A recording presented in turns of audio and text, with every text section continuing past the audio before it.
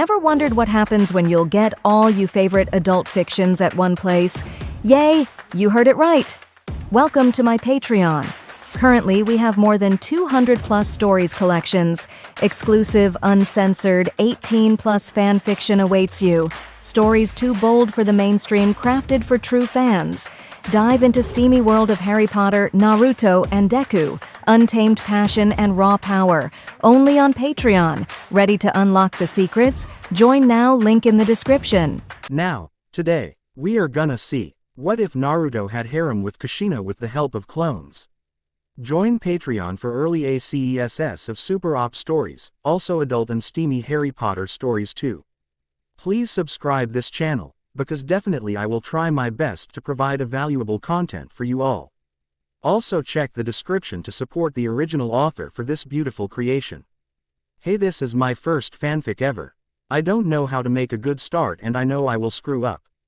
But hey, give this new guy a chance. I don't have internet yet on my computer at home, so I might update late because I use my school's computers. But truth be told that I will get internet for my computer soon. Just don't know when, so expect slow updates, but I will try hard, alright.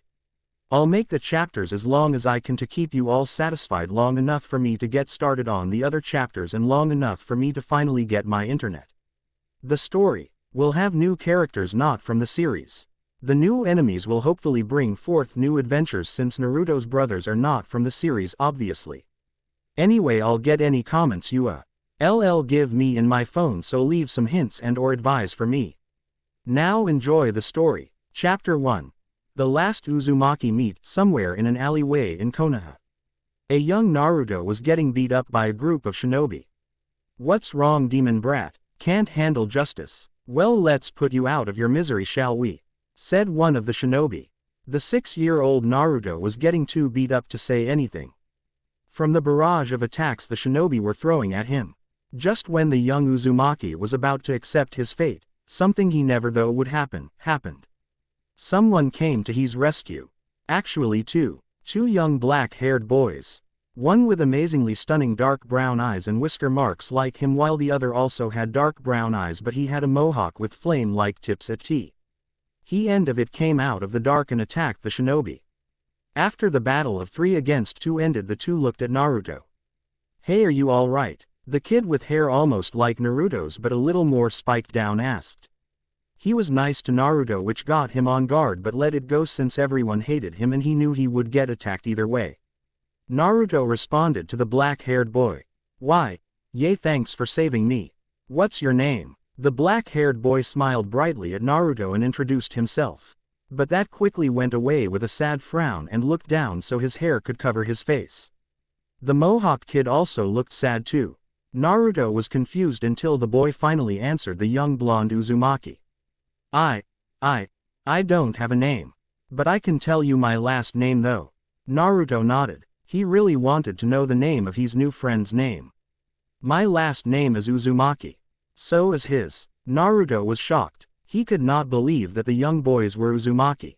The Uzumaki boy still looked sad at the thought that he didn't have a first name. When Naruto decided to give them out of the ordinary names, simple yet kind of cool at the same time, he then remembered two very most people and found some good enough names. Hey, I got it. I'll call you Ed. Legend has it that once a very strong person's wife had a cool technique called the Eteral Fist. The Uzumaki looked at Naruto with hope in his eyes. Really? You would name me? Naruto nodded. And you? Alan. The same guy also made a strong attack said to be only a fraction of the legendary Phoenix's power. It was called Screech from the Heavens, Alanastor. With a smile, and the three now became family. They gave themselves a tittle for the whole village to know.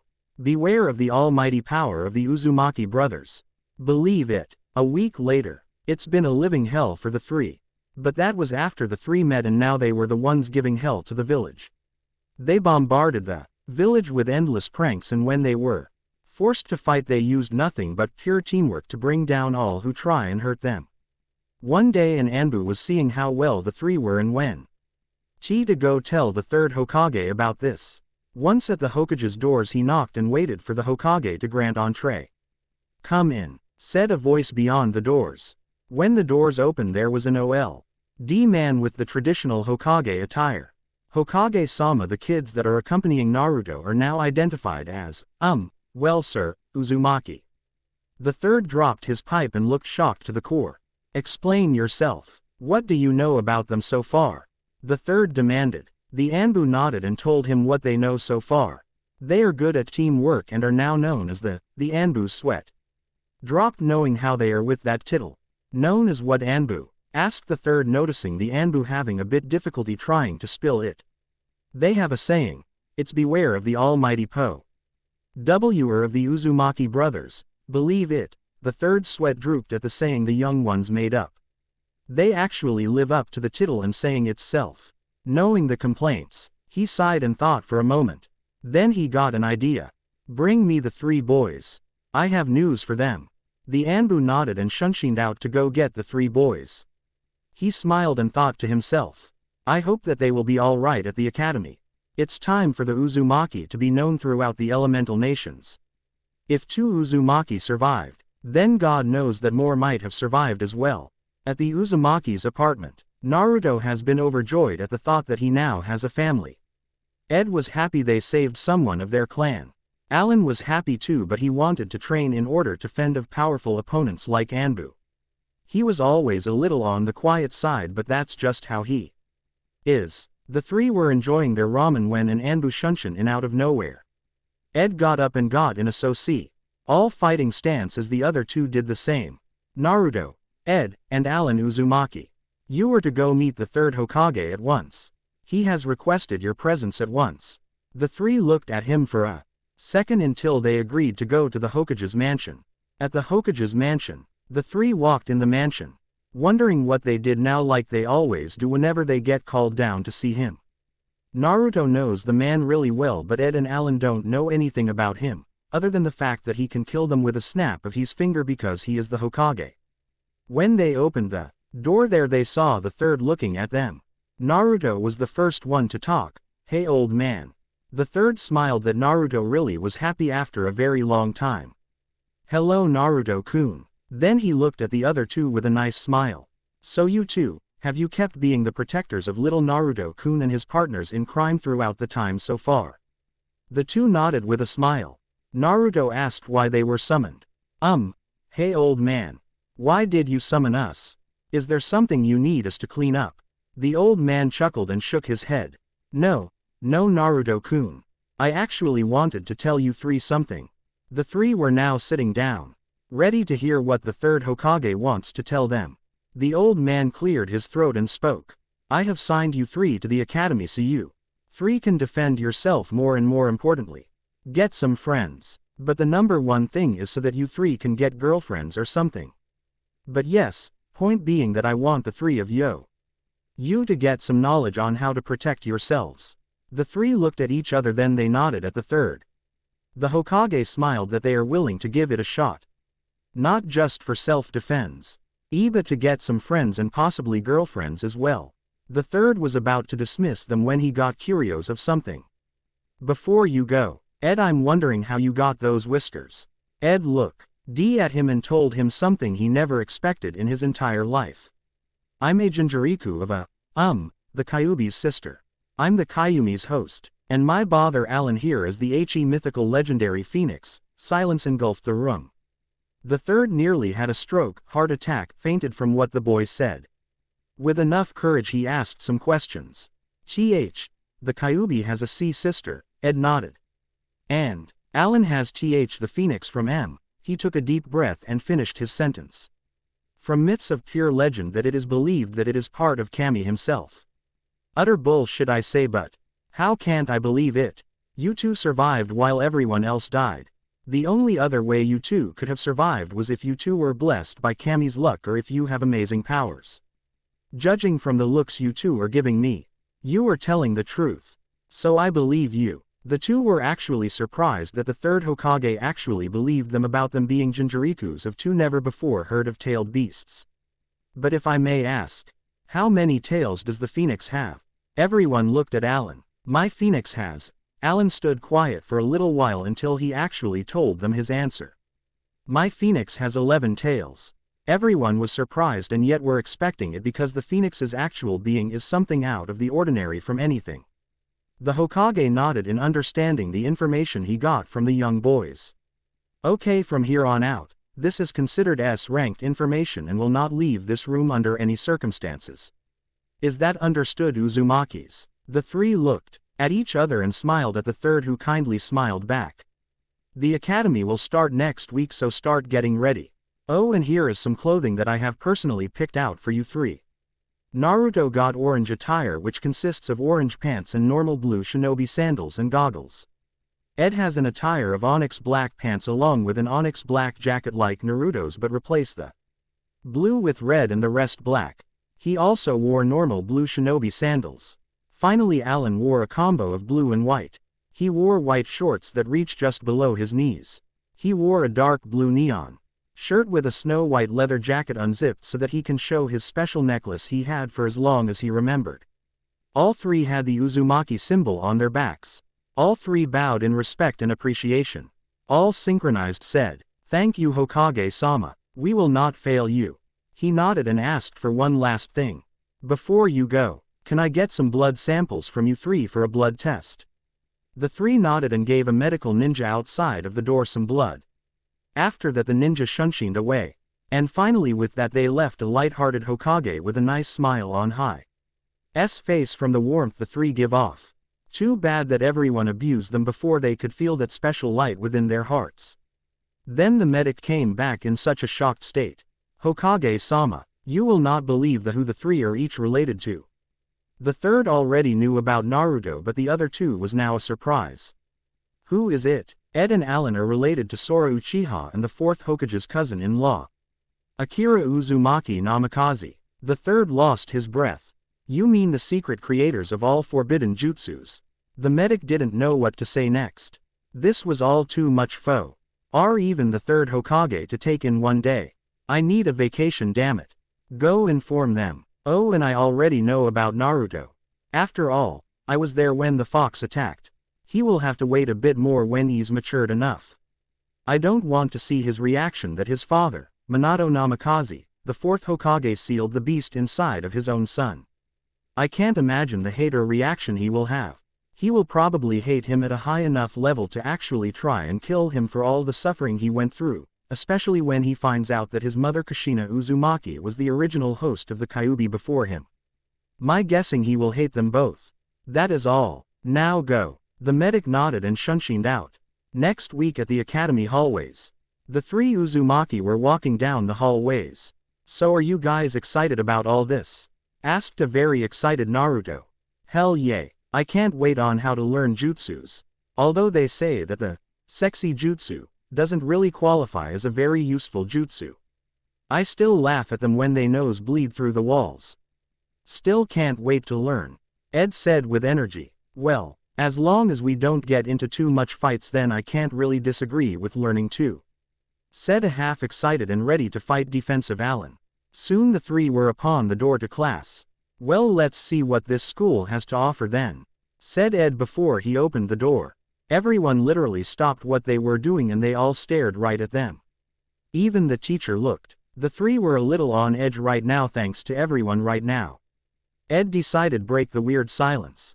"Yo, what's up?" Everyone's sweat dropped because of the tone he used to break the silence. Then Naruto steps up too.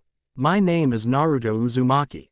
Believe it. Everyone already knows Naruto, but the other two were the ones on everyone's mind. My name is Ed Uzumaki. I know it's not an ordinary name, but it's after my mother's secret technique. It's called the Eteral Fist technique." Everyone was now fascinated with Eteral Fist. Finally Alan was left. For some apparent reason he almost looked like a certain Uchiha in the room, who not only noticed but also glared evidently at them. "My name is Alan Uzumaki. Like Ed here, I am named after my father's technique. It's called Screech from the Heavens, Alanastor." Everyone is really interested in this.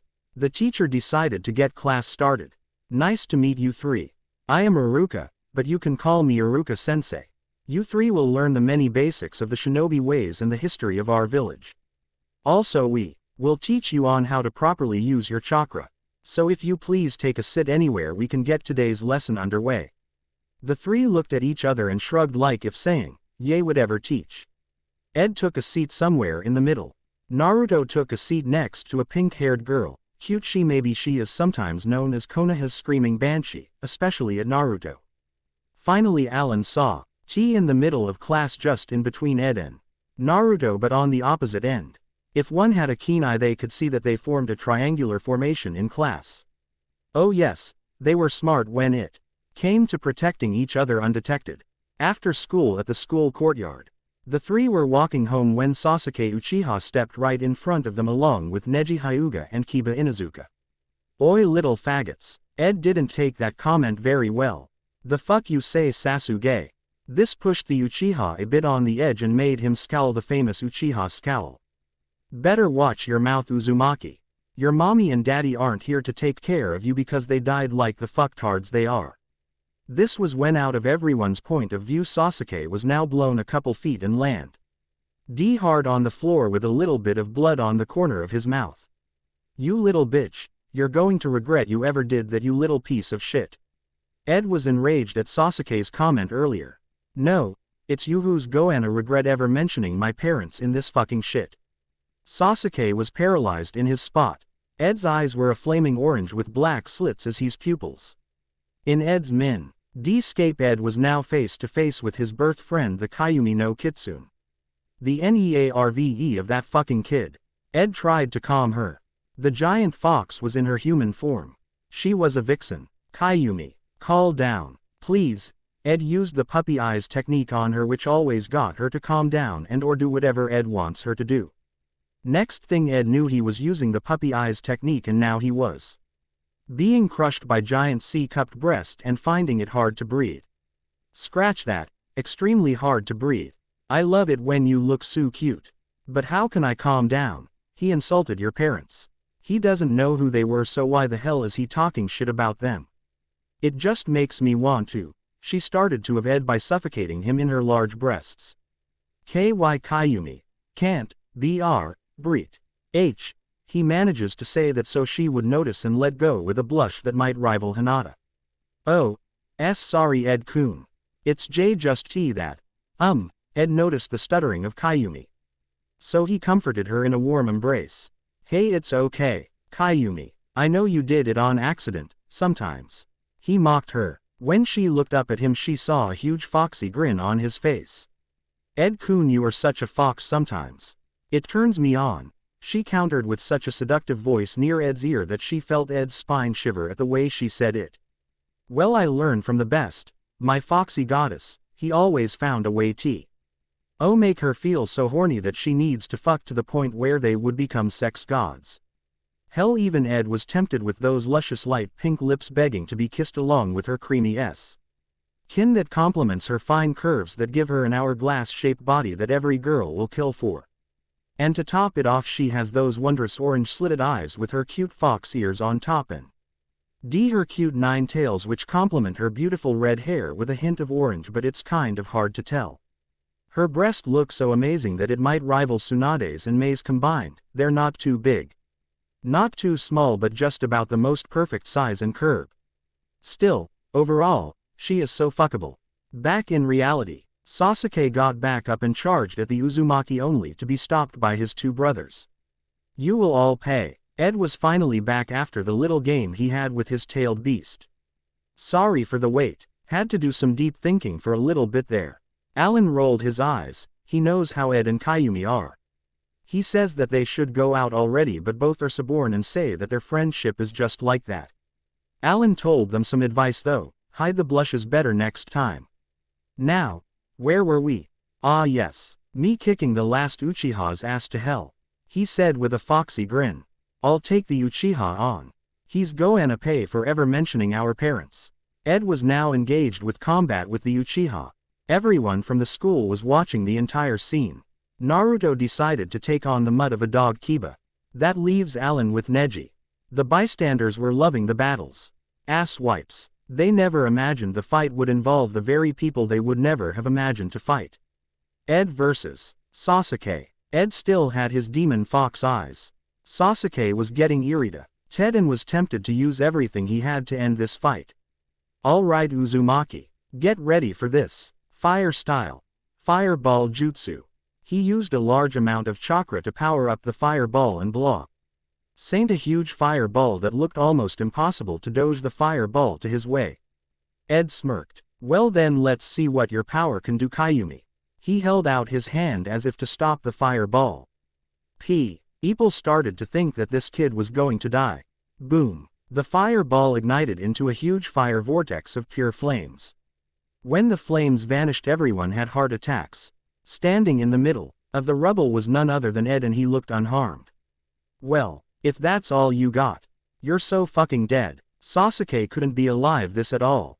He just used his signature move that would always make them run away in fear. This had to be a dream but knew that it was the real deal. He had to think of something as fast as he could. Otherwise he is screwed. Hey Kit, do the following as instructed. It's a jutsu that is very effective in long and short distance fights. It's a perfect jutsu, Ed heard Kayumi say in his mind. Sure thing honey. She was lucky Ed couldn't see her because if he could, he would have seen her blush. Ed did as instructed and used a jutsu he never knew he could use. Kayumi knows of the boy's chakra nature. He is both wind and water. A crude combination. Wind. Style. Drilling wind bullet. Ed shot a huge wind bullet that seemed to be drilling through the air and seems to gain more power the more it travels. Shit, was all the Uchiha had to say before the IMPACT hit, but thanks to his instincts he quickly dogged the attack and started to gather chakra. He looked up to see Ed standing there having a foxy grin on his face. Damn it, at this rate I'm going to be a laughing stock. Fuck, guess I have to show off my secret technique. The fire style. Phoenix flower jutsu. It's now or never. Said Uchiha now had enough chakra for the attack. Sasuke Ju. MPED high into the air and started to do the hand signs for the jutsu he had. Hoped to keep a secret just a little longer, but seeing as to how the Uzumaki knows a higher level jutsu than he should normally be able to do, he had no choice. He then shouted the jutsu name. Fire style. Phoenix flower jutsu. With Naruto vs. Kiba, Naruto used hand-to-hand combat against his foe, but to his prevail he had a lot of trouble. Kiba kept cheating like the fucker he is and kept using his piercing fang jutsu on the poor kid who desperately tries to dodge the attacks. Man, you suck so much. Just give it up already, you loser. Naruto stood up after the 10th time or so he had been hit by the same fucking jutsu. Give up. You want me to give up? Naruto was starting to glow red and he was now in his mindscape. In front of him was none other than the nine-tailed fox. The original Kyuubi no Kitsune. Hey Kit, I'll explain later when we're back home safe from all these sorry excuse of humans here, okay? 4. Now use some of my chakra and feed that ungrateful cheating pussy a taste of true power. Naruto nodded. They would discuss this later. Right now he is going to show him just how much more badass AF. Ox is better than a dumb old ordinary dog. Now before Kiba was a similar look to that of Ed but with blood-red eyes, same black slits as his pupils, and a menacing aura of death surrounding Naruto. L then. Let's get this fight on the road, shall we, Kiba? Then Naruto scowled at the sudden smell that soon filled that air. Kiba either just pissed his pants and or just craped himself from fear. 8. Her way Naruto was goanna show this pussy how to fight for real like a man should instead of cowering on the dame same attack like the world's biggest pussy. So much for being a dog, Naruto guessed. Naruto started to dash towards the scared Kiba. With quick thinking he quickly used the same attack and was now heading towards Naruto. You big pussy. Naruto smashed his fist in the vortex. That is Kiba's pussy attack and send him flying toward the wall and crashing through the wall as if it was nothing. Kiba was able to stand for only one reason. To protect his so-called pride, and try to win, cheat his way to victory, but after seeing that his best jutsu was no useless, he had to use all his attacks just so that he can at least put up a good fight. He had to, otherwise he is going to bring shame to the Inuzuka clan for being the world's biggest pussy and cheater. What are you? He said quietly in a small hushed tone. He quickly jerked his head up to look at him.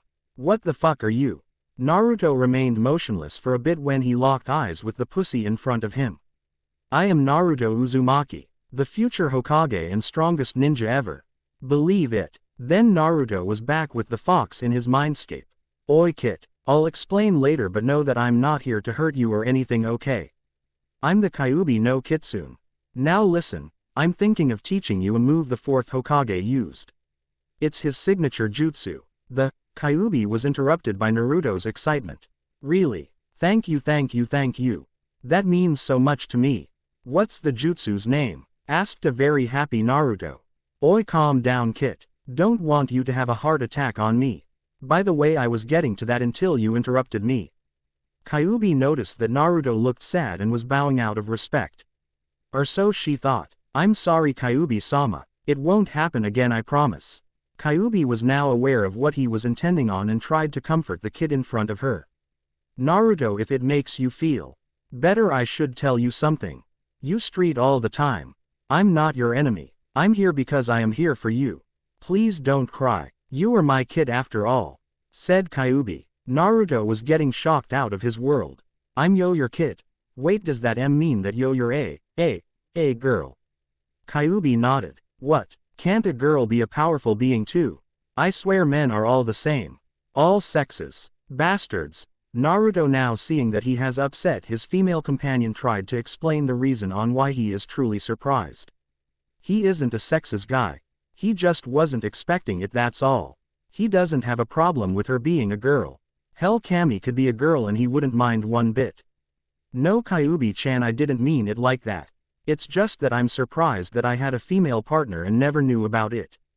That's all. I mean, if Kami was a girl I wouldn't mind one bit. I never meant to offend you, Kyuubi-chan, said a really sorry Naruto. It's okay kit. Now since we are in your Minska, pay time in here is a whole lot faster in here. 1 hour is like a minute in here, but because we don't have a minute, I'm going to make it a minute out there and about a year in here, but be warned that I'm going to let out a huge amount of chakra for you. So it will attract a lot of attention. Okay. Naruto nodded and back with Kiba and the crowd. Everyone saw a huge wave of chakra wash over them. Yuto held out his hand and red chakra started to form a sphere. One of the bystanders knew what kind of technique it was. Chakra manipulation. Naruto looked at Kiba and charged right at him. Rasengan, and blasted Kiba through the entire school. Soon he turned around to see if he can help one of his brothers, but as soon as he turned he saw a huge fire explosion where Ed and Sasuke were. Ed nichin and ran there. With Alan versus Neji. Fire style. Fireball jutsu. Alan shot a fireball towards the Hyuga. Neji used the rotation technique from his clan's technique list. It is hopeless for you to fight. It is your fate to lose against me. Now surrender and let fate do its job. Alan looked at Neji and frowned. You know, people who have a stick up their asses tend to get carried away. And then when they least expect it, they get their asses handed to them. So why don't you just shut the fuck up and fight, because words don't win battles. The skills and effort put in it decides the battle. Fate has nothing to do with this shit. Neji was pissed now. You dare talk to me about fate like you know everything in the future. Well, you're wrong, you. It's fate that will decide this match. Not effort and skills. Fate runs everything, and I will prove it to you by beating you in this fight. Now prepare yourself. Alan smirked at getting the Hyuga's rage to show. Now if he was any smarter, he would know that it was all a trap. Sure, he spoke the truth, but even one's emotion can kill and at the same time greatly help a ninja in the field. It would be exceedingly easy to dodge and attack him now. Alan chuckled and smirked. Then come and get me, little Neji. Neji went in and started to throw a barrage of endless gentle fist attacks, but it was easy for Alan to dodge them all because the Hyuga was just throwing out attacks like a barbarian and not even thinking on how to even get an opening on his opponent. He was driven in pure rage. Funny really. Alan felt a tug on the back of his mind and knew that the Phoenix wanted to talk to him for a bit. Alan was still moving around and doesn't space out when talking to his tailed beast like Ed and Naruto do. So what is it, Senpai-san? Trying to give me some advice on how to humiliate him or to show off our power so that everyone knows not to mess with us? The Phoenix likes the way his host talks, thinks, and acts. He was indeed and always be worthy of him. Not to mention he grew a brotherly bond with him but was somewhat a father-brother figure to both him and Ed. He liked it but moved that feeling aside and said what he needed to say. Oi kid, I guess I should tell you your chakra elementals. You have both lightning and wind. But you're learning a little bit of fire because of me. I am going to teach you a strong lightning base attack. But with a huge twist that I will explain later. I saw some kid with a mask and white like spiky hair do it a long time ago. Well, before 4th Hokage era. He called it Chidori. All Alan said was, go on. I'm liking where this is going so far. Within a few seconds Alan got down and did some hand signs. Phoenix style. Blazing Chidori. Alan then started to run towards a thousand chirps can be heard in a blaze of fire that took the form of lightning. It really was a sight to behold. The first ever fire to ever take the shape and sound of lightning. Neji was now in a state of shock and so was everyone who was watching from the sidelines. Not even noticing that the Hokage, Ambu, and all other Junins were watching all three fights. Kakashi was interested in Alan for even knowing the Chidori, even more so that the fact remains on how the hell he even knows on how to make a powerful technique that has never before been seen. Neji used the rotation technique, and was now even more surprised when he saw Alan with some new looks. Alan had a few highlights on his hair that took the colors of flames. He had what looked like paint on his face but it was in an artistic way. It was like as if he had custom-made whiskers but only purple. They were bigger and thicker than Ed and Naruto's whiskers combined. Finally his eyes were having a strong flame-like glow inside them with such confidence. But what really shocked the Hyuga was the fact that he didn't even slow down in the slightest. No, in fact he was gaining speed so that he not only tries to get more power to his strike but the momentum so that he can break through the pure chakra dome that stood between him and the Hyuga. Then the world's greatest fear came true. Well, at least to all Hyuga. Alan has just broken through the Hyuga clan's technique without even trying and struck Neji in the chest, leaving a non-fatal but devastating injury that will probably leave a scar for the rest of his life. How's that for fate? Fate talking prick. Just then Alan saw a huge fire explosion on Ed's location. He sighed and went to go help his stupid but valuable brother from whatever mess he got himself into. Fucking baka. I swear he is a trouble magnet. I wonder if Naruto is the same. He then picked up speed after saying that. Realizing that they actually might be the same. It all made sense. Back with Ed versus Sasuke. Sasuke stood tall and proud as he clearly destroyed an annoying obstacle in his life. But then again life is full of surprises. Ed was still standing. You really don't know when to die, do you, Uzumaki? Ed looked up at the Uchiha who was clearly getting tired of trying to kill off Ed. Well, I can't just blow of my family now, can I? Especially when it's to a snot-nosed brat like you. Sasuke was now filled with rage. Well then at least you are injured and I bet you are extremely weak thanks to the amount of chakra you had to release in order to protect you from my jutsu. And he was right. Ed was literally weak but stood up. The Kayumi's chakra was healing him. Well, he always had to owe her a favor every time he uses her power. It goes back to the time they first met. Flashback. Ed was facing against a very arrogant Kayumi. I don't give a squat, said the Kayumi while Ed pouted. Why not? You know something I want to know and you aren't telling me is mean. Kayumi was rolling around the ground of her cell. Ah, why do you want to know?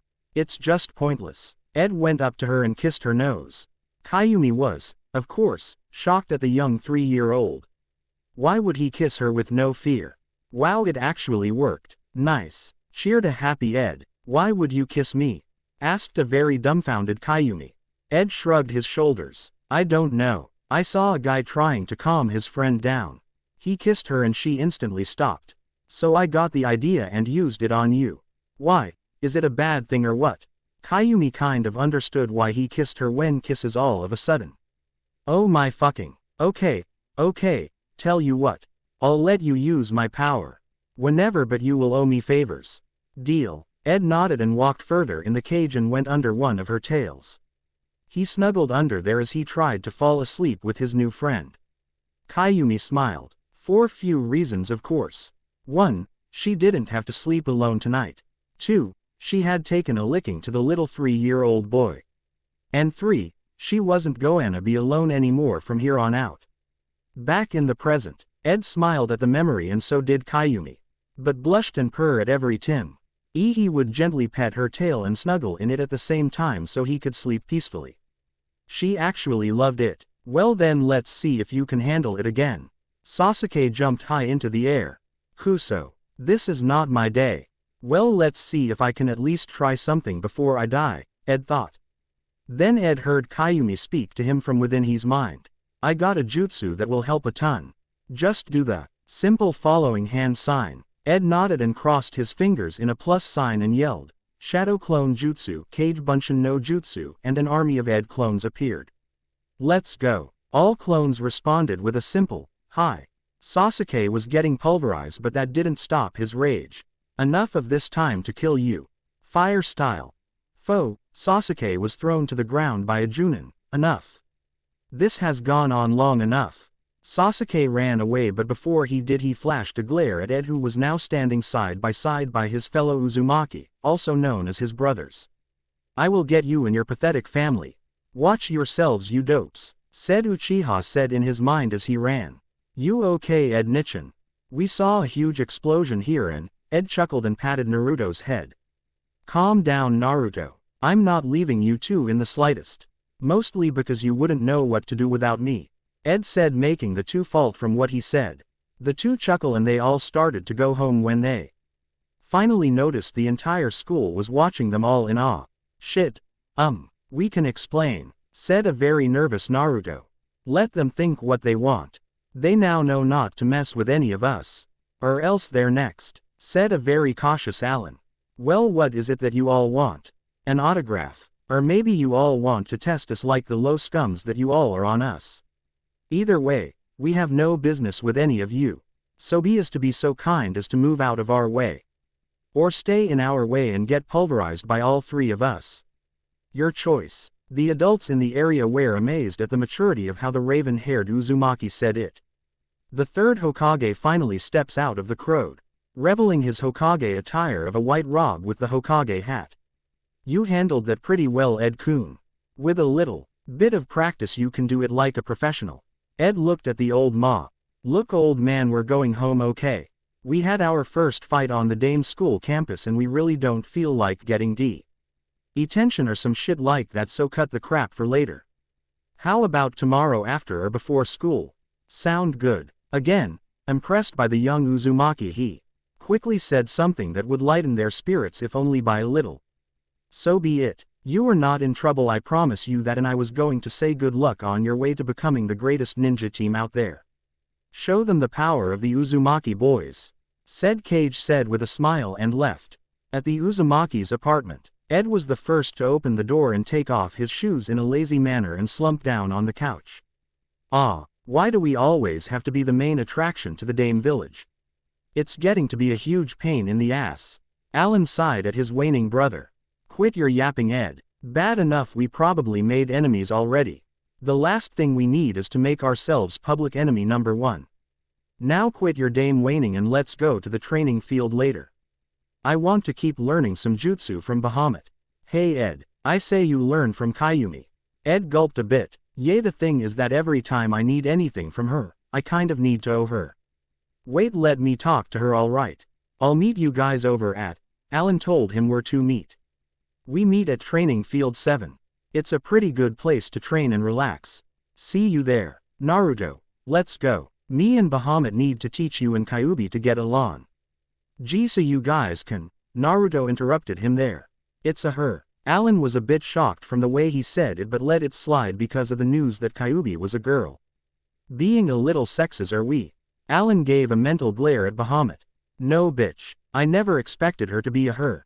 It's not like you told me a thing about tailed beasts except for the fact that there are the main 9 who got chosen to be the main ones. The Phoenix hated it when he had a point but just nodded its head for now. Okay time to head out Naruto. Don't be late Ed. Ed nodded. Have faith in me. Alan chuckled. You're asking for a bit too much there. Ed retorted. Hey. When they left Ed immediately got in a meditating stance and went to go talk to Kayumi. With Alan and Naruto. Hey Alan Nichin, why do we have the tailed beasts inside us? Why us out of everyone else? Alan looked at his little brother. I honestly don't know Nichin. But I do know that we are to guard our tailed beasts with our lives. They are now bound to us. So we need to care for them. Also we need to establish a good relationship with them so that we can protect them more than we normally can. Naruto got an idea from that. You mean like Ed and Kayumi? Alan started to laugh his ass off. Exactly like them. Those two should get it on already. It's so fucking obvious. Naruto laughed too and nodded with his brother. Those two are made for each other. With Ed and Kayumi. Ed was pinned against the wall because of Kayumi. So this is how you are when I push you to the limit with no one to stop us. Kayumi was losing it. She needs a mate. She needs to let all these feeling Ed has been giving her all these years. You are so evil, Ed-kun. I can't take the teasing anymore. Please do me a huge favor, Ed-kun. Ed raised an eyebrow. Oh, and what might that be? She had a very seductive smirk and whispered right in his ear, making him shiver a bit. I want you to be my mate. What do you say, Ed-kun? She was now in the zone, and Ed was now in the heat of things. Okay, but on one condition. She would do anything for him. Name it. Ed smiled at her response. Never leave me. She nodded, and before Ed could even react, Kayumi lammed her lips against his and the two were kissing each other like there was no tomorrow. They soon found themselves on a bed, courtesy of Ed, and were now undressing each other. Ed got on top of her when they were completely nude.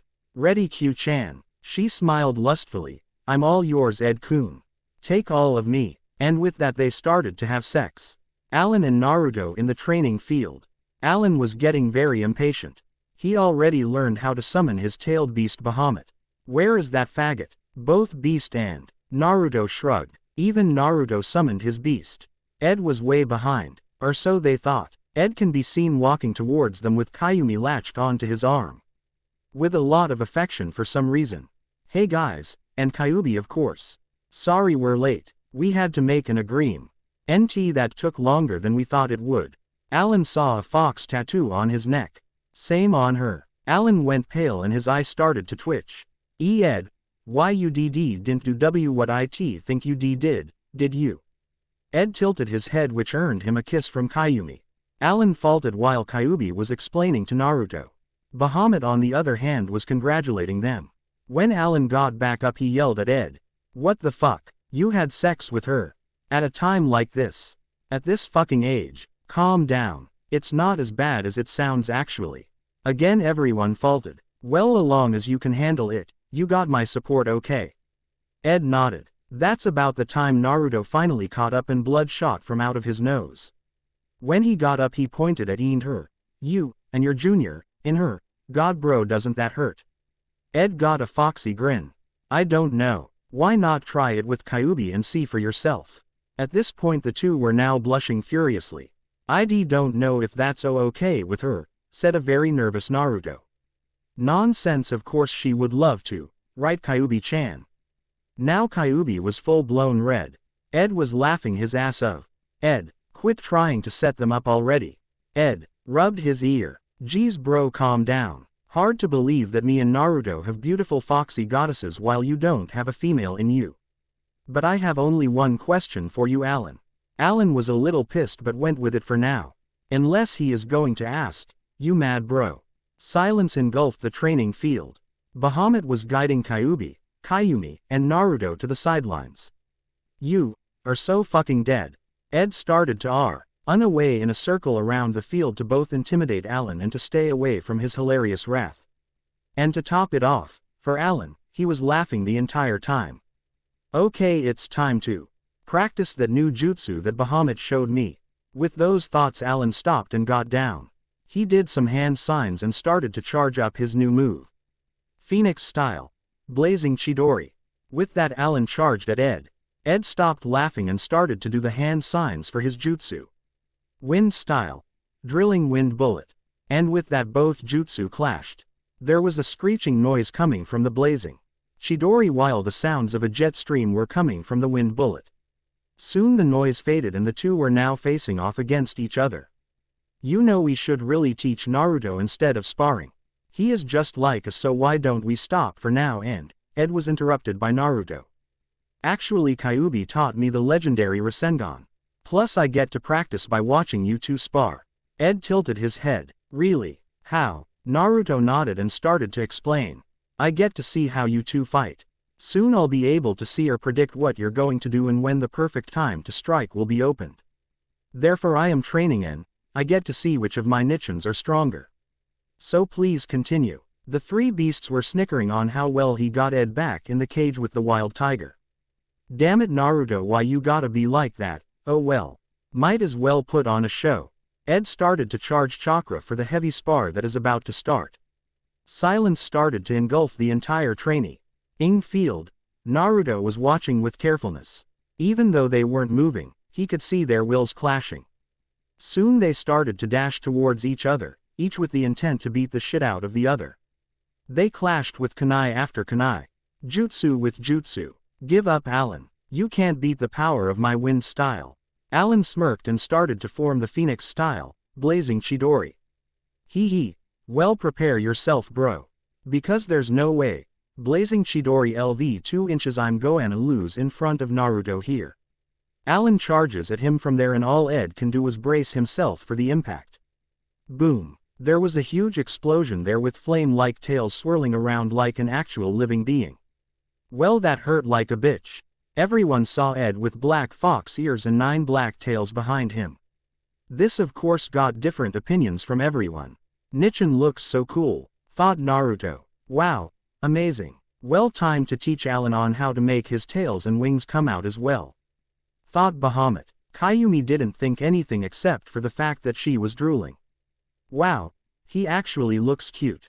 But I bet my Naru-kun can beat him in the looks department when he gets his ears and tails. Thought Kyuubi. I got to get Bahamut to teach me that.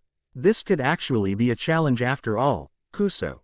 Alan was brought out of his train of thought when Ed slashed the ground in front of him. Just a few inches if not for Alan's reflexes.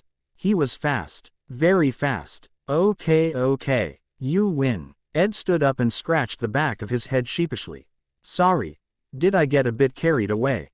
They all nodded. Okay, so how about I train Naruto while you rest? Sound good to you? Alan nodded and went to the others while Naruto went to go stand in front of his brother. Wait, how do I get those cool ears and tails? Ed thought for a second and realized the answer. I don't know. Everyone faltered. Well, I guess maybe the sense of death. I thought I was going to die because of the power Alan was exerting from his blazing Chidori. Because of that I thought I was going to die until I told myself, no, I'm not gonna die here. Not like this. Then I felt a huge power in me and I let it all out. As a final attempted, I understand. Don't hold anything back Nichin. I want those new appendages. And if your theory is correct, try it with Alan Nichin. We can't leave him out too now, can we? Ed smiled at Naruto and nodded. Okay. No mercy. Got it. Oh, and don't die on me little Nichin. Naruto grinned and charged at his brother. Naruto had a plan for his brother. Okay. He mostly relies in power and speed. He charges in without thinking. Thanks from my little analysis from his last battle I got this. Naruto ran to Ed's side only for him to slash down on him from the same side. But Naruto was expecting that. He created a shadow clone to hold him still. Then another to build up the Rasengan which he barely learned from Kyuubi. Soon he slammed the Rasengan into Ed but only for one of Ed's tails to block it for him. The stunned Naruto didn't notice the other tail pulling back and slamming him in the chest. Sliding back a few feet he looked up to see a very proud Ed. You were really the best of us all Naruto. Now, don't hold back. Come on. Naruto went for the next side only for the same thing to happen again, except this time. Come on Naruto. Don't use the same tactics again and again. That makes it a lot easier for your opponent to counter it and Naruto appeared from behind him. He. Don't underestimate me Nichin. Rasengan. He slammed the Rasengan on Ed and blasted him forward in a spinning motion. He. That's how you do it. Ed came back. Ow. That kind of hurt. Well, let's see you doge this. Wind style. Drilling wind bullet. Naruto thought he was going to die because of the giant mass of air heading towards him. Just when it was about to hit him he got what he wanted and one of his crimsoned orange tails whacked the giant wind bullet away. causing it to explode somewhere in the sky. Nice try Nichin, but that isn't going to work on me, said a much focused Naruto, because in real life the enemy will not allow him to celebrate in something like getting his new appendages. No, if he got them during a mission the enemy would have charged at him without him even knowing, because he would have been too busy celebrating. Nice work there Naruto. But now, let's see how much power you possess so far, shall we? Naruto nodded in excitement because he really wants to see what he can do. The two resumed their spar and it was fierce. The training field was gone. Water style. Water dragon bullet. Ed shot a huge water ball heading in such high speed, and the ball itself looked like it can shred anything with pure tons of water pressure. Damn it Nichin, you weren't kidding on holding back. I never saw this move. Naruto barely dogged the huge water bullet and got in a stance. Hee, okay Nichin. Get ready for an ass whooping. Ed chuckled. Bring it Naruto, show me what you got. The two were in a close combat battle with devastating blows after another. Meanwhile Alan was meditating, unlocking his new form the easy way, like his tailed beast said. Ed found the hard and dangerous way. There were a few ways to unlocking it. Alan just chose the easy way to get it. Idiots.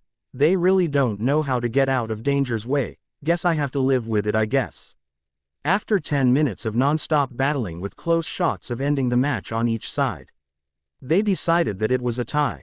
The tailed beasts were happy with the process on how well we adapted to the form along with the demonic chakra in their bodies. I am just that awesome. Naruto looked at Ed with a, you swear you're that cool, look. Yay, 'cause I'm that much cooler than him. Naruto chuckled at that thought but got the attention of the rest of the others. What's so funny Naruto Nichin? Is it a joke? I want to hear it. I need a good laugh, said a happy Ed. Yay, it kind of is a joke. Again Naruto chuckled and decided to say a simple joke. I kinda forgot it and it really wasn't a joke. More of a funny movie I saw. Ed raised an eyebrow. What movie was it? Naruto sweated and looked at Ed in the eye. It was Ted. Ed started to laugh his ass all the way to hell. Oh my fucking god, that movie is funny. Thanks, I needed that laugh. Naruto nodded and sighed in relief. Then Ed looked at Naruto and smiled. You pass my expectations in that form, you know. Naruto looked at him until he said something that made him happy, and most of all, powerful. Nice work Naruto. Naruto started to cheer for accomplishing his objective. The three were unaware of someone watching them, analyzing them from battle tactics to personality. The three were going home after a hard training. All three, along with their tailed beasts back in their hosts, were having fun by telling jokes and laughing at some things that happened to other people who from their pranks. But fun was over when someone appeared. A hooded cloak figure appeared. Ed and Alan were shocked to the core. Who are you? And what do you want? The figure took of his hood off. Ed and Alan were shocked to see who it was. It's you. A smile grew on the newcomer's face. Aw, so sweet of you to remember me. Well, that's my first chapter. Hope you all liked it. Remember on what I said up at the beginning. Thanks for reading. Chapter 2. Hey guys. Sorry for the long wait, but here's chapter 2. Remember that I'm still new at this, so yay, so Naruto has a family now. This is great, ND all for him, but the fights are coming soon and drama will come as well. The next chapter will take time like this one, but enjoy the story, laughing face. Chapter 2. Ed and Alan were face to face against a very familiar face from a while back. Ed was the first to speak. What the hell? Kazumi. What are you doing here? The now identified girl known as Kazumi looked at Ed. Well, if you really must know, I can. Because we seem to have quite a bad situation on our hands. Ed and Alan looked at each other. Naruto was just lost. So is she your sister or friend? And what is she talking about? Ed and Alan looked at him. Naruto, we have a reason why people like us have the nickname of Jinchuriki. We are not only their hosts but their guardians. We have been chosen to protect them from an evil organization known as the Akatsuki. They plan to take our tailed beasts and combine them to revive the legendary Jubi. Naruto nodded at the new information. Okay, but that still doesn't explain who this girl is. Ed faltered. Damn it Naruto, just let it go. Naruto tilted his head. Why? Alan was chuckling in the back. Well Naruto, if you really want to know, Ed and Kazumi here have a little history between Don't you fucking dare, you piece of. I have a crush on Ed, but he doesn't know how to act when he gets in those kind of situations. Ed faltered again. But there is one thing that stands in my way. And that is that whore of a tailed beast he protects. Kayumi shot her a death glare. Ed finally gets back up. Enough. Getting back to the situation at hand. Why are you here? I thought all J. Inchiriki were not allowed to meet again since the Akatsuki were looking for all of us. She nodded and continued. Well, you see, we have new information regarding all tailed beast 11 through 29. Naruto was blown away. Wait. There are more tailed beasts than Alan Nichen's 11-tailed phoenix. How? Look, since we are on a damn time limit, I'll make this quick. Actual amount of trailed beasts is 30. I won't name them all. If you see one, then good for you. You know what tailed beast animal it was. Anyway, all tailed beasts are from one main origin. The 30-headed and tailed hydra. A very terrible, powerful, godlike tailed beast. Tailed beasts like the 10 tails, 20 tails, and 29 tails are all the strongest and main leaders. 10 controls 9 and below. 20 controls 19 and below, you get the point. Quote, Naruto nodded but still had one question. What happened to the Hydra? She looked at him and shrugged. No one knows. Now let's go. We got to tell the other Jinchuriki. Ed finally got back up. We can't. We have to stay and become Leaf Ninja, otherwise how else is Naruto going to become Hokage? Naruto looked at his brother, surprised that he would stay and help him with his Hokage dream. Well, I don't know, do what you like. On one condition, Alan responded. What is it? He had a feeling that it's going to involve Ed. I can stay with you guys. Alan knew it, I guess, but why? She looked at Ed. Well, Foxy-kun, what would you say to this? 4 Jinchuriki are better than 3, right? Ed blushed a bit while Kayumi growled at her.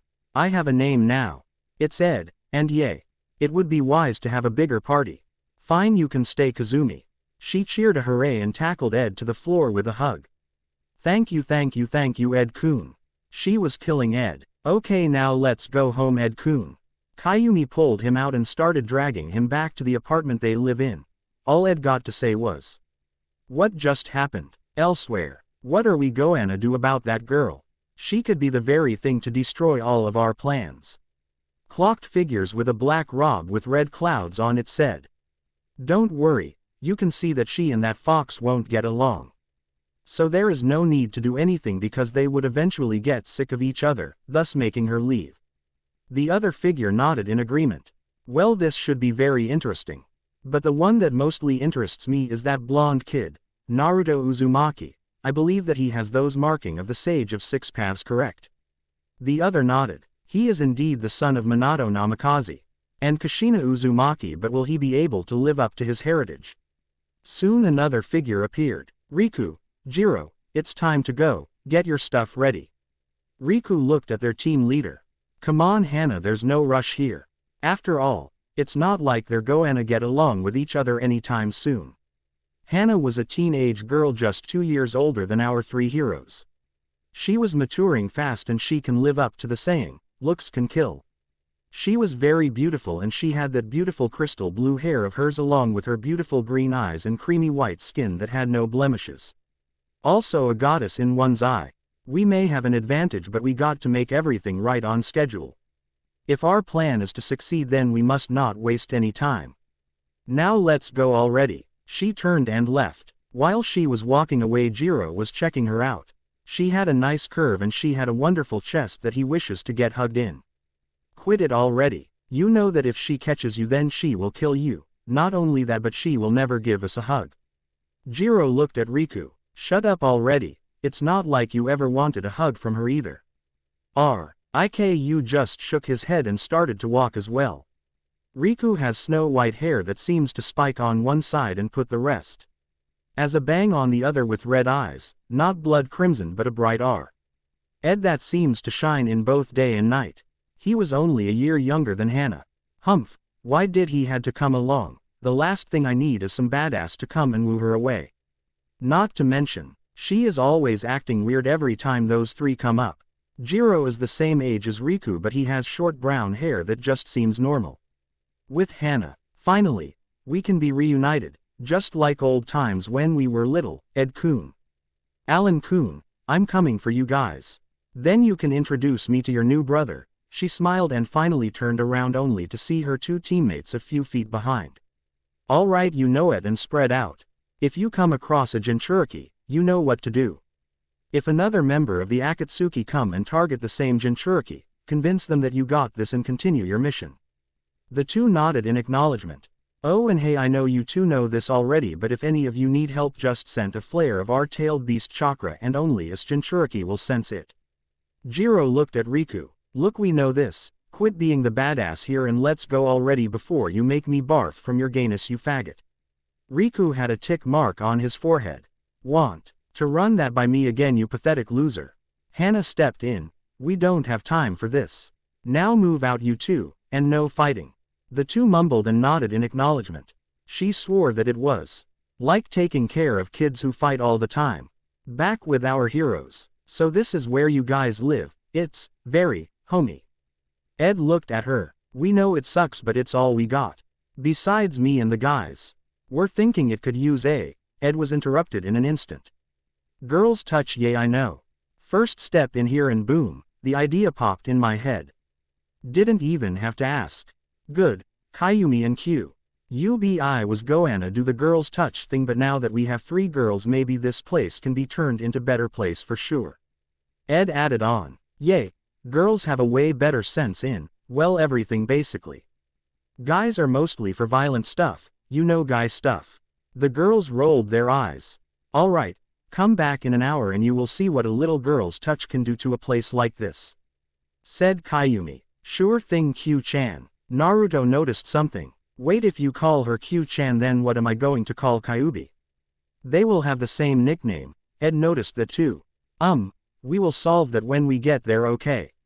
Naruto retorted. But, Ed responded before he could finish his response. Alalalalala. Can't hear you. Real mature Ed. Look, Naruto, what he is trying to say.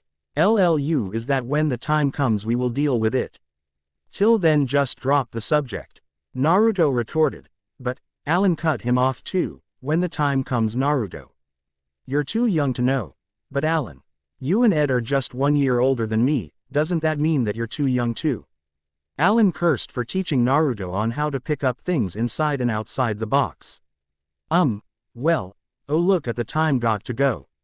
Ed watched as Alan ran out the door. For some reason he could feel all eyes on him. Well, time to go train, so, see ya. Then Ed ran away too. Naruto couldn't believe that the 2 strongest guys, in his opinion, just ran away from a girl thing that he is going to experience in the future. Well, looks like I'm going to. Hopefully they will tell me soon. I mean, I do have a point. Anyway, see you later, girls.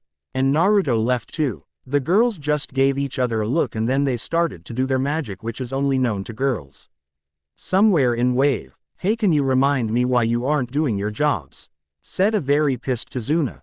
Look, old man, we have a family to take care of.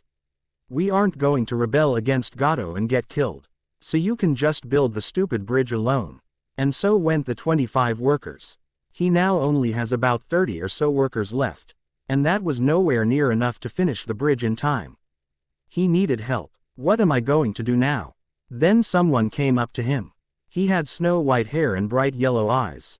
He had an overcoat built for traveling in any condition. Why not ask Konoha for some protection? Tazuna looked at the mysterious man. Yay, right. That would cost a fortune, and the land of Wave isn't really much of a rich place if you ask me. Then lie to them. Just say it's a escorting mission and be done with it. Tazuna could see the plan in his head, so he got up, went to go pack some things, mostly alcohol, and left for the great village Konoha. With the mysterious man. So I take it he went to Konoha. Said a figure who appeared next to him. Yes, he is on his way there. Now all we have to do is wait for the 2 brats. Then another figure appeared next to the main figure. In-sources say that they now have another Jinchuriki with them. So the odds are now 3 against 3. The figure cursed. Kuso. If he knows how to use his powers, we're screwed. We can't handle 3 Jinchuriki at the same time. The other responded after some time of hearing the other 2 talk. Oh, come on now, you yourself are a Jinchuriki. Jinchuriki of the 15-tailed dragon, am I correct? So there is really only a small handicap. Yay Jet, you got this. The only other people who mastered their tailed beasts are the 8 tails, the 9 tails brat, his brother the 11 tails, and then of course you, the 15 tails. So they aren't really gonna be a challenge. Jet smiled. Yay, you're right. Let's get ready for the 3 brats. With Hana and her group. Oi, are we there yet? Complained Jiro. Does it look like we're there? Responded Riku. No. Then Riku looked at him. You don't say. Jiro got a huge tick on his head. Look bitch, we barely got back from a mission. So just. Hana finally arrived. Why are you always staring shit up Jiro? Jiro went pale and looked at Hana. It's not me. It's this faggot who always makes shit up and then blames me. Hana just sighed. Really? Because it looks like you're the one starting shit up. So just shut the fuck up and sit down before I lose any more respect and patience I have with you. Jiro was on the brink of tears and just sat down before he can ruin any little respect she had left for him. He sat there in defeat. Okay, so how was the mission? Riku said his report first. It was a success. We got all Jinchuriki from 20 to 29's respect and trust. They are aware of the Akatsuki and their goal. Also I got the chakra samples from all of them and made replicas to send to the Akatsuki. Hana nodded. Good, and how about you Jiro? Jiro looked up and gave his report. Well, I got almost all Jinchuriki from 12 to 18 on our side. I couldn't get the 11 tails and I couldn't find the 19 tails. Hana nodded. I understand E11 tails Jinchuriki, but the 19 tails, where could it be? The group was in a quiet and serious situation. Well, whatever the hell he or she might be doing, he or she better show up soon. It's important that we find that Jinchuriki, said Riku. For once I actually agree with you. With Ed. Aku. Ow. I wonder who the fuck is thinking about me. Little did Ed know that he has a certain connection to the 19 tails Jinchuriki. With the tailed beast leader meeting. Are all tailed beast representatives here?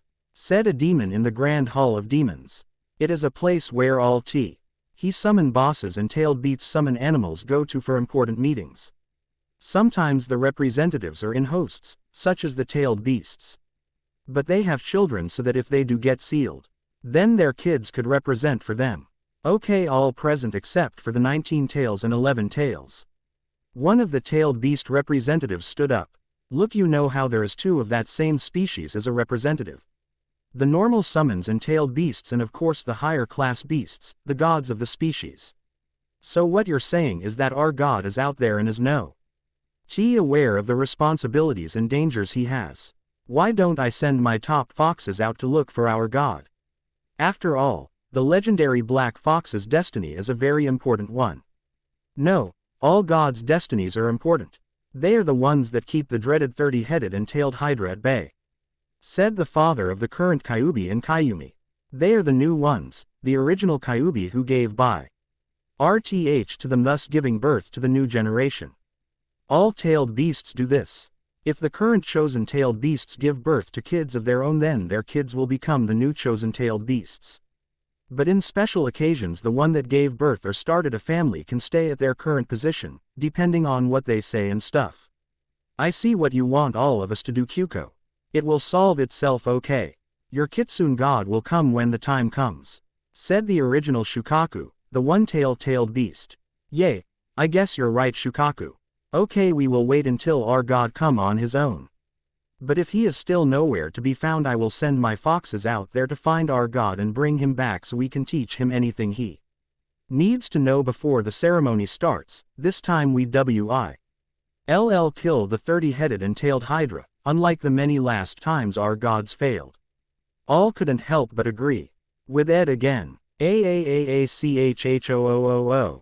Oh, for the love of God, who would be talking about me? Kami. Back at the tailed beast leader meeting.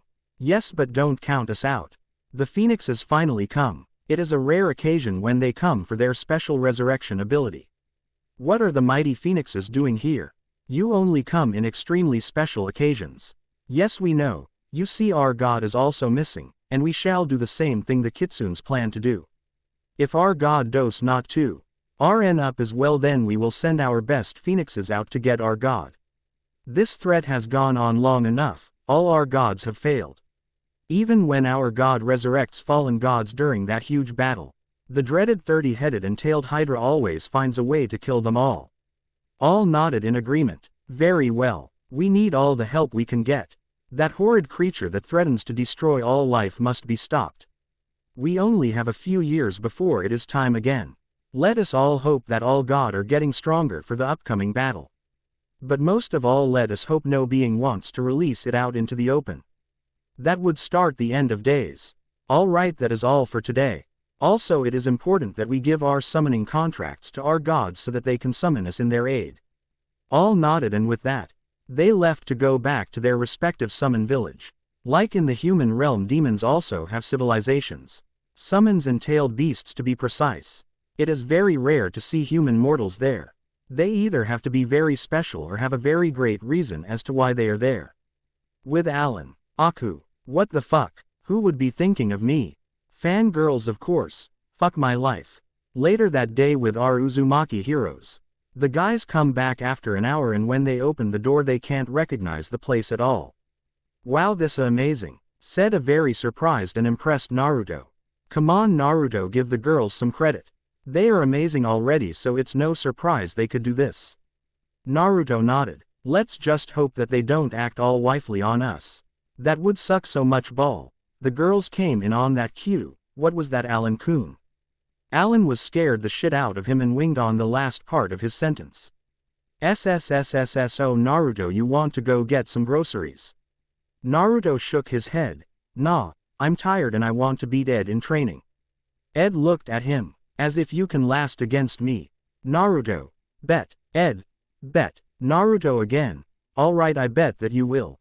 Naruto saw the girls and got a devious and evil idea. If I win, you kiss Kyuubi. Ed was surprised but countered. Alright. If I win, you kiss Kyuumi. Alan face palmed hard because of the stupidity the two had. Then again, they are always idiots, so no real reason to be surprised, just stupefied. Both of them yelled, deal, and went to the backyard to do whatever the hell they place. And to get a kiss from their opposite-tailed beasts. I swear those two are like twins. Don't worry Kyuubi-chan, Kyuumi-chan. They will figure out what they said and hopefully for your sake call off the retarded bet. They both nodded and sat down around the dinner table. Okay, so what is going out in the nation's Kazumi? Why come to us out of all the Jinchuriki we know? Kazumi looked at him like a, are you serious kind of look. Because we're friends, and not to mention word got out of you three becoming brothers. Everyone wanted me to tell you guys that they are happy for you. Ed chuckled. Those guys are awesome. Too bad we all had to separate due to the Dame Akatsuki. She nodded. Well, now that you're here, I guess I should mention that graduating students will be paired in a 3-man cell. Meaning a total of 4 because of the senseis we are getting. Want to join and see who you get paired with? She smirked. Sure, why not? Next day with our heroes. Same teams, by the way. Just that Kakashi is gonna get the extra 3 because he is a badass and can do this shit. Sorry Kakashi, but that's the way it is for now, said the old Hokage. Understood. This really isn't much of a problem. I can train them all. Asuma looked at Kakashi. What the fuck is up with him? Trying to look like a badass, are we? The third nodded and gave the students and Junins a good luck before going back to the mansion. Yes SS. I get to be on the same team with Sakura-chan and my brothers. Not to mention my new friend Kazumi-chan. Nice. Ed calmed Naruto down. Oi Naruto, calm down. This is no time for celebrating. Naruto looked at Ed, because this is a need for a party. Everyone partially faulted at that. Why did I get paired with you idiots? Kazumi added on. Akamon Alan-kun. It's kind of cute when he Ed is himself. And even cuter when he and little Naru-kun bond like that. She winked at them, causing said boys to blush a bit while the two foxy goddesses glare at her from within their minds. With Kyuumi. Well, I don't see you sleeping with him, you little bitch. With Kyuubi. That slut. With inner Kazumi. Bet I got those two in a frenzy. Lol, this should be fun. At the training ground. Okay, you 6 will be given a test. It's quite simple. All you have to do is get these bells from me. If you succeed, then good for you. Fail and you go back the academy. Sakura noticed one little fact. Wait, there are 4 bells, and 6 of us. That means that two of us will be going back. Sasuke being the ass that he is, thanks for pointing that out, Captain Obvious. Anything more that we already know? Naruto stood in front of Sasuke. Hey, you didn't have to say it like that. The fuck is wrong with you always acting like you're some perfect god? Sasuke and Naruto were in each other's face. You can practically see the little lightning colliding from both of them. As much as I agree with Naruto, we have to finish the test he has. Should be easy with 6 against 1. Kakashi started to laugh his ass off a bit. You think so? Well, to make things fair I'm going to use this. Kakashi lifted his headband and revealed his Sharingan. All 6 tensed up and got in a ready stance. HMPH. Show off. Commented Kazumi. Kakashi just smiled and got in a ready stance. All was silent when Ed was, well Ed. It was too quiet and motionless for him. Oh my fucking god, this is boring. Okay, let's see if you guys get my message here. Suddenly Ed charged at Kakashi. The two were in a close quarter combat battle. All of Team 7 were clueless, all except Sasuke. He is trying to make an opening for us. But these idiots aren't getting the fucking hint. Okay. Fire style. Grand Fireball Jutsu. Sasuke went through a few hand signs and used his jutsu. He got a successful hit on both Kakashi and Ed. WH. What the hell was that for? You heartless bastard. Screamed an angry Naruto at Sasuke, who still didn't give squat on what happens to others except for himself. Shut up, Baka. He was telling us to hit him while he got his attention. He created many openings for any of us, but of course you dumbasses didn't get the damn hint. So you can't be mad at me for these one, you hater. Naruto was beyond pissed. You were right, Sasuke, but sacrificing himself was also a thing. He gave away Sasuke to you. Kakashi was reading his book while standing under a tree a few feet behind them. All team members were shocked. How? And what do you mean for me? Kakashi sighed. He knew you were the only one who was going to catch the hint, so he sacrificed himself, knowing that you would attack regardless whether a teammate is in the way or not.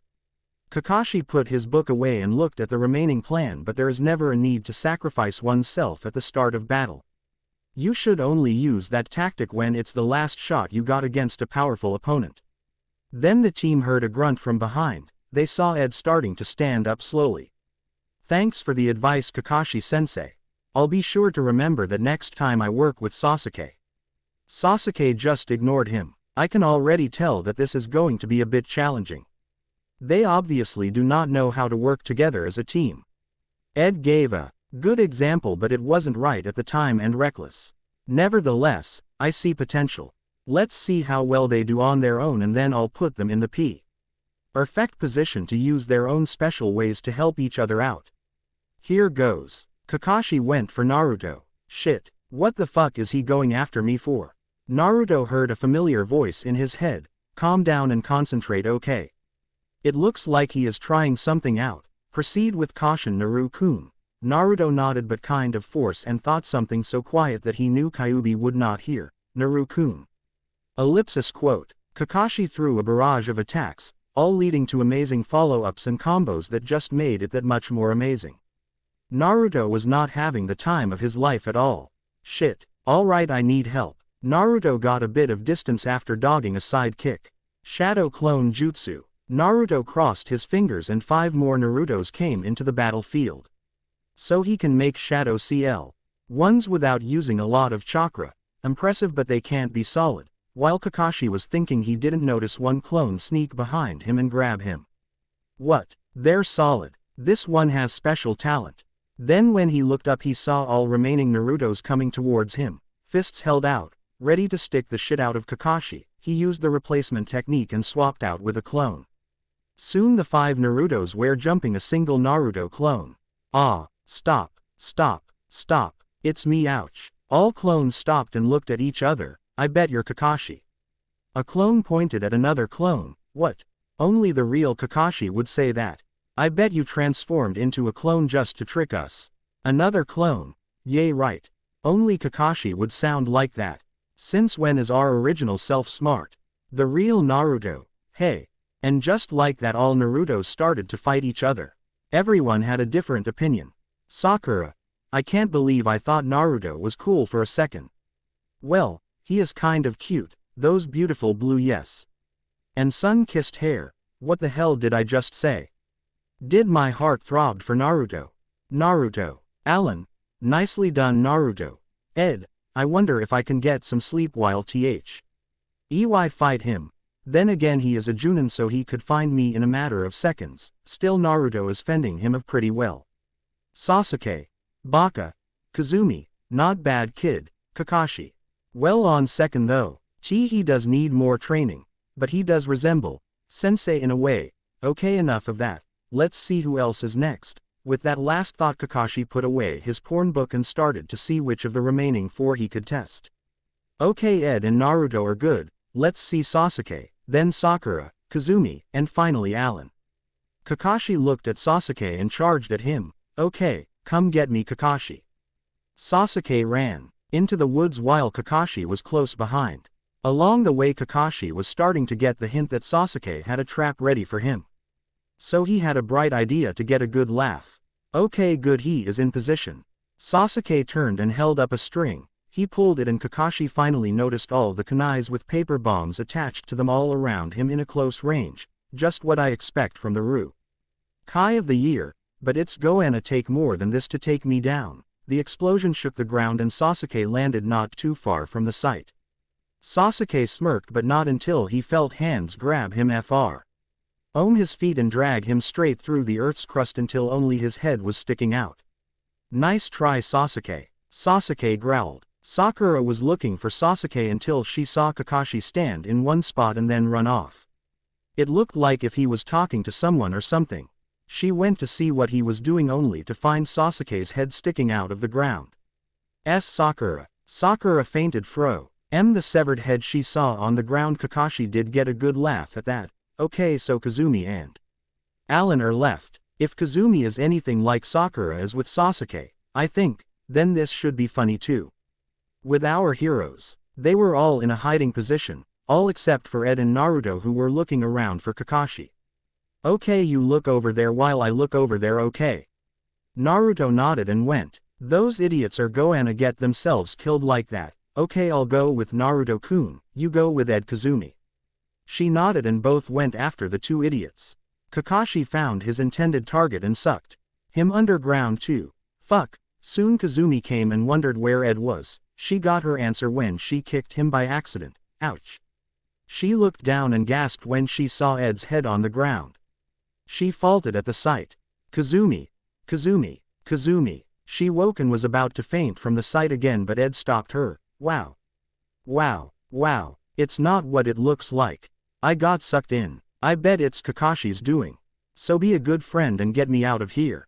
She started to dig with Alan and Naruto. Oi. I should have seen this coming when they started to hang out more often. Oh well, wait, Alan Da backflip in midair and went through some hand signs and yelled, Phoenix style, blazing Chidori. Soon Alan had a blaze like Chidori and charged at some leaves. The leaves changed into Kakashi and he did Chidori. He would have done his infamous lightning blade but there was no time to charge it up that much, so he had to settle for an average Chidori. Impressive Alan, but not good enough. The 2 landed on tree branches and started off. The wind was the only thing that made noise along the leaves and tree branches that move along the wind. Kakashi's 3, on his Sharingan started to spin and he copied Alan's blazing Chidori but he found it very hard to copy. It was like as if it wasn't human chakra at all. He looked at Alan who was smirking. You cannot copy my jutsu because I am something you are not. I have a great friend who helped me create that jutsu. Want to know how he helps me? Kakashi was dumbfounded. How the hell can a simple genin create such an advanced jutsu like that? Soon Kakashi got an answer when Alan grew a flame-like phoenix feather mohawk with flame-like chakra, same color as his mohawk. Why you are a Jinchuriki, aren't you? He nodded but smiled when Ed, Naruto, and Kazumi came onto the scene. Yo, Kakashi. Ed had his whiskers a bit bigger like Naruto's and slitted eyes. Basically Naruto and Ed were the same except Ed's eyes were orange flame-like while Naruto's were blood red. Kazumi's hair extended to her knees but she now has light blue lipstick and with light blue streaks in her hair. All were before Kakashi and standing in a pretty cool formation. Quote ellipsis dot. Kakashi was speechless. I can't find a way out of this formation, and their chakra is outstanding. It's 10, 20 times greater than last time. Shit, so I got a group of Jinchurikis. Cool, but to Kakashi's surprise they turned off their tailed beast chakra, now. They all puffed out existence and an army of Naruto clones attacked Kakashi, but what he didn't expect was for there to be Ed and Alan clones as well. What? Everything went black for Kakashi for a few seconds, and when he woke he saw everyone with a bell except for Ed and Naruto. Naruto gave a bell to Sakura while Ed gave his to Kazumi. What happened? Naruto stepped up. We kicked your butt, that's what. Kakashi remembered and nodded but looked at the two brothers. I'm afraid that since you two don't have bells, you will get tied up. Kakashi tied them up while giving everyone else food. For the rules were not to eat in the morning. Now if any of you give either Naruto or Ed food, you will also get tied up and sent back. OD lunch. Then Kakashi left in a shunshin. I can go for a week without food. Hell, even a month without food. Believe it. Ed nodded. That makes two of us. Believe it. Everyone were eating their food, then they all heard loud growls coming from their stomachs. Both faltered while they were still tied against the tree barks. Kazumi looked around and went to Ed. Here, open wide. Ed looked at her. Kazumi, if you fed up GMF. She stuffed food in his mouth while he was talking so she wouldn't have to tell him about her feelings and stuff.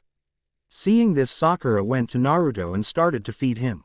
When they were done they both had a lot of things going through their minds.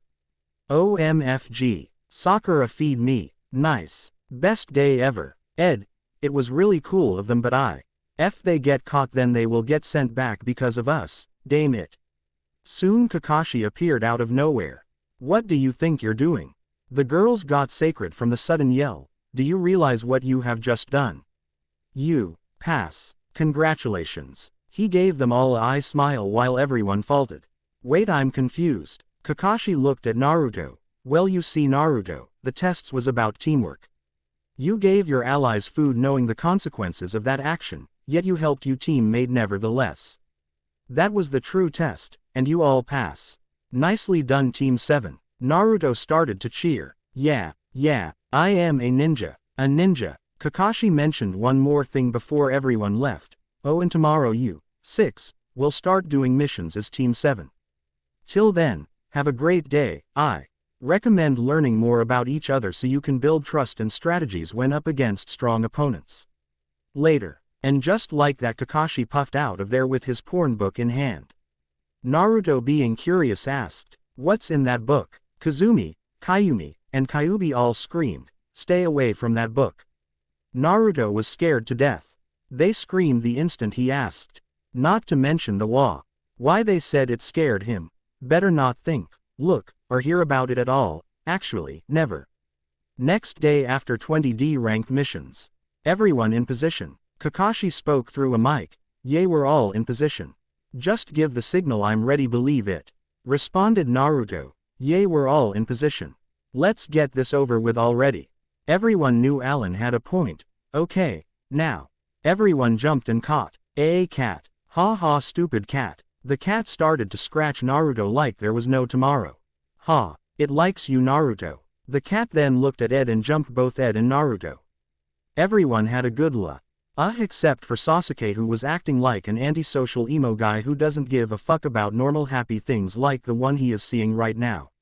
He wonders if he should laugh from time to time but ignores those feelings, thinking that having feelings in battle will make you weaker and get you killed.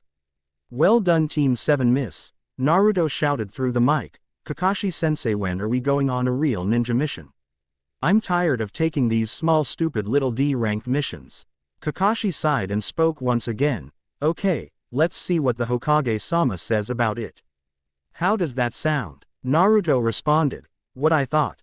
Kakashi got a huge tick on his head. Do not respond to that, Kakashi. Do not respond to that, Kakashi. You're better than that. Ha. I scared Kakashi-sensei like a boss. Kakashi. Hell nah. Sasuke. Look, let's go to the Hokage mansion. Okay, Kakashi-sensei. We'll meet up at the front. Don't be late and make an excuse like, I got lost in the road to life, or some bullshit like that. To think that we only been for 20 missions and already we know a lot about you. Sasuke out. Hokage Mansion. So you want a C-ranked mission? Ha ha ha ha ha ha ha ha. No, Naruto faulted, but why not, old man? I'm not that little kid who used to do pranks all the time. I'm a ninja now, believe it. The third had to do a bit of thinking. He has grown up. He literally thinks he can take on a C-ranked mission. Alright, I guess I have. He didn't get to finish because sexy jutsu. Naruto turned into a fine-ass naked girl and winked at the third. Please Hokage-sama, can I go on this whittle mission? The third had a major nosebleed and fell to the ground hard. Naruto turned back and knew that that would work. Ed whispered to him, nice one on the whittle thing. That was geniuses. Naruto and Ed high-fived each other. Okay, you got a C-ranked mission. Bring him in. The door opens to reveal a drunken old man with a sake bottle in his hand and a straw hat long with a towel around his neck and a traveling backpack. So this is my protection. An emo gay-looking kid. Sasuke got a huge tick mark. A pink-haired random girl. Sakura got a tick. A tomboyish CT-ing but looks normal-looking girl. Kazumi had a tick. Some faggot who looks like he is a badass. Alan got a tick. A stupid-looking retard. I think you're going to die first, by the way. Ed got a huge tick. And an orange-wearing retard. What kind of ninja wears orange? Well, it's obvious that the two Whisker brothers are going to die first. Kakashi and Alan were holding back Ed and Naruto. Ed, Naruto, we're supposed to protect him. Not mangle him up like some enemy ninja. Chizuna, listen to your one-eyed sensei. He lost an eye, which means that he lost it during a blow job. Good night. Zuna fainted. What the hell was that all about? I should kill him now. Kakashi looked at Naruto and sighed. Look, Naruto, he was drunk, but he will probably be back to his regular self by tomorrow. Becca, I don't think he will wake up anytime soon today. All nodded and left for tomorrow's mission as Team 7.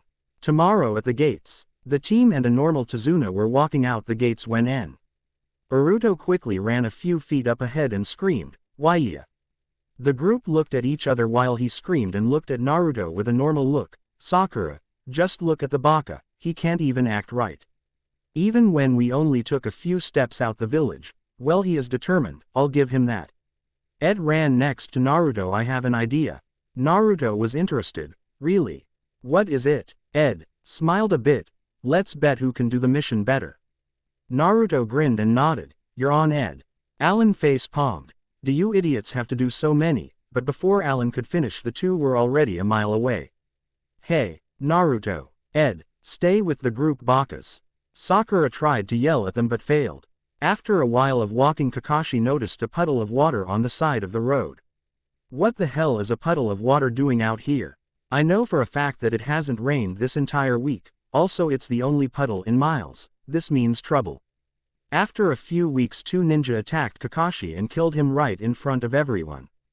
Kakashi-sensei is. The two ninja had claw-like weapons and chains. Soon they were after Naruto. Before it was over, Sasuke jumped up and saved Naruto by throwing a kunai at a chain, making it stuck to the tree. Then landing on both ninjas' arms, he kicks them both hard in the face that they got broken noses and jaws. You are going to pay for that with your life. But before they could do anything, Kakashi stepped in and kicked their asses. After some interrogation, Kakashi speaks with Tazuna in private. Okay, old man, you said it was a simple escorting mission. Those were genin ranked ninja, so I ask only once. Why did you lie to us? Tazuna sighed and told him how expensive it was and how the town he lives in is very poor and small. He had no other choice. Just as Kakashi was going to end the mission, Naruto, with the cut he had obtained from the genin they encountered, that is filled with poison, stepped up. No. I am going to become the Leaf's Hokage. Believe it, I am not going to quit. Not now, not ever. Naruto then grabs a kunai and rams it in his wounded hand. Upon this wound, I hereby pledge to finish this mission, to never run away, and to become Hokage. Old man, I will not leave your side until you finish that bridge. Impressed by all was only a small success, Kakashi then points out Naruto, that was pretty cool and all, but if you lose any more blood, you are going to die.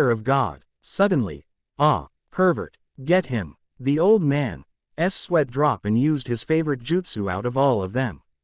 Pervert style. Escape route of the unknown pervert masters, and just like that he escaped the wrath of the females. Back with Team 7. You son of a bitch. I'll kill you for saying horrible stuff about God's work. Everyone was quiet for a few seconds until Zabuza burst out laughing. Kakashi's voice broke. Wow. Naruto. This is gonna be great blackmailing. Sakura. Men and their porn. Faggots. Sasuke. Humph. Alan. Real embarrassing if you ask me. Kazumi. That's just sad. Kakashi was about to strike Zabuza when out of nowhere. Water prison jutsu bitch. Kakashi was in a water prison now. Fuck my life. Team 7F.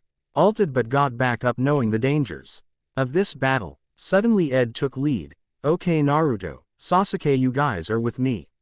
Sakura, Kazumi, and Alan, protect the bridge builder. Team 7 whispered a bit and then all nodded and got in position. Okay, let's rock. Ed started to charge at Zabuza. Shadow clone jutsu. Ed summoned 2 more Eds and started to fight Zabuza. Sadly Zabuza killed both of them and kicked Ed, which shot him into a tree hard.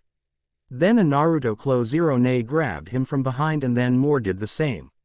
Then, thanks for the wait. What does Ed have planned? Find out next time. Laughing face. Chapter 3. Chapter 3. The reunion continues. Alright, I'm still in these. That's good. But for a newbie I think I made an average story. Thanks for reading. Anyway, Naruto and his friends are going to get reunited with more familiar faces. But first let's see what Ed has got planned for Zabuza Momochi, the demon of the mist. With Jet and his group. I can sense them in the forest. They're fighting quite an opponent. Let's hope they don't die. I really want to talk with them after a few years. The hooded figure next to Jet took of his hood. Look Jet, I just got to admit that you are one hell of a kid. I mean, when do you see a kid your age being this mature in a world like this? The last figure spoke while also removing the hood. Shut up Shion. The more I have to hear your crap the bigger headache I get. Jet turned to the female in the little 3-man group. What about my voice Luna? Luna blushed. I can never get tired of your voice Jet-kun. Shion snorted. I can't believe we way 2 badasses on this team and yet you treat me like I'm the poor retard from Hannah's group. She glared at him hard. He didn't have to say a thing knowing she wanted him to shut the hell up. He did and just kept walking. So Jet, when are we going to meet the little twerp? I want to make him scream like a girl. Luna looked at Shion with a death, what's that supposed to mean look? Shion's sweat dropped and he gulped before he tried to explain to Luna. What I meant was, she interrupted him. Too late Sherlock, the damage is done. You jerk. No wonder you have horrible luck with women. Shion topped in his track and Jet knew that the 2 children were going to go at it again. What was that? Want to say it to my face? She stopped and looked at him. I said no wonder you have horrible luck with women. The 2 started to throw insult after insult at each other, which was starting to piss Jet off like always. He looked up ahead and saw the bridge. He figured he could hide somewhere under the bridge and or up top and see what goes on from there. He had his plan set out. Wa was watching Team 7 with caution. Then again, since he caught their team leader so easily, then they should be very easy to kill. But he will admit that they are very clever to come up behind him without him knowing about it. Soon a shitload of clones were on top of Zabuza. You think that this is going to stop me? Zabuza then slashed at all the clones, which sent all of them flying everywhere and poof out of existence. But while Ed was sliding roughly on the ground, he goes through his backpack and takes out something. Not yet. Sasuke catch. Ed threw something to Sasuke, who caught it. He noticed what it was right there. A demon wind shuriken. Not bad Ed. But where is the orange loser? Humph. Not important. Let's go. Sasuke did a cool spin and set the 4 blades of the demon wind shuriken to its proper state. Sakura, being the fangirl, admired him. Demon wind shuriken. Zabuza eyed the Uchiha carefully. What are they up to with a weapon like that? They think that they can kill me with just 1 demon wind shuriken. Genins, I swear. Sasuke jumped high in the air and threw the huge shuriken with all high might. The shuriken passed him and on a course for the real Zabuza.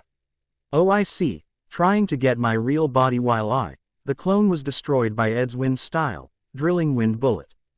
Zabuza turned his attention to Ed. That little brat knows such a powerful jutsu. Impossible. Ed smirked. Instead of looking at me, you should look at that deadly shuriken that's coming your way. Zabuza jumped on instinct. Barely by a hair's thread missed it. Then the shuriken transformed into Naruto in his one-tailed form with a vermilion Rasengan in hand. Zabuza was speechless. Everyone except for a few were speechless. Hee. Looks like becoming Hokage is going to be a cakewalk if we Genins can trick AS-ranked ninja like this.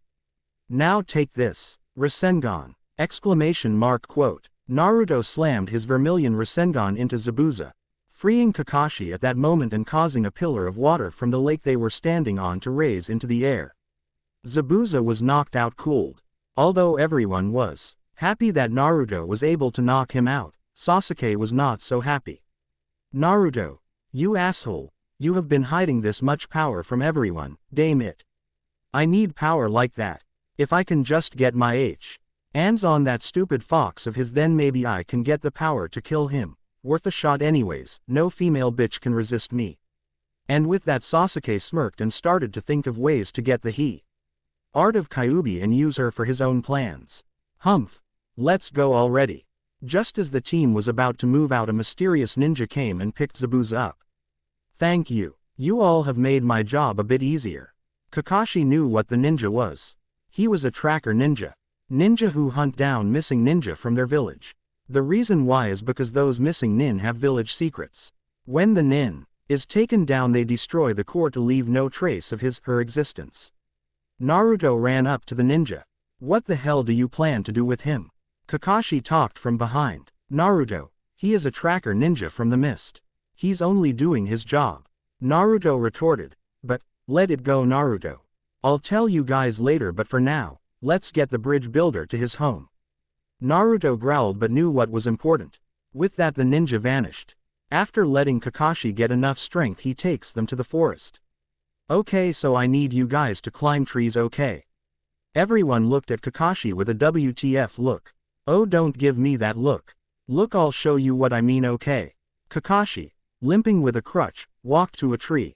He put his foot on the trunk and started to walk up all the way until he was standing upside down on a branch. See, climb a tree. Everyone was amazed and astonished at what their sensei just did.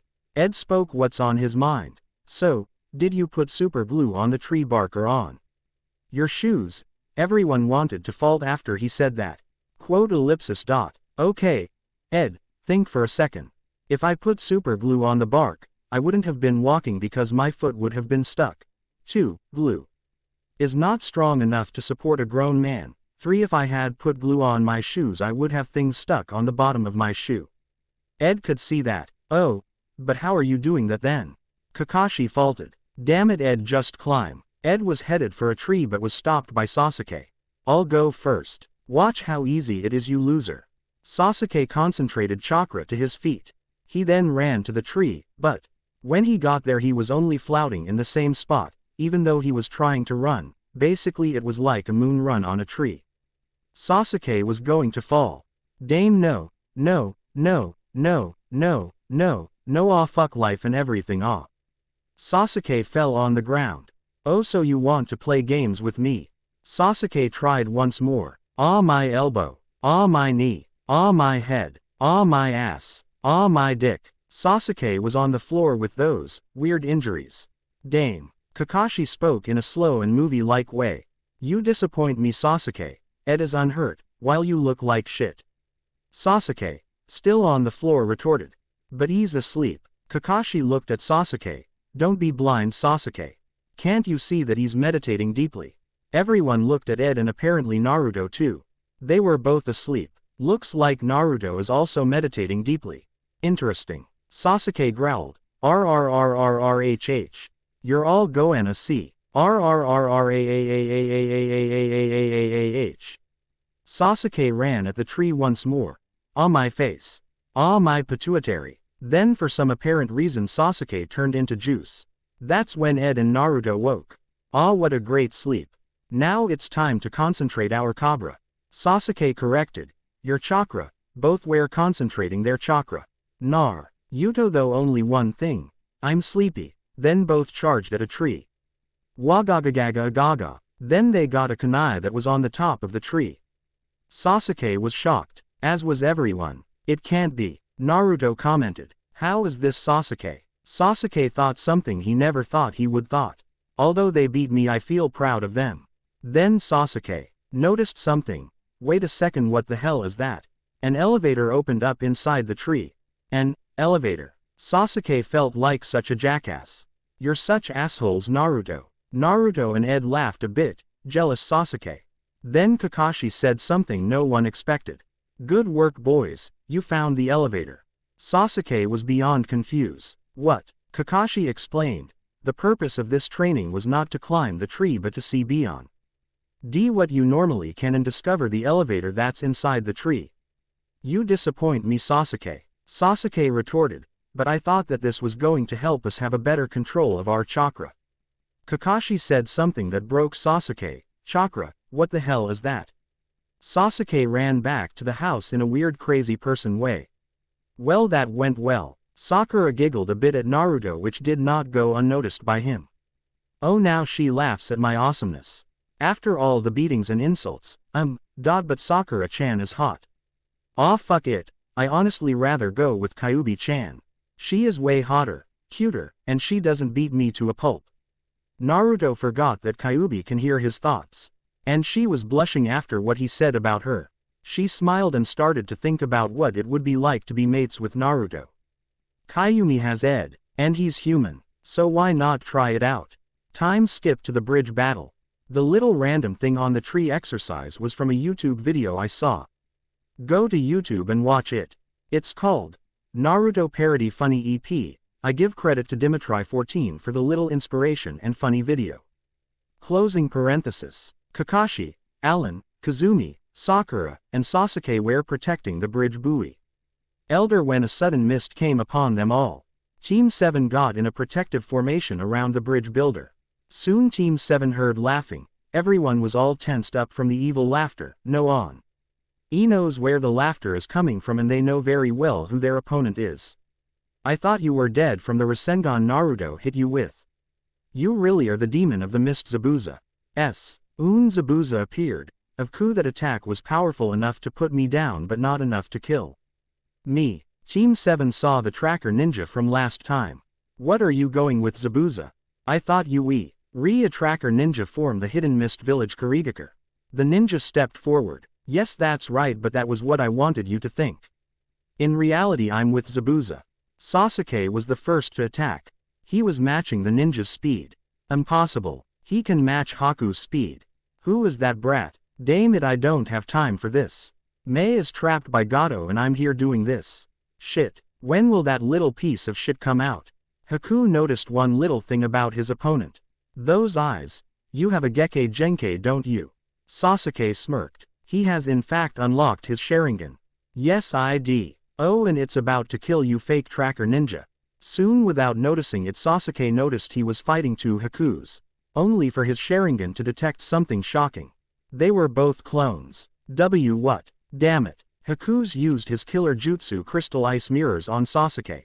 Damn it, I need to train with the Sharingan. It's still in its primary stages. Suddenly a shuriken struck Haku's mask and made him drop to the floor. After standing up, Kakashi and the rest of Team 7 knew who just arrived. Get ready to meet two of our number 1 hyperactive knucklehead ninjas.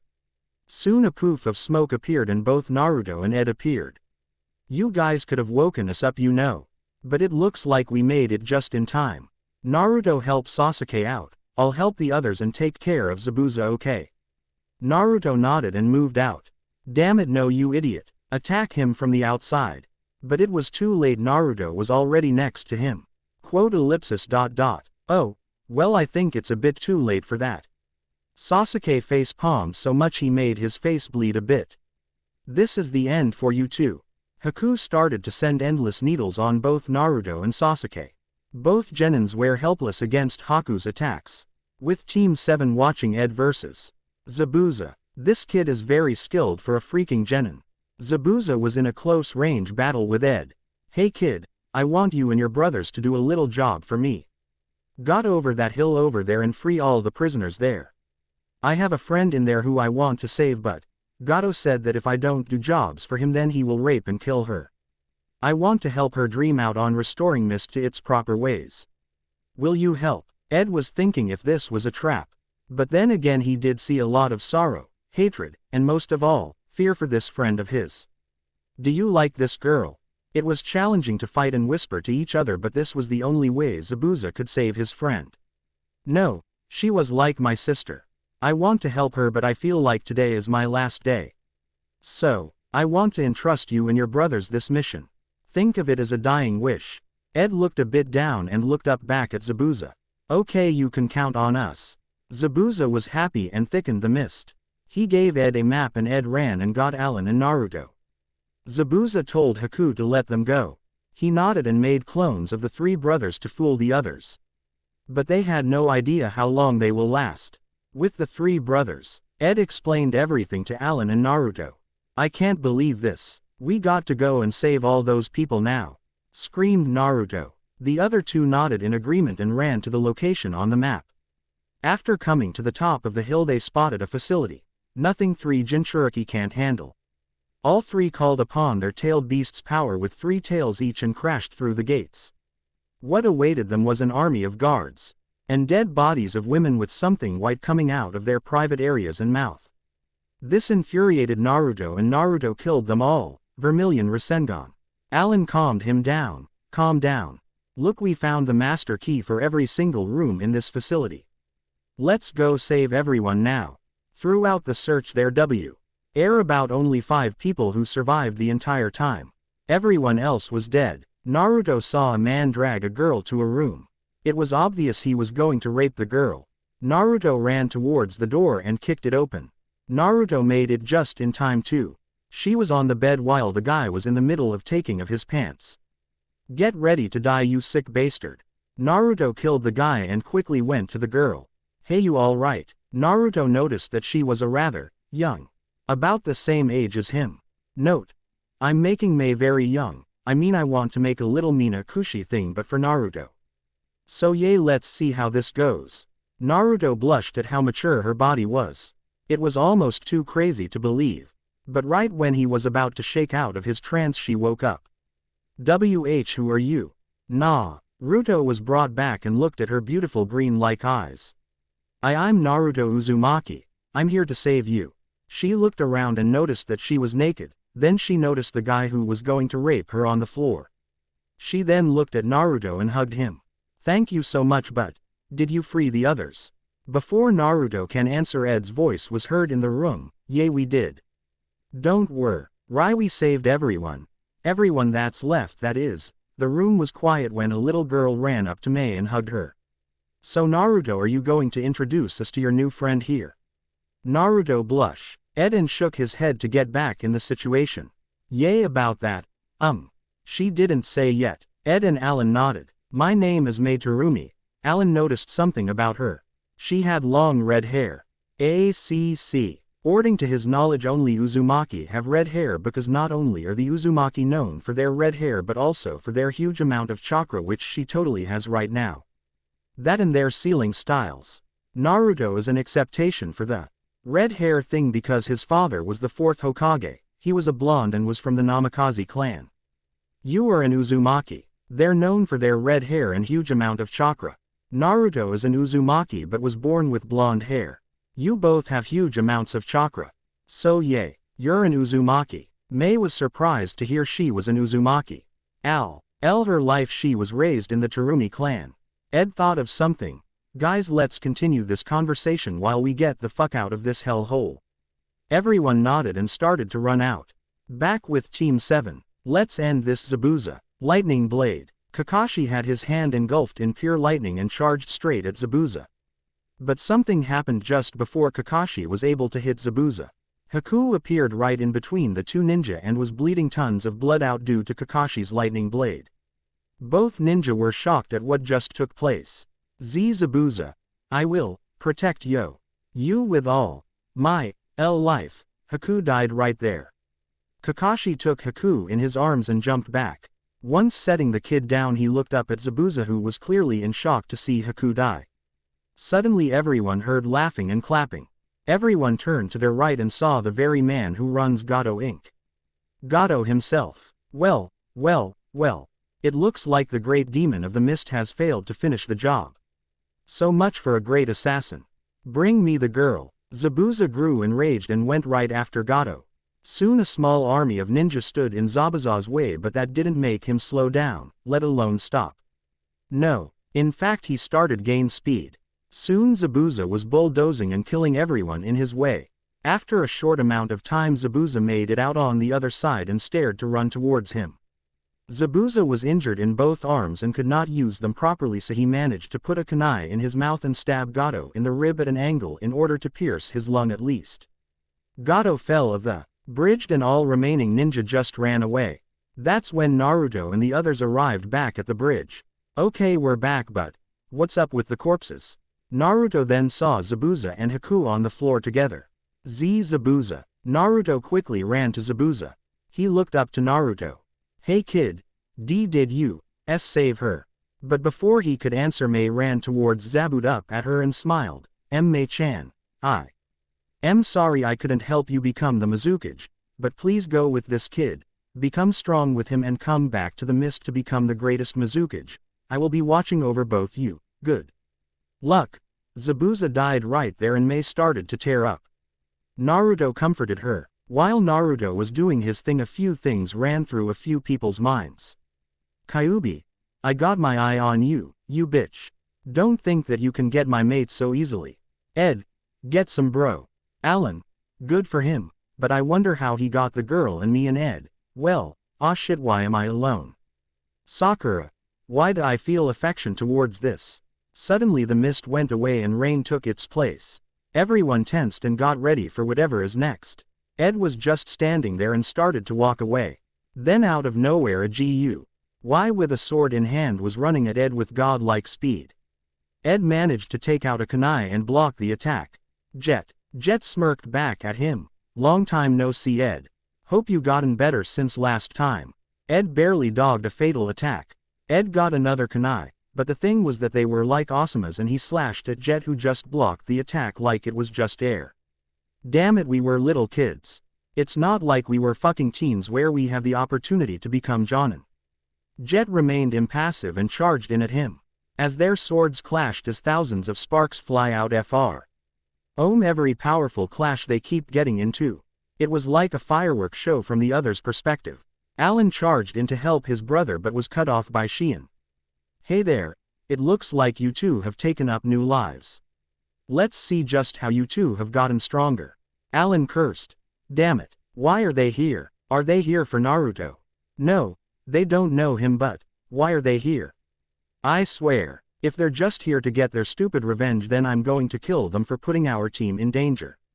Shion looked at Alan and smirked. We all have mastered our tailed beasts and we plan to take others' tailed beasts to kill of the Akatsuki. This caught Alan's attention. Akatsuki? What the hell is that? Shion shook his head slowly and looked at Alan. My god man, you really are clueless. And here you're supposed to be the smart one. Okay, if I really must tell you then I will. The Akatsuki are an organization that captures Jinchuriki and kill them for their tailed beasts. They plan to take all the Biju's power and trap the 30-tailed and headed Hydra for their own evil purposes. So all Jinchuriki are going after each other to not only protect their Biju but to see who is strongest Jinchuriki to kill both Akatsuki and the Hydra. Caught up yet Alan. Alan was blown away by this information. I can't believe this. I thought all Jinchuriki would protect each other, not kill each other. What the hell happened while we were gone? Soon Shion summoned 2 fire dragons after Alan, who swiftly just took them out with his own. I need answers, and I am not taking no for an answer, Shion. Alan got down and flashed through a few hand signs and formed his signature move, Blazing Chidori, and launched towards Shion with all his might. Shin went through a few hand IGNS and made all the rain droplets into sharp water needles, which did not go unnoticed by Alan. He soon started to dodge the attacks and was closing in on Shion really fast. Oh shit, this is a new one. Shion went through some fast hand signs and took a deep breath. Right when Alan was about to kill Shion with his flame attack, he shot out a blast of fire at Alan. Alan was barely able to move out of the way, but even more so to keep his jutsu in play. Humph, looks like your reflexes are still as sharp as ever. I say let the fun begin. You ready, 11-tailed phoenix? Shin crossed his arms and all hell broke loose. Shion has transformed completely into his tailed beasts. The 14-tailed falcon. Everyone looked up to see the giant-tailed beast. It was a sight to behold in the eyes of mortals. The time to have an all-out battle has come. Okay, let's go. Kakashi-sensei, get everyone to safety. Me, Ed, Alan, and Naruto-kun got this fight. Kakashi was completely against the idea. He would not allow his faithful students to die against a demon. What? Hell no. I will not allow it. We all have to get out of here. Kazumi looked at Kakashi with irritation in her eye. Look, sensei. We are Jinchuriki. We can handle other Jinchuriki. But you and the others are not Jinchuriki, so you will only get in the way. So move. Kakashi was still being stubborn and will not leave his students to fight these new enemies alone. I am your sensei and I. Kakashi, get your ass out of here. You got to think here. Can you and the others who aren't Jinchuriki fight against a Jinchuriki? No, we have a better chance, so move. Kakashi gritted his teeth and knew right away that Ed and Kasumi had a good reason. Fine, but we will provide any long-distance support if necessary. I will protect you all no matter how bad the situation gets. Jet, having been annoyed by all the talking, interrupted their little moment. Ah, so touching, but this isn't a love fest. So less chatting and more blood spill, specifically yours. Jet hit Ed in the chest so hard that he literally crashed through the bridge floor and fell in the water. Kazumi was about to go in until Luna stepped in and blocked her way. Let the little faggot die.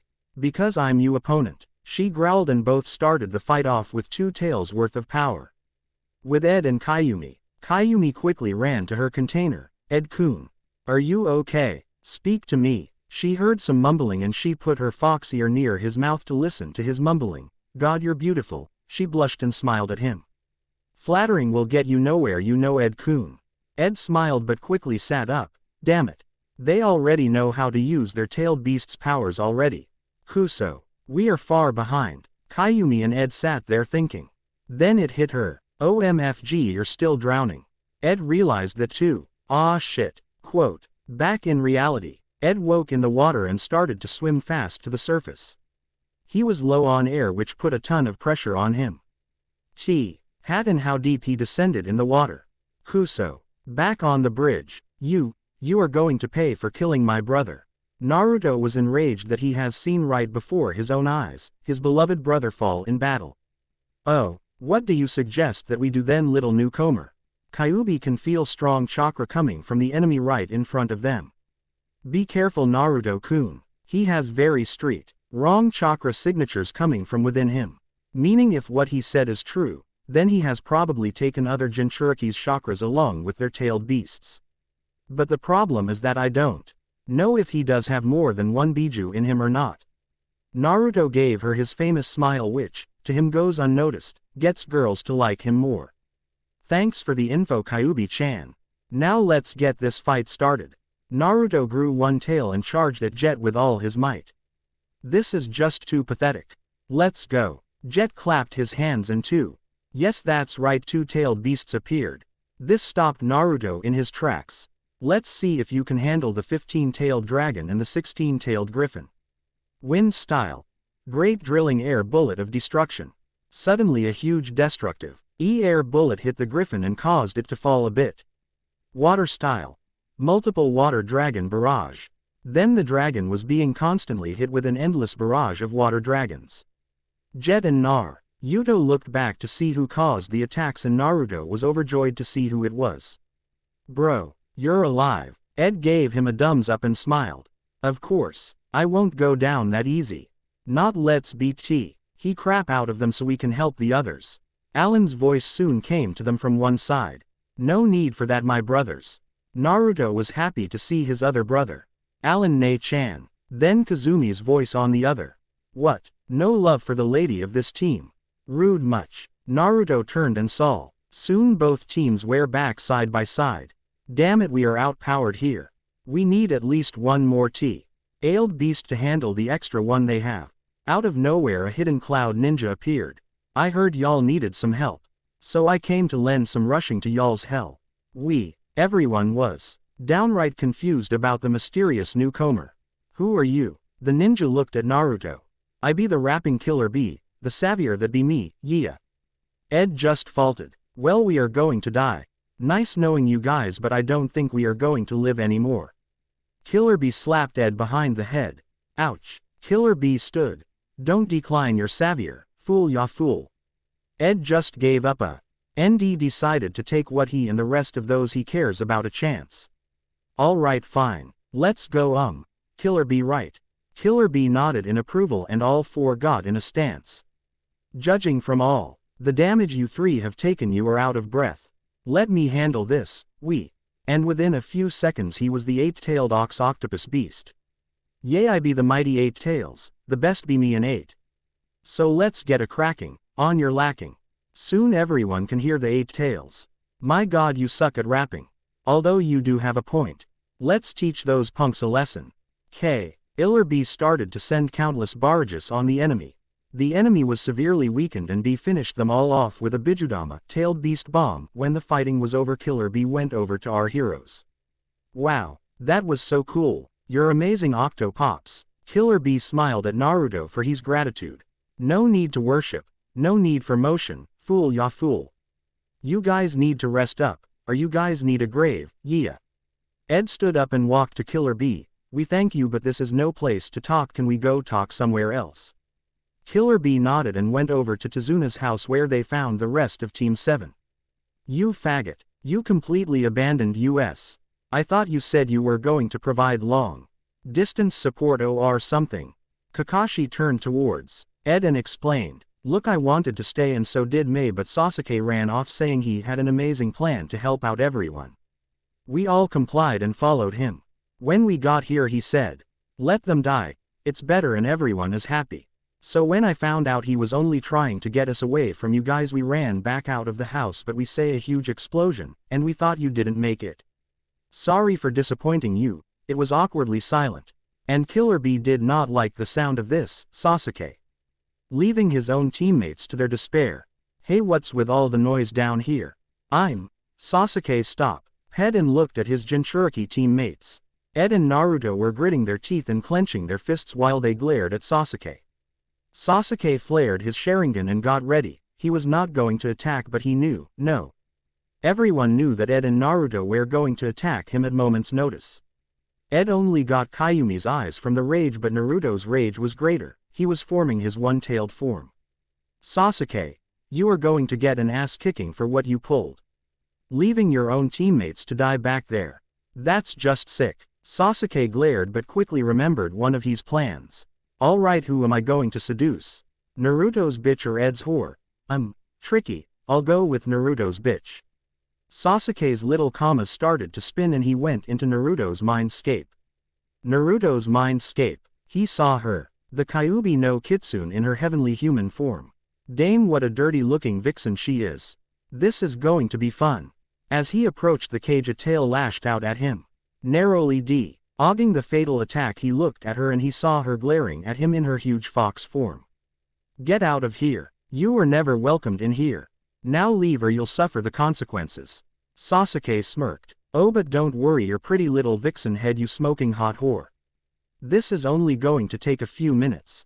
Sasuke started to unzip his shorts and started to slowly walk to her. Kyuubi growled, knowing what his intentions are, but before he can get to her completely he was intercepted by Naruto. There's no way I'm letting you rape Kyuubi-chan. Not in a million years. Sasuke smirked and snapped his fingers. Naruto soon found himself tied up against a pole. I have been studying with a certain someone who told me what you can do in the mind. Now sit there as I rape you, precious little vixen slut, will ya? Naruto was struggling with all his might but to no prevail.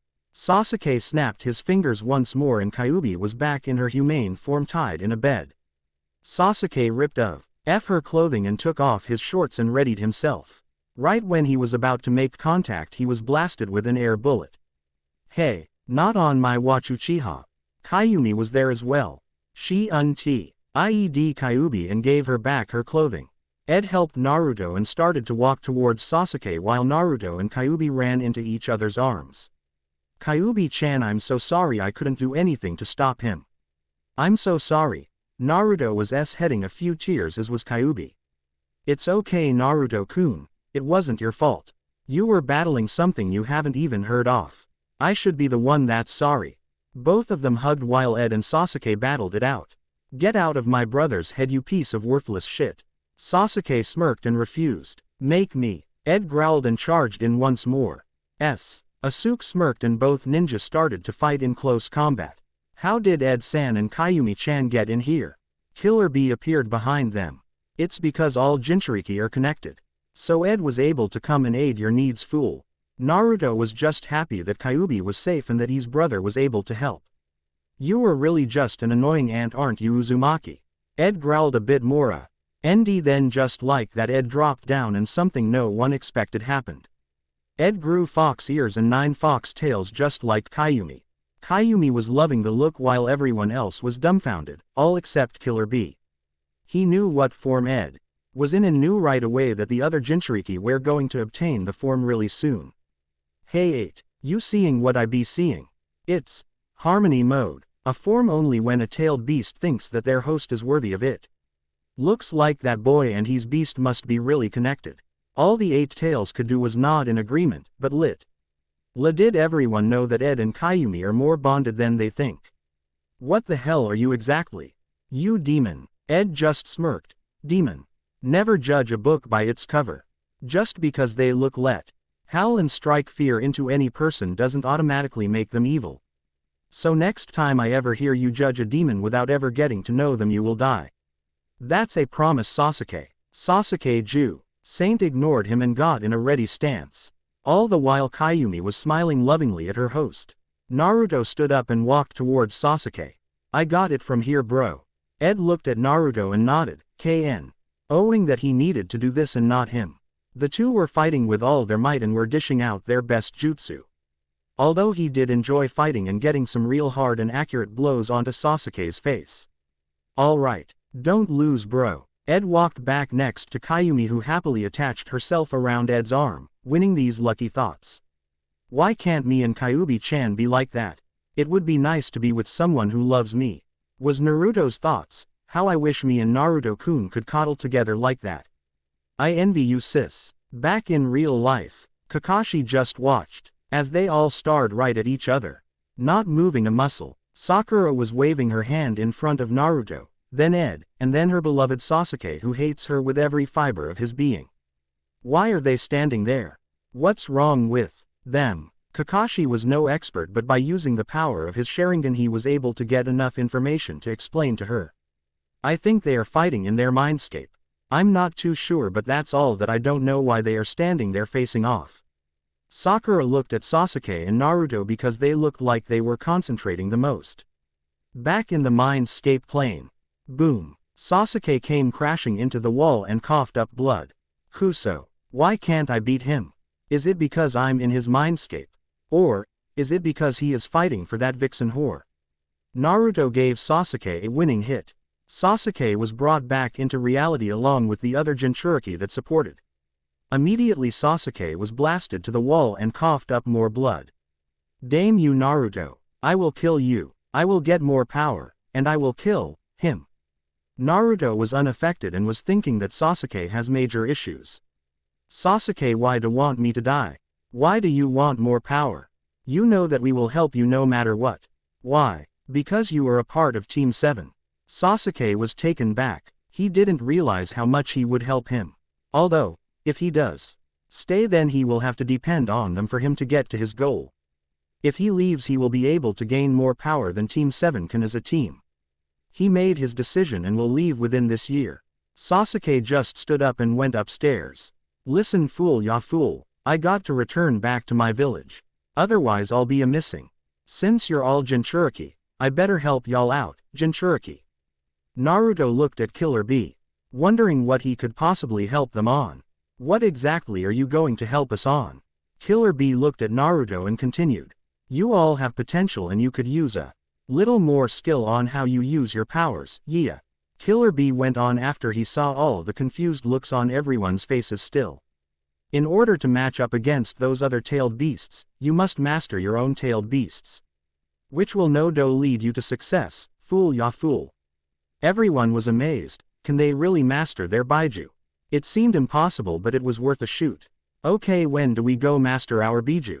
Killer Bee waved his hands. Wow, wow, wow, wow. There is no need to rush, cause if you rush you sure to take a downfall fool. I'll return to pick you all up within a year. Till then, train. Train until your hearts give in from the exhaustion and become stronger than ever before. Killer Bee turned and was about to leave. I see you're from the leaf, I'll be awaiting. For your awakening. And just like that, Killer Bee sprinted out in such a hurry. He saw what time it was and knew his brother would find out of his absence right about Tilda. At Kumo, everyone in Kumo could hear their Raikages rage about their once more missing Jinchuriki. Everyone did not pick on B anymore. He gets enough of it from his brother, the Raikage Eye. Back with Killer B can feel his brother's rage all the way where he is. Oh man, big bro ain't goanna like this now, better hide in my room where everyone least expects it. The Hachabi face palmed. You baka, that's the first place they would look. I swear, that big head of yours is going to be the end of you. Killer B begs the differ, on the contrary, I'm never in my room. So hiding under my bed will be the perfect hiding spot. Everyone knows I never go in there, yeah. The 8 tails can reason with that. But wouldn't his brother sell all the furniture? Since he never sleeps, eat, or even enter his own room. Oh, this should be good. Back with our heroes. Inari was crying while Naruto cried too. You cry. Then Naruto replayed.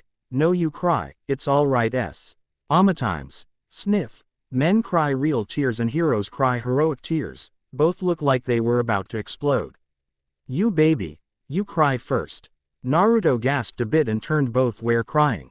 Alan stepped in. Why are you two so sad about? It's not like it's going to be the last time we see each other. We can come back and visit, you know. Both nodded very quickly and gave their goodbyes. Hey Tazuna, what should the bridge be called? Tazuna thought for a second and figured out the perfect name. The Great Naruto Bridge, in memo ration to the Land of Waves heroes. He looked at Naruto and his team as they walked away. Yay, the best title for this bridge. Time skip, back in Konoha doing missions. Team 7 was currently picking weeds from some lady's garden. Naruto looks over at Sasuke. Look at him. He makes me sick. Well, I'm going to beat him. I'll be the cool popular one and expose him for what he truly is. Naruto started to pick faster and faster. When everyone was done, the lady came out. She saw everyone's stack of weeds and then gasped when she saw Naruto's and then her garden. Hey there lady, I plucked all the weeds out just like you said. Naruto was feeling proud of himself while everyone else face-palmed. The lady grew a huge tick on her head. Yay, you plucked all the weeds out, and you also plucked out my special herbs that I have been growing for 3 years. Naruto noticed what he did and he won himself a punch to the face. Next day at the bridge, everyone was waiting patiently for Kakashi to arrive. He was always late. Hours pass. Been there since 7:30 in the morning. It's 3 in the afternoon. Suddenly Kakashi appeared on top of the support poles of the bridge. Hey there guys. Sakura, Naruto, and Ed all yelled together, you're late. Kakashi gave them an eye smile. Sorry. I was lost in the path of life. Alan got a small tick. Oh, what bull. Kakashi chose to ignore that and go on. Listen up. I registered you all to be in the Chunin exams. You all have about a month. Everyone faulted. He is telling them this now. Only 1 month. The original time was 3 months. Why did you tell us so late? Kakashi looked at Alan. Don't worry about it. Little did everyone knew they had to worry. Okay then. It's time to go train. Naruto, Alan, let's go train till we become stronger than a cage. Alan and Naruto complied and started to go to the training field. Sasuke just turned and started to walk away while Sakura followed. Kakashi just left while giggling perversely at his book. With Sakura and Sasuke. So Sasuke, what are you doing today? Sasuke just ignored her and kept on walking. Sakura was not going to give up so easily. Not when the very thing she desired was right in front of her. No, she would get him to be with her so that all her dreams will come true. Hey Sasuke, I was wondering. Well, you don't have to, but. Well, do you want to go on a date with me? Sasuke stopped and looked at Sakura. He saw the lust and desperation in her eyes. Sasuke hated her with all his might. Then it hit him. He will break her heart just to get the fangirl away from him. I'll think about it. Sakura started to cheer inside her mind like there was no tomorrow. Cha, I knew he couldn't resist me for long. Cha, from there they went their separate ways. Sakura smiling happily while Sasuke was smiling menacingly. With our three heroes. The three Uzumaki brothers were walking towards the training field when suddenly they saw a man with long white spiky hair peeping through a hole. He was giggling perversely and had a small blush on his face. The three looked at each other and nodded. Nice, nice, nice. It's a surprise he can whisper so loudly for those who are passing by can hear. The brothers thought he would be a bit more smarter not to attract attention to himself. So what are we looking at? The old man was still smiling and giggling. Well, if you must know. I am collect. Realization hit him and he quickly turned his head to the source of the voice. Wah, oh, what do you kids want? I'm busy. Naruto smiled. Doing what? Peeping. He said it loud enough for the women to hear it. Shish, keep it down. Do you want the women to find us here? Alan smirked. Well, we aren't doing anything. We are just asking what you are doing. The old perv just waved his hand at them, telling them to scram, but when he looked back in the hole he saw a chair. What the hell? Then he noticed shadows. Not the wall's shadow but multiple lumps in the shadow. He immediately looked up and saw all the women LGE in disgust. You pervert, how dare you show such inappropriate behavior in front of these nice young men? Soon all the women were basically jumping the old perv. When the old perv was thrown out, the brothers took that as a signal to come out and laugh at the old perv's failure. Ow, what do you kids want now? Ed stopped laughing and looked at him. Nothing. We were on our way to the training fields to train for the Chunin exams. The old man noticed something, while he was looking at Naruto. It's Minato and Kushina's kid. Who are the other? No, it can't be. It's Zero and Tsukiko's kid. I thought, they died with their kids during their children's birth. Minato and Kushina both died the same way, just like their best friends. Humph, they sure were inseparable. Maybe I can train them. Yay, I'll train them. The old man stood up and smiled at them. Right before he was about to speak, Naruto yelled. You're also a pedo. The old man stopped and his eye twitched uncontrollably. I am not a pedo. So please be quiet. I don't want the women to come back to actually kill me. He whispered real loud. All three brothers just nodded in agreement for now. Now, what I was about to say was had you three have been chosen to be my new students. The three just looked with no idea of what the old geezer was talking about. What do you not know of the legendary Sannin, Jiraiya? The magnificent toad sage, still doing a pose that was a bit retarded but somewhat decent. Who? Jiraiya faltered. Well, it doesn't matter. To put it into simple words, I'm a very strong ninja and I want to train you guys. How does that sound? The three brothers looked at each other and nodded. You got it, pervy sage. Naruto said with pride, making said pervert fault once more. With the girls. Okay, how do we do that can make us stronger than we are already? Kazumi, Ino, Hinata, were walking around the village, trying to figure out how to get stronger. Mostly to show off in front of the boys. Quote, boys always have to do all the work and look down on us kunoichi. So if we show how strong we are, they will cower in fear of what we kunoichi have that no other shinobi has. Hinata looked at Kazumi. What do you mean? Kazumi looked at Hinata with a smile. Girl power. All girls nodded and went to the training field to prove once and for all that kunoichi are strong ninja too. Just look at one of the legendary Sannin. Tsunade of the slugs. Elsewhere. Oh my god, this is taking too long. Can't we stop here? Jiro was complaining for an entire 3 hours because they were walking for about 300 miles. Quit your bitching. We're already in the land of fire now. All we need is to look for Konoha and we are done with our long walk. Happy. Hannah was clearly irritated about him complaining all the damn time. Maybe. How about a small kiss? Or hug to keep me going? Hana didn't even bother to look. Riku looked at him and shook his head. Just leave her alone. 1. Quit flirting, you're not good at it. 2. Shut up, your mouth keeps on opening all the time, which annoys both of us 100% of the time. Finally, shut the fuck up. Then he turned around and kept walking. Gosh, you don't have to be an asshole, and he kept walking in silence with his head down. Back with our heroes. Okay, I'm going to teach you guys a jutsu made by the 4th Hokage himself. Jiraiya made a Rasengan in his hand. No one looked surprised at all. What's wrong with you kids? This is an awesome jutsu, watch. He slammed the Rasengan into a tree and it started to grind into it until he pushed and sent the tree flying away. See, all three were all looking at a bird. Boy, are these kids mental or something. Ed was the only one who spoke. Naruto, show him what a real Rasengan is, will ya? Naruto nodded and summoned a clone. Look closely, pervy sage. This is my normal yet weak one.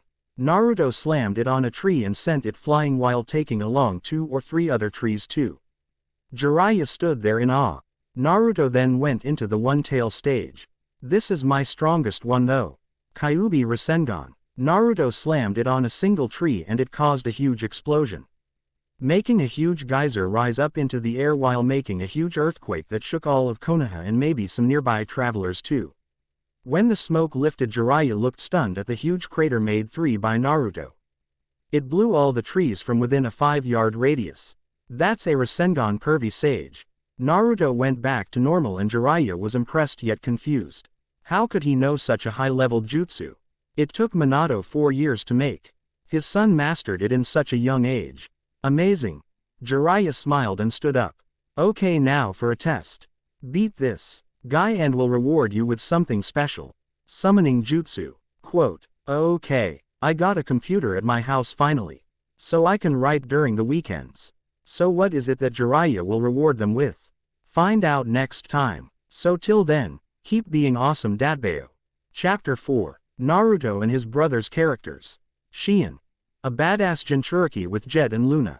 He is a smart and powerful Jinchuriki, but since every group has a smart person, then a badass, and then a loser with them, he is sadly the loser. Even though he is personally a badass. Jet. The 15-tailed beast Jinchuriki and group leader of the small team of Shion and Luna.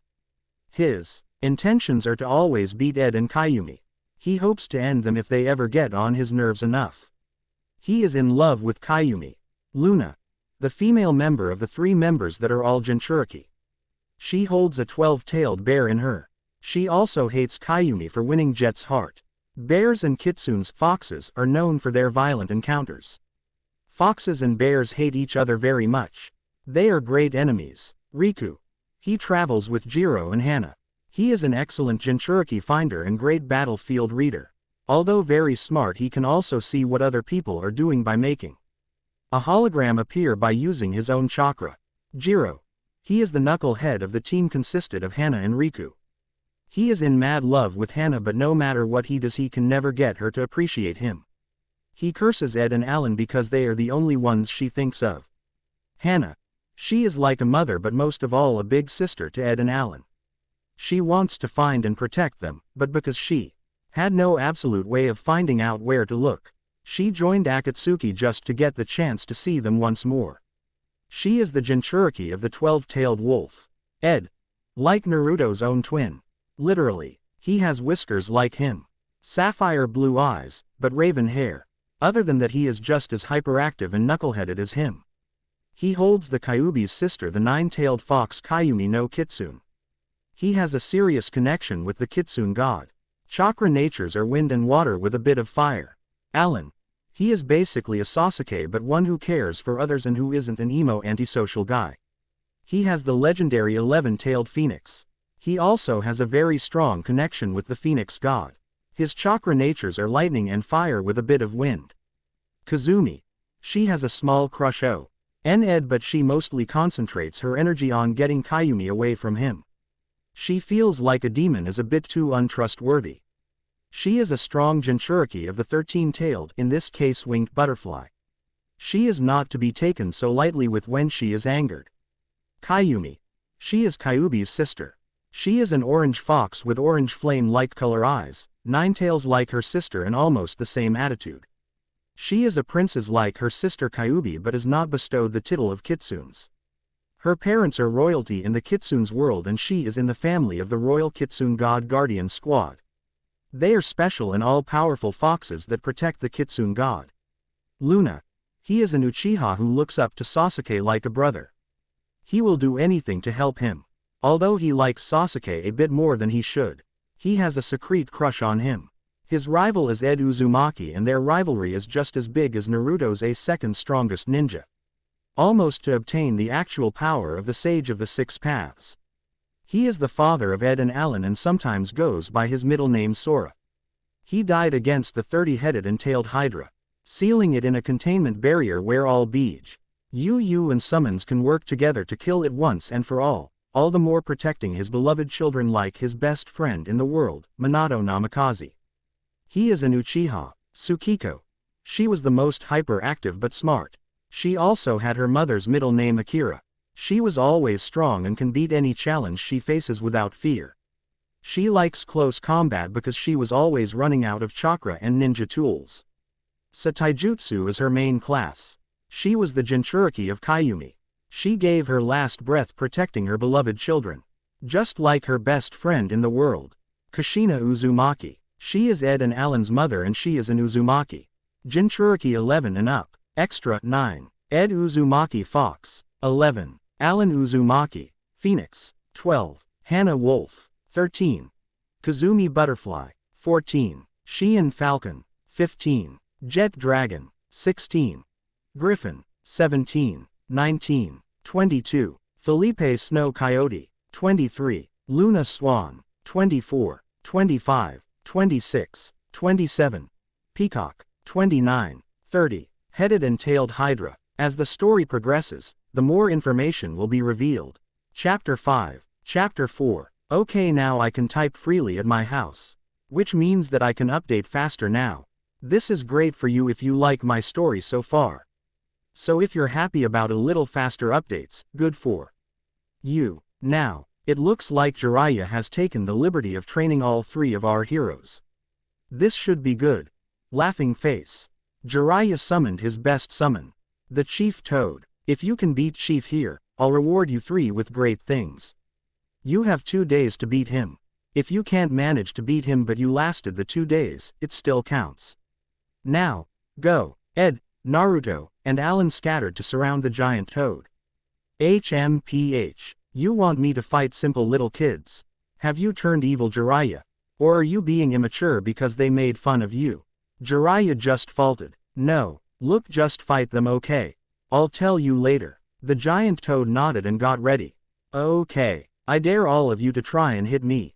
You can show me everything you got. So come on. With our heroes. He is obviously trying to tempt us to come at him without any plan. So here is what I say we should do. We fight fire with fire. Summon versus summon. Alan liked the idea, I like it. Only we can't. None of us have a dame summoning contract. The 3 stood quiet, when suddenly all 3 were sent to their Mindscape. Naruto's Mindscape. Naruto was surprised that he was just brought in there. What the? Kyuubi-chan. Naruto looked up at his tailed beast. Naru-kun, I will help you out as much as I can on whatever you need. I'm here for you, so I will give you something only a handful of people can have. The Kitsune contract. Naruto was surprised and honored that he was being given the Fox contract.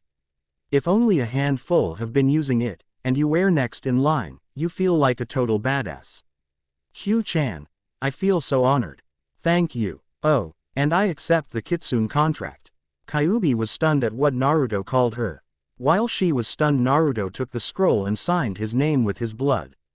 Soon his name was encrypted in the scroll and he was now a Fox summoner. The power of the Kitsune will not be used for the wrongdoings. I promise, Q-chan. Kyuubi lost it and turned into her human form. Her nice hourglass body, perfect blood-red eyes and hair along with 9 crimson tails happily ran into Naruto's chest as her soft lips touched his. Naruto, being so confused, didn't know why but went along with everything. Back in reality, Ed was the first to speak. I got my Kitsune contract from Q-chan. Naruto looked at Ed, Remember how I was going to call Kyuubi-chan Q-chan? How are we going to know who is calling who? Ed wished it wasn't now. Oh, why did it have to happen now? Oh, I got it. How about we call them by their real names? Naruto tilted his head. Real names. Though. That Kyuubi and Kyumi wear their real names. No, Kyuubi means 9 tails. It's basically just a title. Their real names is what matters. Not the title. Naruto understood. Okay, so what's Q-chan's real name? Ed shook his head. You have to earn her name. You just can't demand it. Think, the tailed beats have been called by their titles their entire lives. So have their kids, so on and so on. Generation by generation. If you really want to know a tailed beast's name, you have to show them that you are worthy of knowing their true names. Understand? Naruto nodded in approval. He had to earn her name. Okay, let's test our contracts out. I'll prove to Q-chan that I am worthy.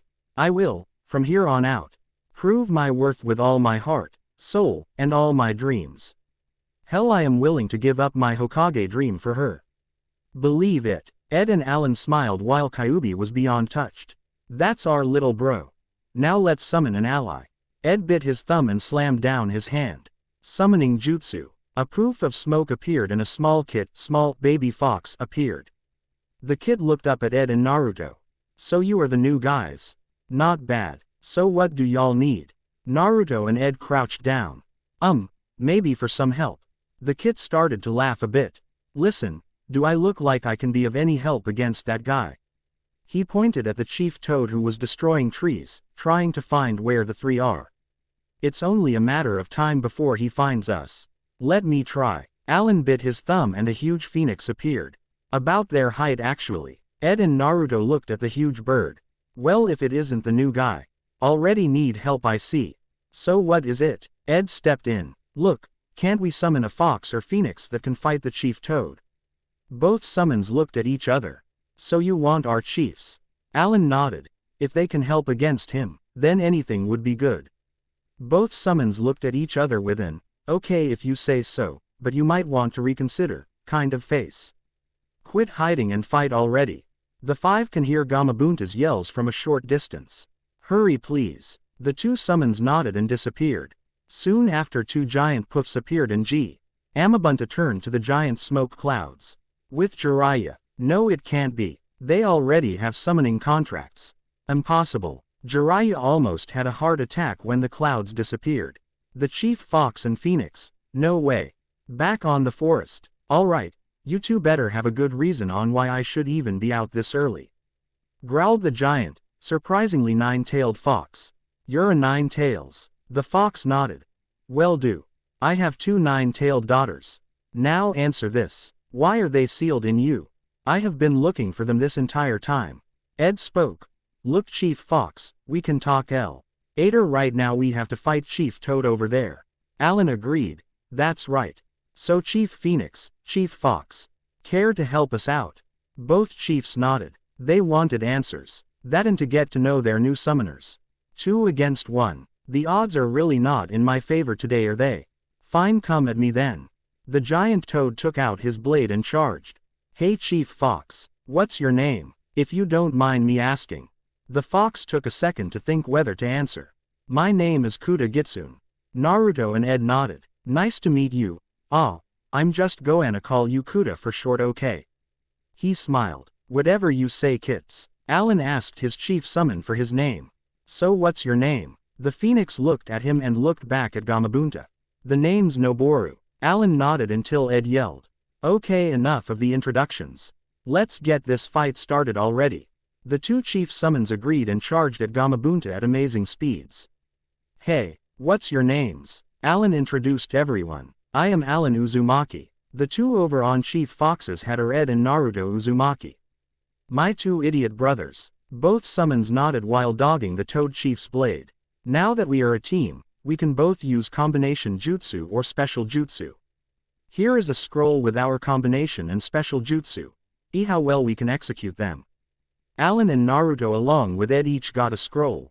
I see what they're trying to do. They are showing them how to use their summons properly while wearing me out at the same time. Impressive teamwork. But I never expected the Phoenix and Fox Chief would ever work together without any kind of argument. Chief Toad was way too worn out. Suddenly, Gamabunta started jump away from them to catch his breath. Ed had an idea and found the perfect jutsu for this kind of situation. I got this, guys. Kitsune style. Blazing Kitsune chase. Ed and the Chief Fox both shot out multiple huge fireballs that turned into foxes. They were chasing after Gamabunta at great speeds and can maneuver through incoming objects. Soon they started to tackle Gamabunta, and with each tackle, it explodes in a huge fiery blast. Gah, lucky shot, kid, but no more holding back. Water style. Liquid bullets. Gamabunta shot out liquid bullets that were heading towards them both. Naruto had an idea. Ed, counter them with your bullets. Alan, ask your Phoenix if he can fly me and Chief Fox up high. Alan complied, but the Phoenix was already ahead of them and started to carry the Chief Fox up high. The bullets were closing in on them. Wind style. Drilling wind bullets. As the two bullets collide with each other, it let loose a lot of wind and water droplets. Okay, now throw us at them. Alan, you can add on whatever you want after this, okay? Alan nodded, already charging chakra for the jutsu he plans to use. What are they plotting? Soon the Phoenix threw the 9 tails at them and Naruto got in his mouth, and so did Ed. This is going to be awesome. All but one part. Naruto nodded and started to create a Rasengan. Now, Chief Fox shot a huge fireball while Ed shot a wind bullet, sending Naruto at Mocha 3 speeds. With the speed he was in, his Rasengan was no doubt getting faster from the amount of wind pressure. Gamabunta shot a liquid bullet at him as in attempt to stop him. It failed as Naruto has his defined whiskers and Kyuubi eyes. Almighty Rasengan. He slam. Ed the devastating Rasengan on him, which heavily damaged Gamabunta. Gwa. Gamabunta was sent crashing to the ground. Now it's our turn. Let's go, Noboru. Phoenix style. Blazing Phoenix rebirth.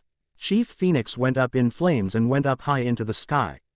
Out of sight. Then an actual flame Phoenix came crashing down on Chief Toad, making a huge explosion of flames. Then Alan and Noboru came out of the smoke. Come back from the ashes, that is your old self, Chief Toad. Ed and Naruto were amazed. Hey bro, that was an okay line just now. Alan had a small tick but took any compliments he can get. You three show marvelous teamwork. To tell the truth, me and the Chief Fox aren't allies. Now that changes as you demonstrated the awesome power of kitsunes and phoenixes. We thank you as you three have created a peace treaty for both creatures. Feel free to visit us in the summoning reel whenever you please. Till then, farewell Alan-sama. And just like that, the Chief Phoenix Noboru disappeared in a burst of flames. Same here, kits. Farewell. Also, take good care of my baby girls, will ya? Kyuubi and Kayumi were on their respective hosts' shoulders as real small kits. Dad, don't call us that, Kayumi said while Kyuubi added on. We're not small kits anymore, okay? Chief Fox laughed. Girls, you're the same age as us, we're only 12, you know. Although we will protect them with our lives. You can count on us. He nodded and left as well. Naruto was awestruck to see Kyuubi out of the seal and on his shoulder. This just keeps on making you more and more amazing, Q-chan. She blushed and looked at him in the eye. Kurama. Naruto looked at her. Is that your name? She nodded and he smiled. That is the most awesome name I have ever heard in my entire life. She looked at him like she found her one true soulmate. Sorry to interrupt, but Pervy Sage is coming this way. Indeed, Alan was right. Jiraiya was coming, his infamous jutsu, run like a bitch jutsu. For when his cover has been blown during his mysterious research. How did? Woo. That was a lot of running. HAAAAMMNNN. Okay, I'm good. Now, how in the right mind of hell did you summon Chief Fox and Phoenix? The three brothers and kitsunes looked at each other and smiled. Sorry, Pervy Sage, that's for us to know and for you to find out, Ero Sennin. Jiraiya faulted. You know how to call me a pervert in a different way, impressive. Jiraiya turned around and mumbled, you little bakas. Don't know how awesome I really am. Kyuubi and Kayumi both heard and whispered it to Ed and Naruto. Both looked at each other and made a sinister smile. Both brothers snuck up behind him and gave him a wedgie. Ed, Alan, and Naruto were both laughing their asses off on the ground from the way Jiraiya squealed. He turned around, extremely mad at them from their prank. Kuso. This was new underwear too. You guys are such fags. Ed stood up, still giggling from the event that took place. Sorry, it was an urge, ha ha ha ha ha. Ed once again fell on the ground laughing along with his 3 brothers. Okami helped me with these 3. Well, at least I can take care of them now, Minato. Kushina, Tsukiko, 0. Don't worry. Jiraiya turned with a smile. The 3 were okay to stand up normally. Okay, good job. You beat Gamabunta and have acquired a summoning contract. Now here's your reward. I will be tagging you guys as my new pupils. How does that sound? The 3 Uzumaki smiled and nodded with huge smiles. They are going to become stronger together, as a true family. Day before the exams at the Uzumaki residence. Hey Naruto, whatever happened to Mei? Did we leave her behind or? Naruto looked at him and blushed a bit. He explained it as he scratched his head sheepishly. Well, she said that she would love to come back with us but she needed to stay and help out Kiri. So she told me this. Next time we see each other, she will be the new Mizukage for sure. Alan nodded and smiled. I hope we all reunite real soon. Well, tomorrow is the day. I just realized something. Ed and Naruto looked at Alan. Can we even use summons in the exam?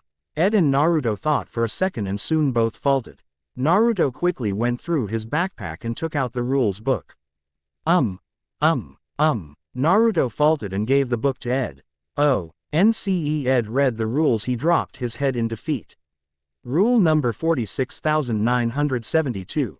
Should a contender obtain an out of the ordinary item, skill, or jutsu, the contender is not allowed to use them as it is unfair for the other contenders in the exam. The list below shows some examples. List of disqualifications: 1. Forbidden jutsu. 2. Chunin and or above survival skills. 3. Summonings. 4. Absolutely no intense sexual contact. 5. No giving birth for Kami's sake. In the Forest of Death. Thank you. Alan was rather disturbed after rules 4 and 5. How in the right mind in hell do people give birth in an area called the Forest of Death? Let alone make love. Ed and Naruto didn't want to know right now. Time skipping the boring stuff and going straight for the action. Once Naruto and friends finished the Forest of Death, they were given a small time to rest. It's been one hell of a test for our heroes. As Sasuke suddenly left and his team caught him getting a hickey from some snake pedo with a stretchable neck apparently. For some reason Sasuke wanted him to bite him. Since then Sasuke's chakra changed. Now that Team 7 consisted of Ed, Naruto, Alan, Sakura, Sasuke, and Kazumi, are to fight a random genin. If failed, then they are disqualified from going on to the final rounds of the Chunin exams. So far the exam fights were of Tenten and Temari. Temari won that round easily. Then it was Sakura against Ino. It was a double knock out. Finally Kazumi fought against some dude and she won without getting a single scratch. Sasuke beat the crap out of Kiba. Hinata had to go against Neji 9. She was horribly injured. Finally Tandagara was outstanding, but Lee lost. The only 6 left were Alan, Ed, and Naruto and a guy named Felipe. He has Uchiha blood in him but he has yet to unlock its bloodline yet. The guy prefers to be called Luna. Then twins named Yuto and Yuta. They are special in any case. Okay, will Alan Uzumaki please come down? Ed and Naruto looked at Alan. Good luck bro. He nodded and went down to wait for his opponent. As the screen shuffled through the remaining fighters it stopped at Yuta's name. Okay, Yuta, would you please come down so we maybe start? Yuta came down with a huge smile. You're going down. Alan ignored him and remained passive. Then he heard a man's voice in his head. Do not be frightened. I am here to help you. Channel some chakra into your eyes. Embrace that little feeling of your eyes changing. You and Ed can now stop and accept that feeling. Trust me, this will help you both. Alan did as the voice did. He didn't know why but he felt like he can trust this voice. Ready, begin. Yuta launched himself at Alan while Alan stood still. Not even Goanna bothered to move. Fine then. This should be quick. Right before he was about to make contact with Alan's face he stepped to the side and countered it swiftly. Everyone was amazed. How did he do that? He didn't even have to look. When Alan opened his eyes he had the Sharingan. Everyone in the room gasped. Naruto looked at Ed. I never knew Alan was a. Ed finished the sentence with a bit of pride. And Uchiha too. Wait, then this means that I'm, how? Are we some sort of hybrid clan members or something?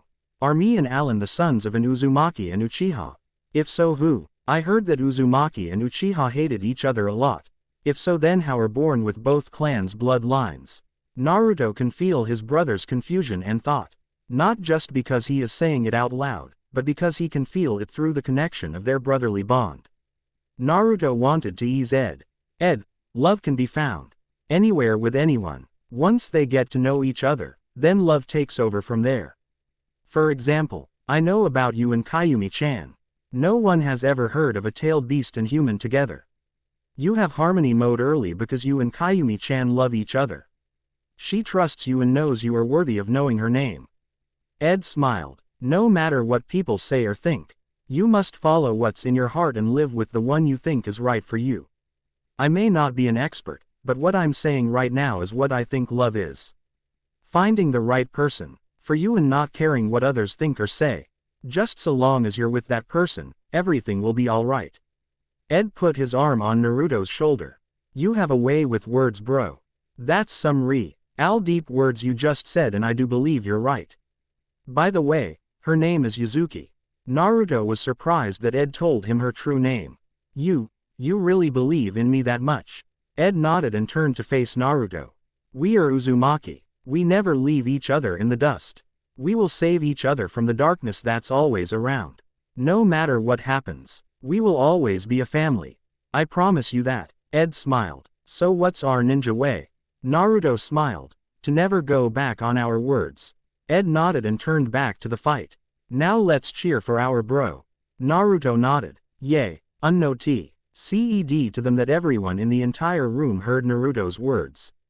Everyone was somewhat emotionally touched by the three brothers' bonds together. Alan smiled and gave them both a thumbs up. They gave one back. With Naruto and Ed's heartwarming words, Alan got pumped up and cashed his second wind. Let's go. Blazing Chidori. Yuta jumped but gasped when he was kicked in the face. What? Never seen a genjutsu before. Too bad for you. Yuta got up. Why you? Fuck this. Let's go. Stage 1 activate. Yuta activated his first stage. Hey, that's a disqualification right there. One of the conductors yelled. Oops. A Chunin with a toothpick in his mouth stood up. Winner due to disqualification, Alan Uzumaki. Uchiha. Alan nodded in clarification. Soon he arrived with his friends congratulating him. Okay, settle down. Now Alan, we are going to have to get a blood samples from both you and Ed. It won't take longer than 2 minutes. Alan and Ed complied and went down to give them their blood sample. A medic ninja took it and did a jutsu. After 30 seconds he gasped. Alan Uzumaki, you are 60% Uchiha and 40% Uzumaki. While Ed is the opposite. 60% Uzumaki while 40% Uchiha, you both have the power of 2 great clans at the tip of your fingers. Everyone was quiet. Even Ed and Alan were shocked about it. Okay, moving on. Ed Uzumaki Uchiha. Please stay here for your opponent. Ed nodded but soon regained his regular self. Well, I felt like a total badass. Bring on my opponent. Alan smiled and wished him good luck. As the screen shuffled between 3 names, tension was building up in the crowd. If Ed were to go up against Naruto, it would be an almost devastating fight. Luckily the name that appeared was Luna Uchiha.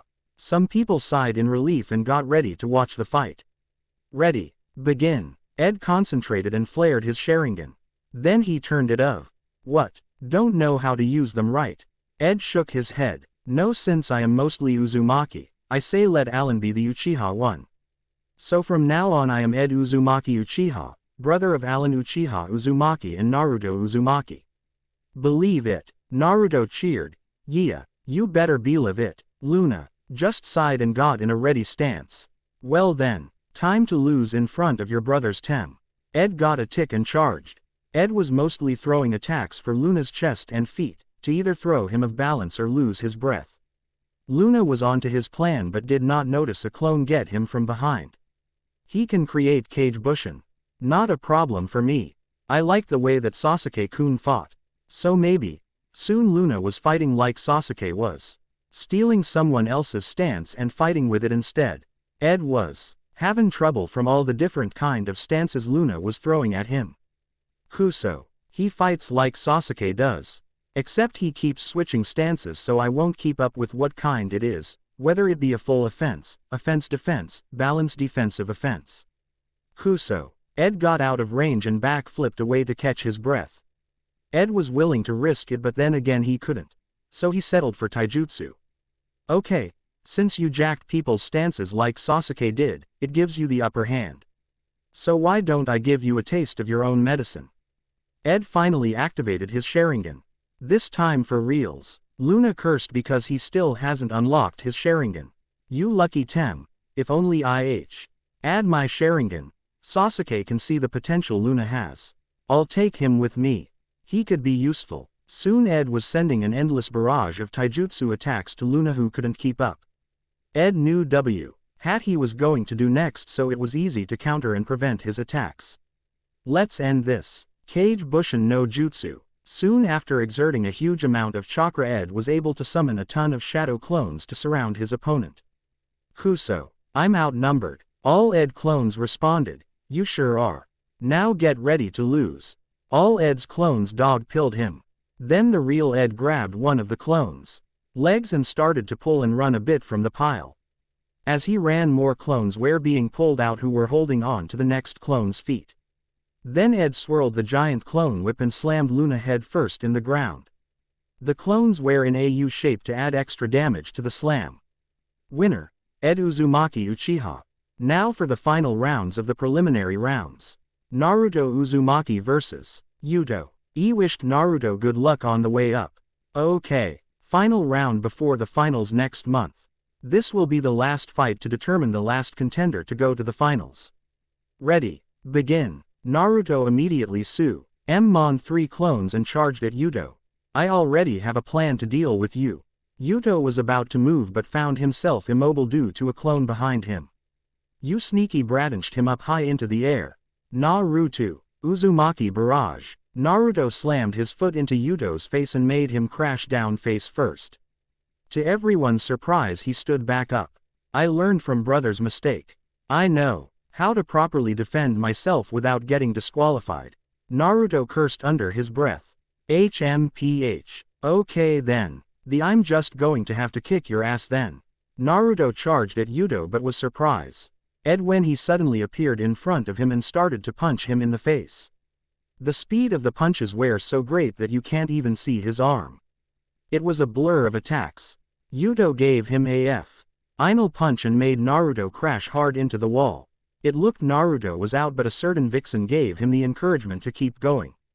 Naruto's Mindscape. Naruto was laying on the ground as Kyuubi went to him. Naru-kun, wake up. Naru-kun, wake up please. Naruto woke up and looked at her. Kurama-chan, I can't win. His speed is too great. Kyuubi knew what she had to do. She added yoki to her fangs and bit Naruto on the neck. Adding her yoki to the bite, she gave Naruto a small fox tattoo on his arm. Naruto looked at it in confusion. Kura-chan, what is this? She smiled at him. Look, I know you have a crush on me and me. So I gave you the mark that mates only have. The mark means you're taken by me, as I am taken by you. The tattoos are the one you are with. She showed him a tattoo of an orange and black fox on her arm. Then the tattoo of her on his arm. Well, there is no bigger honor than to be mates with you, Kura-chan. She smiled and kissed her new mate. We are finally together, Naru-kun. I can't wait to bear out kits. Once they parted. Now go win. You still have to become Hokage, right? Naruto smiled and nodded. Right. Thanks, Kura-chan. I really owe you one. Back in reality, right before Naruto could hit the ground, he caught himself and charged at him from behind with shadow clones. Naruto. Uzumaki barrage. Naruto defeated Yuto with his new technique. Okay, winner is Naruto Uzumaki. Naruto could not believe that he is going to the finals with his brothers. This is awesome. Once Naruto got back, the old man stood up. Okay, you all have done well. The tests however is not over as the final part of the exam is coming within a month. Use this time to train and sharpen your jutsu, for you can now use jutsu you have been holding back. Now dismissed. With Hana and her team. Come on. We're almost there. If we keep going at this rate without stopping we can make it there within a week. Jiro and Riku were tired and were trying to tell her that rushing will only do no good. Hana-sama, we will get there eventually. Oh god, so why do we need to rush over there? A month doesn't sound too bad, does it? Hana turned while she kept going. Look, I haven't seen them in years. I want to see them now. Thanks to the information we found, they are just in Konoha. Jiro tried to reason as well. We found out a bit too late though. We passed Konohagakure and went to Suna. Now that we are going back, it would wear us down too much at this rate. So one moth will not be the end, okay? We know where they are, right? So let's take our time. They won't be going anywhere unless they are kicked out for doing something stupid. Hana looked at him. What was that? Jiro shivered. And nothing. She stopped and decided to listen to them. Fine. I swear if hey aren't there when I get there you two will pay for making me miss them again. The two nodded and kept walking. I don't know why she has to so caring for them. Riku just sighed. Look, whatever love fantasy you have for her, drop it. She isn't going to love you no matter what you do. I'm not just saying this because I want to. It's because she is determined to find them. She will not continue her life until she finds Ed and Alan. Understand? So if you want her to acknowledge you, protect and befriend them. I don't know, I'm not an expert at this. Jiro can understand that. He was willing to put aside his hate for them and befriend them. For her, with our heroes. Naruto, I have never been more proud of you since that speech you did. Ed was currently congratulating Naruto about him and Kyuubi's thing. Thanks bro. Alan was happy but sad. Man, you guys are lucky. I wish I had someone who likes me. Ed looked at him. Don't worry Alan, I'm sure there's someone out there who likes you. Little did they knew Ed was right. Hinata Hyuga, she was in love with Naruto, but soon after Alan came he stole her heart, especially after he became family with Naruto. She was in the hospital. Ellen was recuperating after her cousin's attack. At the hospital. Alan-kun, I'm glad you were able to go to the finals. I'll be cheering for you and your brothers from the crowd. She closed her eyes and went to sleep, hoping for the best when the day comes. Day of finals. So Shikamaru quit and Tamari won. Both Kazumi and her opponent doubled K.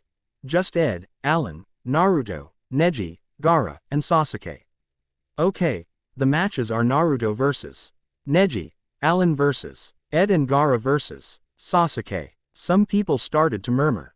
Oh shit, brother against brother. Naruto is going to lose against Neji, did you see how? He took down his own cousin without regret. Sasuke equals Kun's fight should an amazing fight. He is always amazing. Ed, Alan, and Naruto looked at each other. Well, it looks like Naruto-kun doesn't avenue to have the burden to fight either one of us. Ed nodded. Yes, but that doesn't mean we're in the clear. May the best brother win. Alan smiled and high-fived both of them. Gaara was just staring at them. Look at those fools. They don't stand a chance if they keep caring about each other like that. You must love yourself, and only yourself. Tamari and Konkuro both shivered. They three might be family, but they had this uncontrollable fear of their little brother Gaara. Okay, it's time for the first match. Naruto Uzumaki vs. Neji Hyuga. Alan turned and patted Naruto on the back. We have faith in you. Don't lose sight of your goal. Stay focused and don't give up. Now go win this match, little brother. Naruto hugged Alan and Ed and then ran down with the confidence to take on the world. His friends and family are his strength. With it he will triumph everything that's thrown at him. It's your destiny to lose to me. Don't fight against faith. Naruto narrowed his eyes. No, just because say I was the dead last doesn't mean I haven't improved, Neji. You'll see. The conductor started to back away, ready to start the match. He raised his hand. Ready. Begin. He lowered his hand and Naruto and Neji both started a taijutsu fight right off the bat. Neji was throwing everything he had into trying to hit Naruto's chakra points. Naruto, however, was aware of what the Hyuga clan is capable of, and so he knew better than to get hit. Neji jumped up and Naruto jumped up after him. Neji smiled and started to spin really fast while letting loose chakra. With the rotation of his body and the chakra being forced to rotate too, Neji surrounded himself with a sphere of pure chakra. Hinata was shocked that Neji would use that technique on Naruto. Neji only uses it when he gets serious. Neji, why? Naruto was caught off guard and was blasted to the ground, creating a huge crater in the crust of the earth. Naruto coughed blood and cursed. Kuso, what was that just now? Neji landed with a smirk. It's my clan's technique. 8 trigrams rotation. It acts as a shield and as an A attack.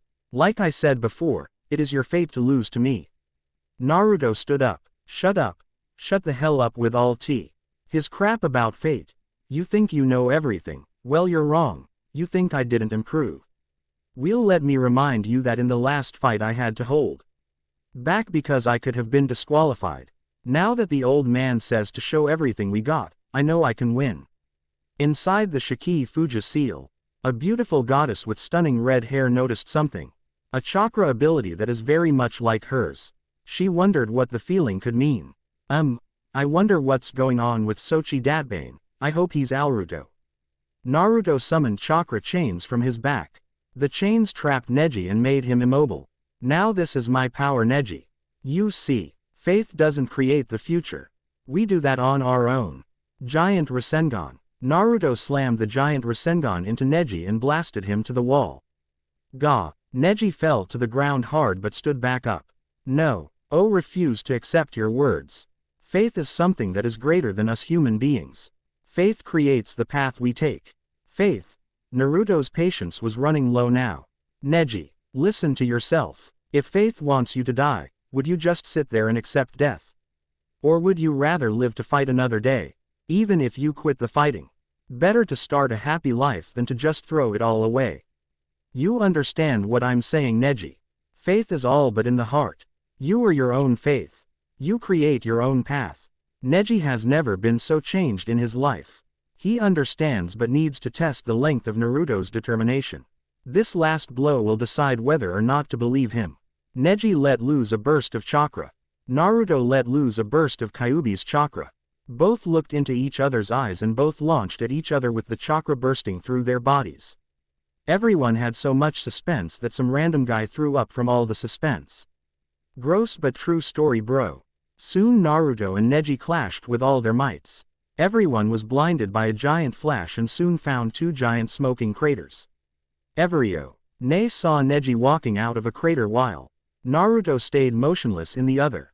The win. Suddenly Naruto came from underneath the earth and uppercuts Neji right in the jaw. When Naruto landed, he looked at Neji, who was on the ground, looking at him with utter surprise in his facial expression. Naruto smiled. Your Byakugan can look 360 degrees around you, but not underneath you. The Naruto Ying in the crater disappeared out of existence and exposed a hole. Okay, the winner is Naruto Uzumaki. He passes the exam. Naruto starts to cheer. Okay, now for the second round of the finals. Ed Uzumaki vs. Alan Uchiha. Naruto immediately stops and looks up at them. They were both smiling at him. As soon as the two come, Naruto walks up to them. Tears running down his face. Naruto, come on man, don't cry. We're the toughest Uzumaki family, remember? So there's no need to cry. Naruto looked at Ed with teary eyes. You. But only one of you will become Chunin and the other will. Alan put his hand on Naruto's shoulder. Naruto looks up at Alan. Hey, doesn't mean we're going to be separated, right? We are still a family, and that's all that matters. Whether we be Genin, Chunin, Junin, Kage, or Anbu. We are still a family, and so we will never be apart. Okay. Naruto nodded and went up to watch the match. Okay, the match between Ed Uzumaki and Alan Uchiha will now commence. Ed smirked. There's no way I'm going to lose, bro. Alan smirked as well. Oh, we'll see, won't we? The conductor got ready. Ready. Begin. Alan back-flipped away and started to charge chakra. Ed just charged in after him.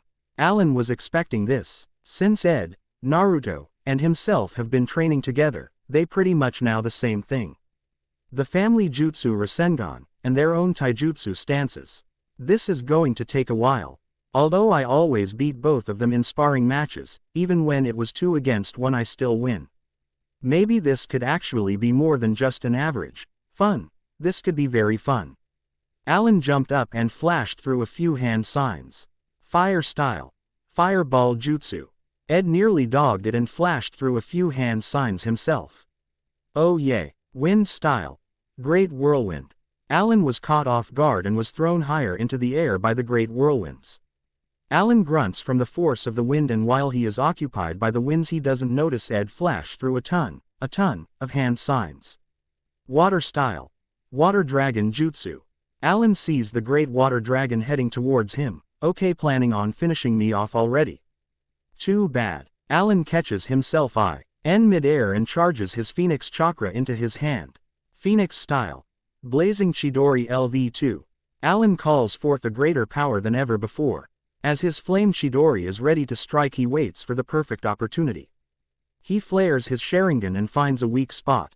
Alan jumps on the head of the dragon and runs down its back. Then he jumps and closes in on Ed. Kuso. Me and Naruto suck at this. Kage Bushin no Jutsu. E summons a shadow clone and starts to form a Rasengan. It was an extremely close one. Ed managed to get the Rasengan ready in time and clash with Alan. As the two jutsu mock, a screeching sound that roars around the stadium, people were amazed at the power the two had. It was insane, almost godlike. No mere genin can have that kind of jutsu arsenal. When the clash ended, everyone saw how injured the two were. Both were bleeding from their arms. This isn't going to stop me. Sorry bro, but this is not just a test to become Chunin. This is a test to see who is the strongest. Alan smiled and nodded in agreement. Yay. Besides, I hear Kayumi hates it a ton when you get injured. Ed faltered. Kuso. So that was your plan. Well, either way, I'm going to die later on. Both shared a good 5-second laugh before getting serious once more. Ed started to charge chakra while Alan was trying to predict his next move. Kage Bushin no Jutsu. About 30 Ed clones and they all started to jump Alan. Or at least try. Alan was dispelling them all easily. Alan didn't realize what Ed's intentions were and found out a bit too late. Water style. Water dragon barrage. Alan was being hit by countless mini water dragons and fell to the ground with a loud thud. As Alan slowly stands up, he sees Ed coming towards him by running on the wall, just enough to be out of his field of vision. Unfortunately for him, he was already spotted. Alan quickly went through a few hand sings and turned just in time to hit Ed with the jutsu at point blank. Phoenix style. Rebirthing technique, flames of the undying Phoenix Lord. Ed could only say one thing. Kuso. Soon an explosion of fire appears in between the two and the two were blasted to the walls, but not by flying. No, they were being dragged and creating a long little crater towards the wall where they impacted. After 3 seconds Alan comes out, injured but okay. Holy crap guys, Kuso, this is a lot of damage. Anyways, the winner is Alan Uchiha. Soon everyone was cheering. When Ed came out they cheered more. Did I miss something? I lost. So why all the cheering? Alan shrugged and both went back up with Naruto. You guys are crazy. That's just the way I like it. The three had a family hug and went to the benches to rest up a bit. You saved yourself this time bro. Just next time. Don't do it at point blank. That hurt more than a fucking bitch. Alan laughed sheepishly. Sorry. Ed looked up ahead. Now let's see how that Uchiha does. The final match against Gaara and Sasuke. This should be good. As everyone waits for Sasuke, the conductor was about to disqualify him. Since Sasuke Uchiha is not coming. He is here by disc. Suddenly everyone heard a scream from the cage's area. To everyone's surprise it was Sasuke. The thing that horrified everyone was that he had a Chidori through his chest. The cage took of his hat to reveal Orochimaru, one of the legendary Sannin. Good job Sasuke-kun. Now let's take our leave to elsewhere. Sasuke turned and looked at the crowd. Wait, there's one I would like to take with me. Orochimaru led his pass and let Sasuke find the one he seeks. Once he found him he brought him to Orochimaru. My Sasuke-kun. You have an ally who agreed to come. Fine then. What's your name kid? Luna stepped up. Felipe Uchiha. Although I prefer to be called Luna Uchiha. Orochimaru accepted him into the group and left. Gaara took that as the signal and started to transform. No way, he's a Jinchuriki. The host of the Aikibi. Shukaku. Naruto looked at Ed. How do you know his name? Alan answered that question. Before I'm a group called the Biju Guardians. Hosts that hold a Biju and protect it. We learned all about Bijus 1 through 10. The 11 and up are kept classified because if people find out that there's 30, it would cause havoc. Think about it. 30 demons set loose. I would think the village would be either very brave or stupid to not be tempted by that. Naruto could see that and looked at Shukaku. Wahaha. Free at last. Freeee at. Laast. Naruto gritted his teeth. We got to stop that crazy monster. Ed and Alan nodded. I still have some chakra. Maybe I can summon Kuda. Ed bit his thumb and slammed his hand on the ground. Summoning jutsu. A poof of smoke appeared, and when the smoke cleared, it showed a snow-white fur kitsune with one tail. You called Ed Sama. Ed fell to his knees on the fox's head. Yay, I'm real low on chakra and we need assistance against the Aikibi Shukaku. Can you help? The fox nodded. Of course I can, Ed Sama. Not that one-tailed kitsunes are not to fight against Biju, because we are still new at this. Our number of tails signify the level of power we have. Very similar to the Biju. Forgive me if I do not meet the expectations. Ed patted him. Don't push yourself, okay, I understand. Do your best and be careful, Kit. The fox nodded and started to have a battle with the Shukaku. Oh look, it's a kitsune. Well, I have a present for you, you crafty little fur ball. Wind style. Air bullets. The snow-white fox easily dogged them and then stood up on its 2 feet. It took out a sword and charged at Shukaku. Ooh, little foxy wants to take things serious. Well then, take this. Giant sand coffin. The fox nearly dogged T and was getting tired from the intense fight. Naruto couldn't handle it anymore. I have an idea. Hey fox, throw me. Ed and Alan looked at Naruto with a, what the hell are you thinking, face. Trusts me, okay. Ed and Alan nodded. They don't need to double guess about it. If Naruto says he can do it, then he can do it. With the support of them, of course. The fox complied with its summoner and threw him at a random direction. Okay. Summoning jutsu. Naruto landed on Kuda's head. But he summoned 3 more kitsunes too. Another 9 tails and a 4 tails. Oh great. Now you're fighting a Biju. Well, at least you started out with Shukaku. Naruto just patted his head. Ah, someone was worried we fight a strong Biju. Kuda just ignored him as he started off with Shukaku. Hey, who are the other 2? Kuda smiled a bit sheepishly. She is my wife, and he is one of the low-ranked guards. He is still powerful though. Shukaku started to laugh at them. Do you be alive that just because say you brought out your chief and his wife, you have a chance to defeat me. Ha ha ha ha ha ha. Kuda just ignored him. Wake the host up and Shukaku will fall. Got it, Kit. Naruto nodded, but how? The TWO foxes were having a bit of trouble due to the mass chakra differences. Suddenly Ed stood up and started to charge chakra. I think I can help. Just make it count, Naruto. Naruto and everyone else were wondering what he had in store. Suddenly Ed jumped off the fox's head. Biju transformation substitution. Ed transformed into a giant 9-tailed fox. His tails had purple flames while he had an overcoat around his neck of white flames. Kuda and the other foxes were shocked to the core. Jump on, Naruto. Hurry. Naruto landed on Ed's black furry head. Then Ed charged at Shukaku.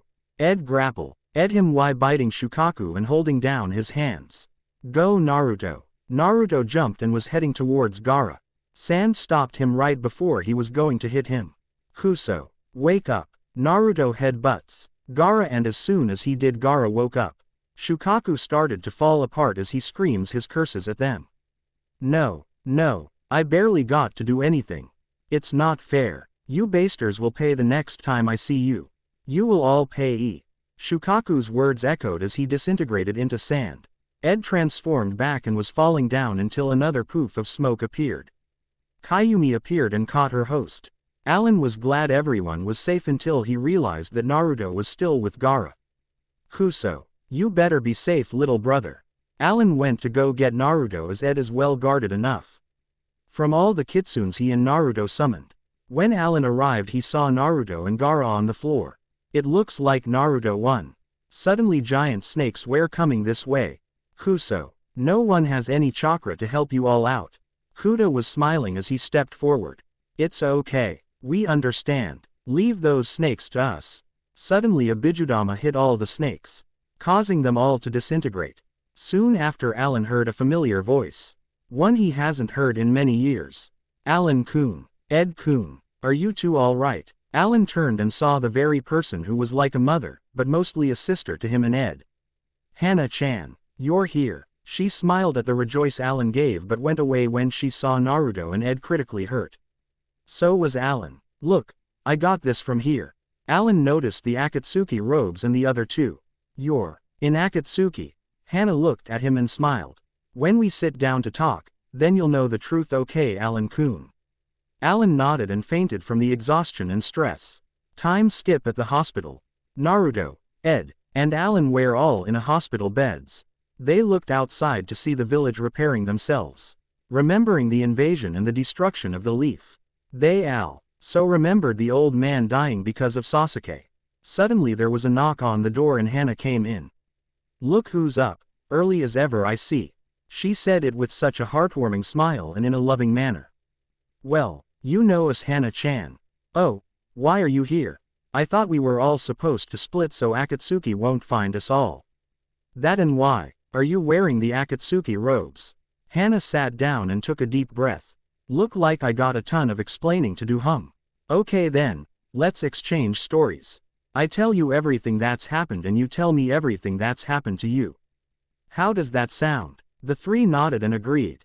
Okay, great. Mind introducing me to your new little brother? Alan and Ed both agreed eagerly.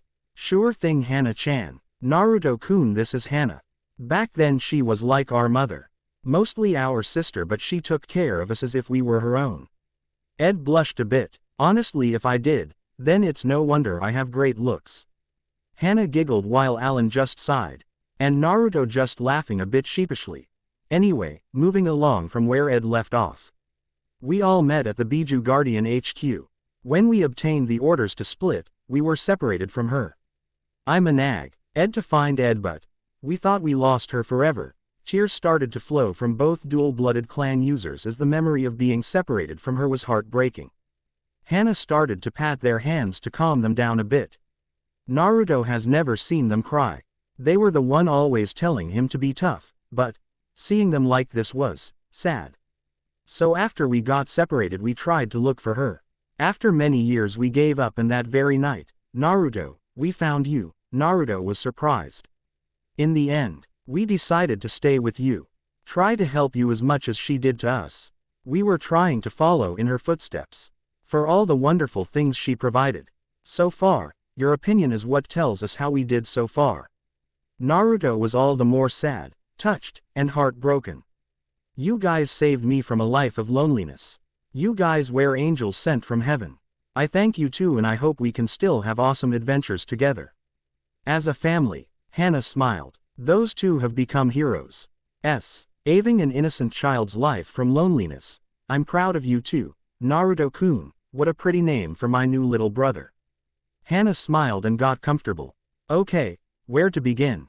Well, since I watched Road to Ninja, I was inspired to make this story as more adventurous and emotional if I can make it emotional, so expect more touching scenes and epic battles.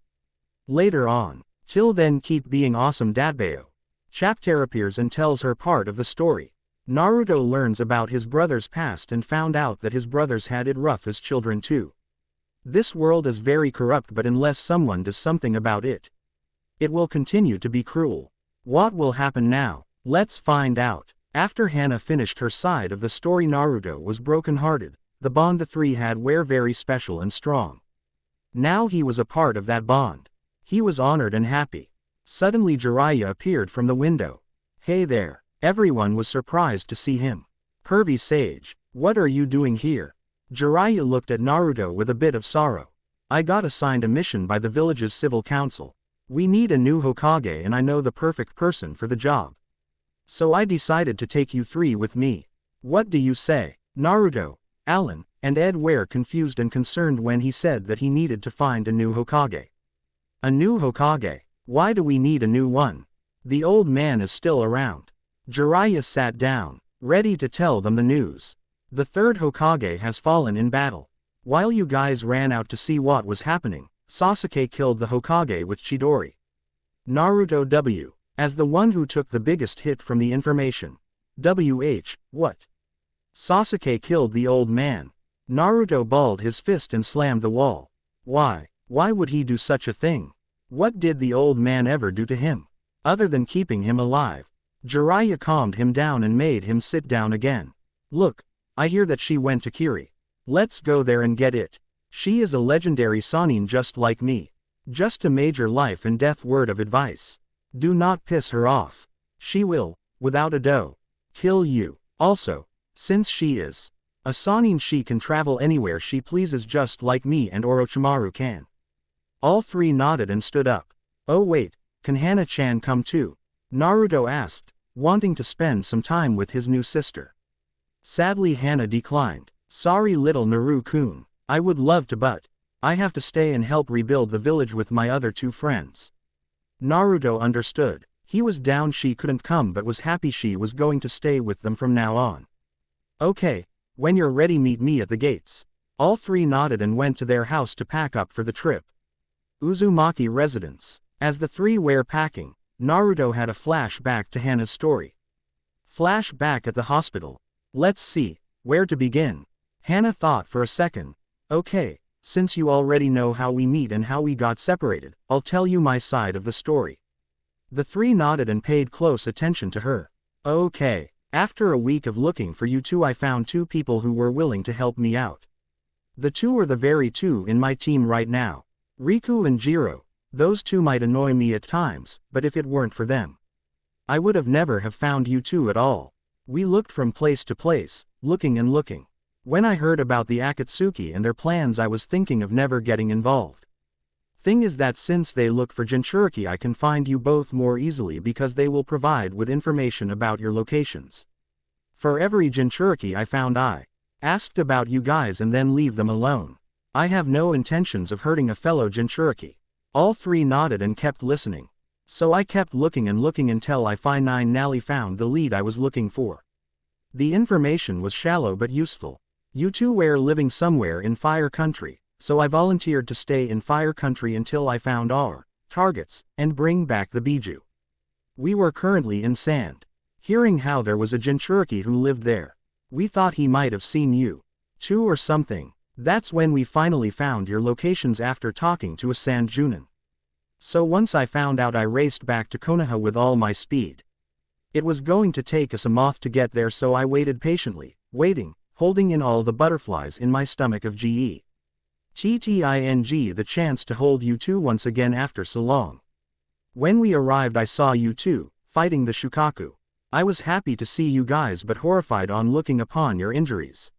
So after you be at Shukaku, I saw an army of snakes going towards you. I summoned my tailed beast and helped out your summons. Naruto was the one who had teary eyes. This story they had between themselves, a story of trying to look for each other. Trying to get their family back together.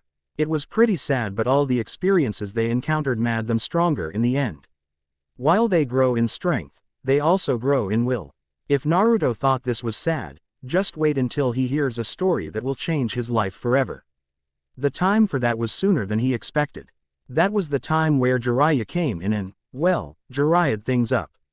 Back in reality, I will protect them too, Hana-chan. While I'm at it, I'll protect you too.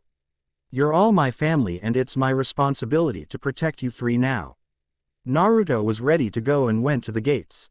When he got there, he saw his two brothers there with Pervy Sage and Hana's team.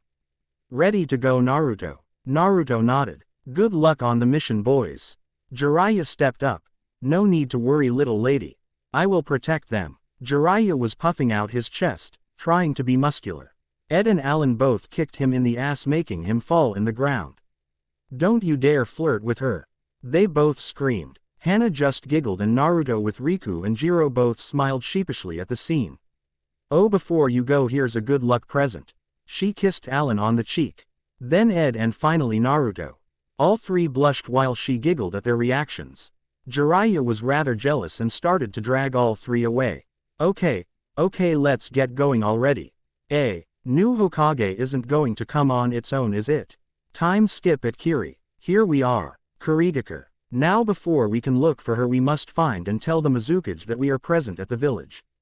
Oh, otherwise we would be technically trespassing.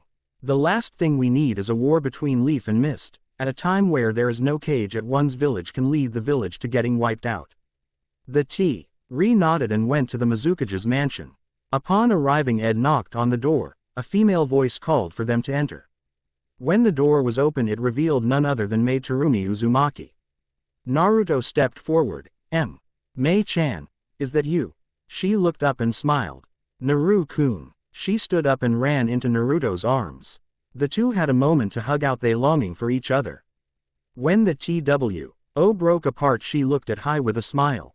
See, I told you next time we meet that I would be the Mizukage. Naruto nodded and smiled. You were right. You look amazing in those new clothing. Mei was wearing an all-blue outfit. She had a sleeveless battle dress, but the dress was flexible to fight in, so she was ready for a fight anytime. She wore fish nets underneath to top it all off, as well as having pinkish battle boots and a small ponytail on top of her head with a bag covering one of her eyes. Ah, stop it you. Everyone can feel something going on between the two. It was really obvious. Good to see you too, Mei-chan. Mei blushed from being a bit rude and forgetting Naruto came with company. Oh, my apologies. Ed laughed a bit. Come on, Mei-chan, you don't have to be formal with us. We're all friends here, remember? She smiled and nodded. So what brings you guys to the village? After everything was explained, Mei was well aware of Konoha's situation. Okay, you are welcome to stay as long as you need until you can find a new Hokage. Please, enjoy yourself around the village. All four nodded. When they left, Mei got back to work, but Naruto came back in. I have something that can help you out with all that paperwork. Come here. Naruto slowly came closer to her. Mei was having 1,000 thoughts swirling around her head as she blushes from how close he was getting. What is he going to do? Is he going to kiss me? Why would he? Does he even like me back? How do I know if he does? Mei was cut from her train of thought when Naruto pressed his head that he actually kissed. Mei remained frozen. Soon she started to melt under his touch. She was feeling extreme bliss as they kissed. She wraps her arms around his neck to deepen the kiss. When they broke, Mei was savoring his taste as a small trail of saliva trailed off from their kiss. Now you know a family jutsu. The Kage Bushin no Jutsu. Now you can finish your work in just a few seconds. Anyway, I got to go. See y'all later, Mei-chan. Soon after Naruto left, Mei was speechless as she still can feel his lips on hers. She put a finger on her lips and smiled. With the team. There you are. We don't have much time, so let's hurry, okay? Ed and Alan would have reminded him that Mei said they could stay as much as they like but didn't. They were a bit too lazy. Meanwhile, Naruto was talking with Kyuubi mentally. Okay, Kura-chan. I took your advice and I honestly can't deny it. Best idea you told me to do. Kyuubi smiled. Well, don't forget. Since we both like you, we will start to compete to see who is your main girl. So expect more from us later, okay? Naruto nodded and smiled. Aw man, this is going to get interesting, isn't it? Kyuubi gave a mental. At a bar. The moment the four come in, they look around. Jiraiya saw a blonde drinking her ass off. Jiraiya just sighed while the three brothers were looking around. So is she here? Jiraiya nodded and pointed at the blonde women drinking over there. Oh shit, she has huge boobs. Jiraiya was crying tears of joy. Oh Ed-kun, you finally see things my way. Ed just shook his head. Just answer the question already. Is that her or not? Jiraiya nodded and the four went to her. Shizune, I need to take a piss. Look after my drink, will ya? A girl with dark hair holding a pig wanted to fault. Tsunade-sama, please stop drinking already. You drank way too much already. The blonde, now identified as Tsunade, ignored her and kept drinking. Naruto said something he wished he didn't. Hey old lady, we need to talk to you. Tsunade had a tick on her head and turned around. Who said that? The four stepped up. She recognizes Jiraiya but mistakes Alan for Orochimaru. Oh, I didn't expect you two to come here, Jiraiya and Orochimaru. Who are the two little dwarfs with you? Jiraiya face-palmed while Ed and Naruto had huge tick marks on their heads. Dwarfs. Jiraiya calmed them down. Cool it, you two. It's not her fault. She has a drinking problem, okay? Shizune approved Jiraiya's statement. Yes, she does. So please do not hate her for what she says. Look, I'll pass on any message you need me to pass on. Jiraiya nodded and told her everything. Shizune nodded and told them to meet her and Tsunade at the forest 30 miles away from the village where there is a small plain. Time skipped to the plains in the forest. As soon as they ask Tsunade, she refuses. Naruto wanted to know why and she gave him a pretty straightforward answer. Look, I am not going to be the next Hokage. It's a fool's job. Naruto made a fist. It's not a fool's job. Being Hokage is where you put your life on the line for everyone you care for. Loved ones, friends, family members, and the villagers themselves. Tsunade was taken aback from his words. Look, my dream is to become Hokage. That way everyone will have to acknowledge me. I have support from my friends and family. They will always cheer for me even when the odds are 100% against me. They don't believe in statistics and the obvious. No, they believe in my ability to take down any challenge that's thrown at me. No matter the enemy, I will prevail. I never go back on my word. That's my ninja way, and lady. Naruto pointed a finger at Tsunade. I am willing to accept you as my new Hokage and, as my Ba-chan. Naruto surprised everyone with that last part. Tsunade was touched and Naruto's words opened her eyes. Why would you accept me as your Ba-chan? Naruto smiled. Pervy Sage is like my grandfather. Since he is like one, why not have you as my Ba-chan? So, do you accept? Tsunade was getting a bit emotional. She always wanted a child of her own, but after losing her lover and little brother, Dan and Naoki, she lost all hope. Now that this little boy, who was asking for her to be a part of his family with open arms, changes her point of view for everything. She understands everything now. Sure thing. I will gladly accept being your new Hokage, but most of all your Ba-chan. Naruto smiled and introduced everyone. Tsunade was rather happy. She now has 3 kids in her family. Although not blood related, she will protect them. Suddenly Manda, the snake summon chief, appears and spits poison at Alan. Alan didn't move fast enough and was poisoned by Manda's venom. Kuso. On top of Manda was Orochimaru and Kabuto. Oh Tsunade, it's a shame you joined them. I was going to come pout dramatically, but since you agreed, I was late. Oh well, since you agreed, I get to kill the 3 you care about now. Tsunade was enraged. She just got 3 grandsons and she was not about to lose any of them now. Not on her watch. Just try Orochimaru. Tsunade arched back a fist and jumped up. She then released the punch and sent Manda flying sky high. Everyone was amazed, but Naruto did not want anyone getting hurt. Now, I got this. I'll end this with a move me and Kura-chan have been working on. Ed Nichan, can you buy me some time? Ed gave him a thumbs up and went into battle. Naruto went into his one-tailed stage. Soon he went to 9, but with the cloak of chakra. If you have seen the series, then think how Killer Bee has his 8 tails form in his human form, so on. After Naruto started to create a Bijudama, Tsunade took this as an advantage and healed Alan, who was on one knee at the moment. With Ed and Orochimaru and Kabuto. Wind style. Drilling wind bullets. Manda was dogging all the wind bullets but did not see a 5-tailed fox with a huge broadsword appear from behind.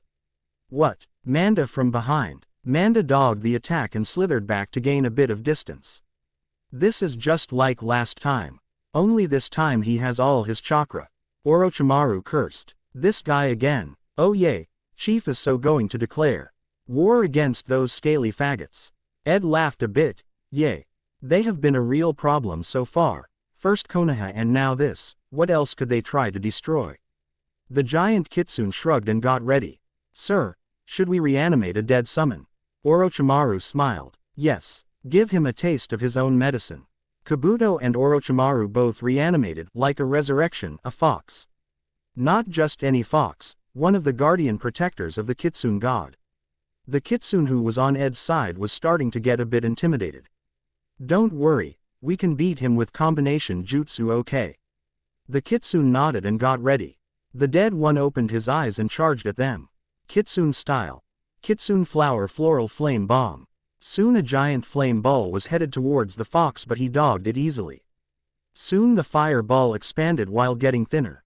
It trapped the fox and made him immobile. The flame took shape of a beautiful flower-like design. Seal. Ed yelled and it started to glow brighter and brighter. Ed was about to snap his fingers.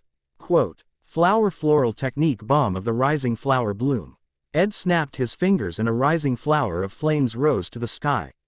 Then it started to bloom as it absorbs chakra, while damaging the enemy fox. It was a sight to behold.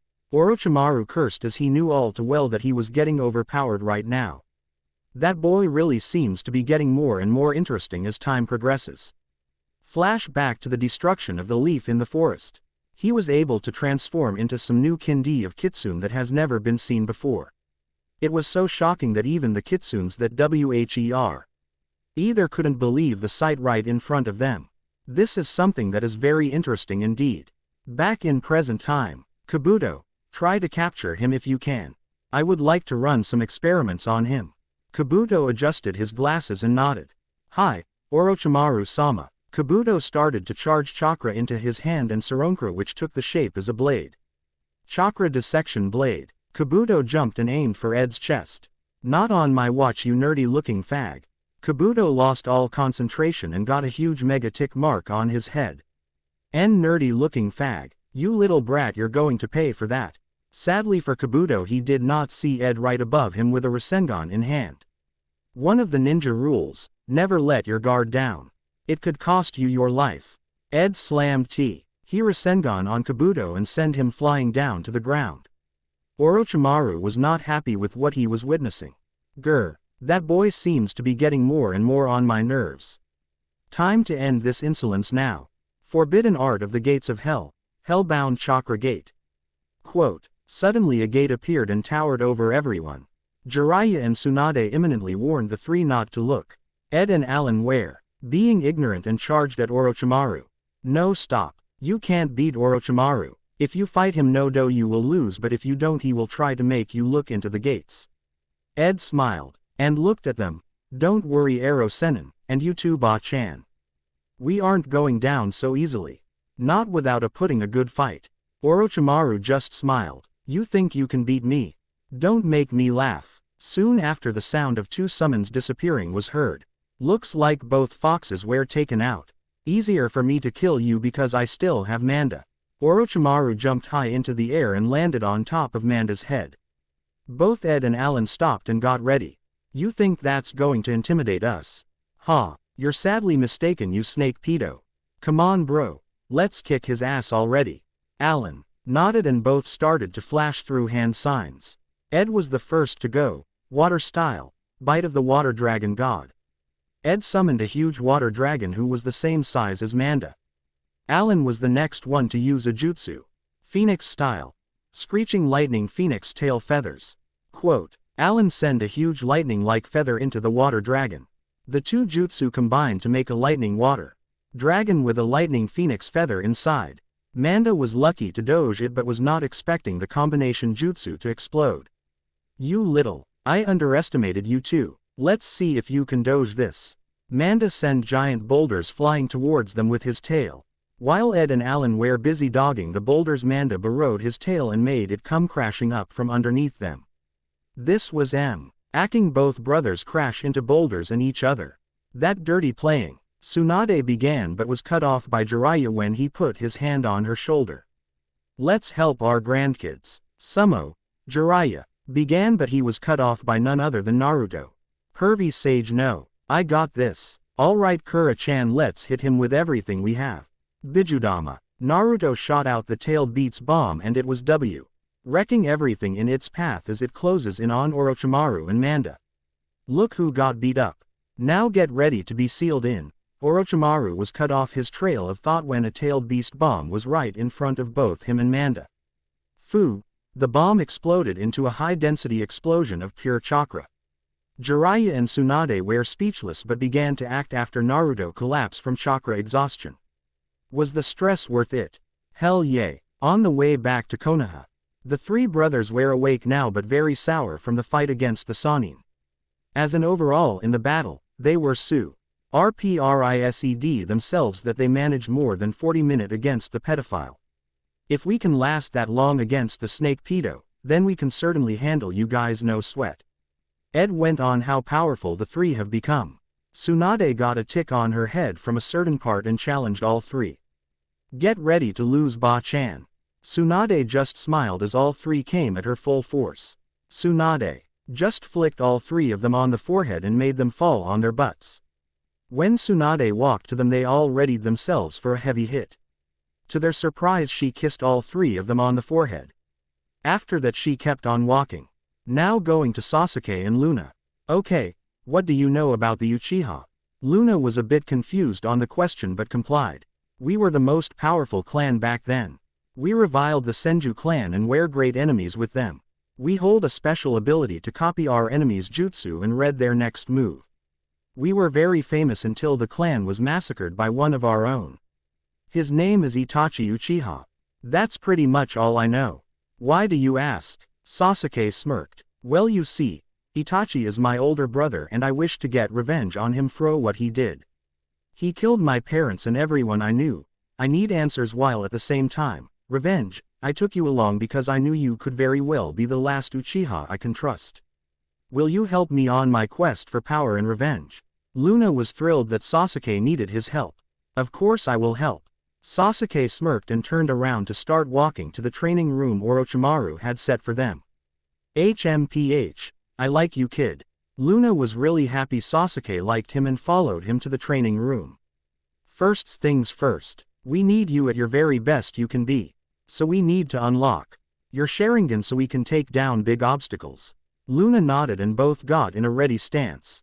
Soon the two were amongst each other in a close-range taijutsu fight. I will become stronger. I will impress Sasuke-kun.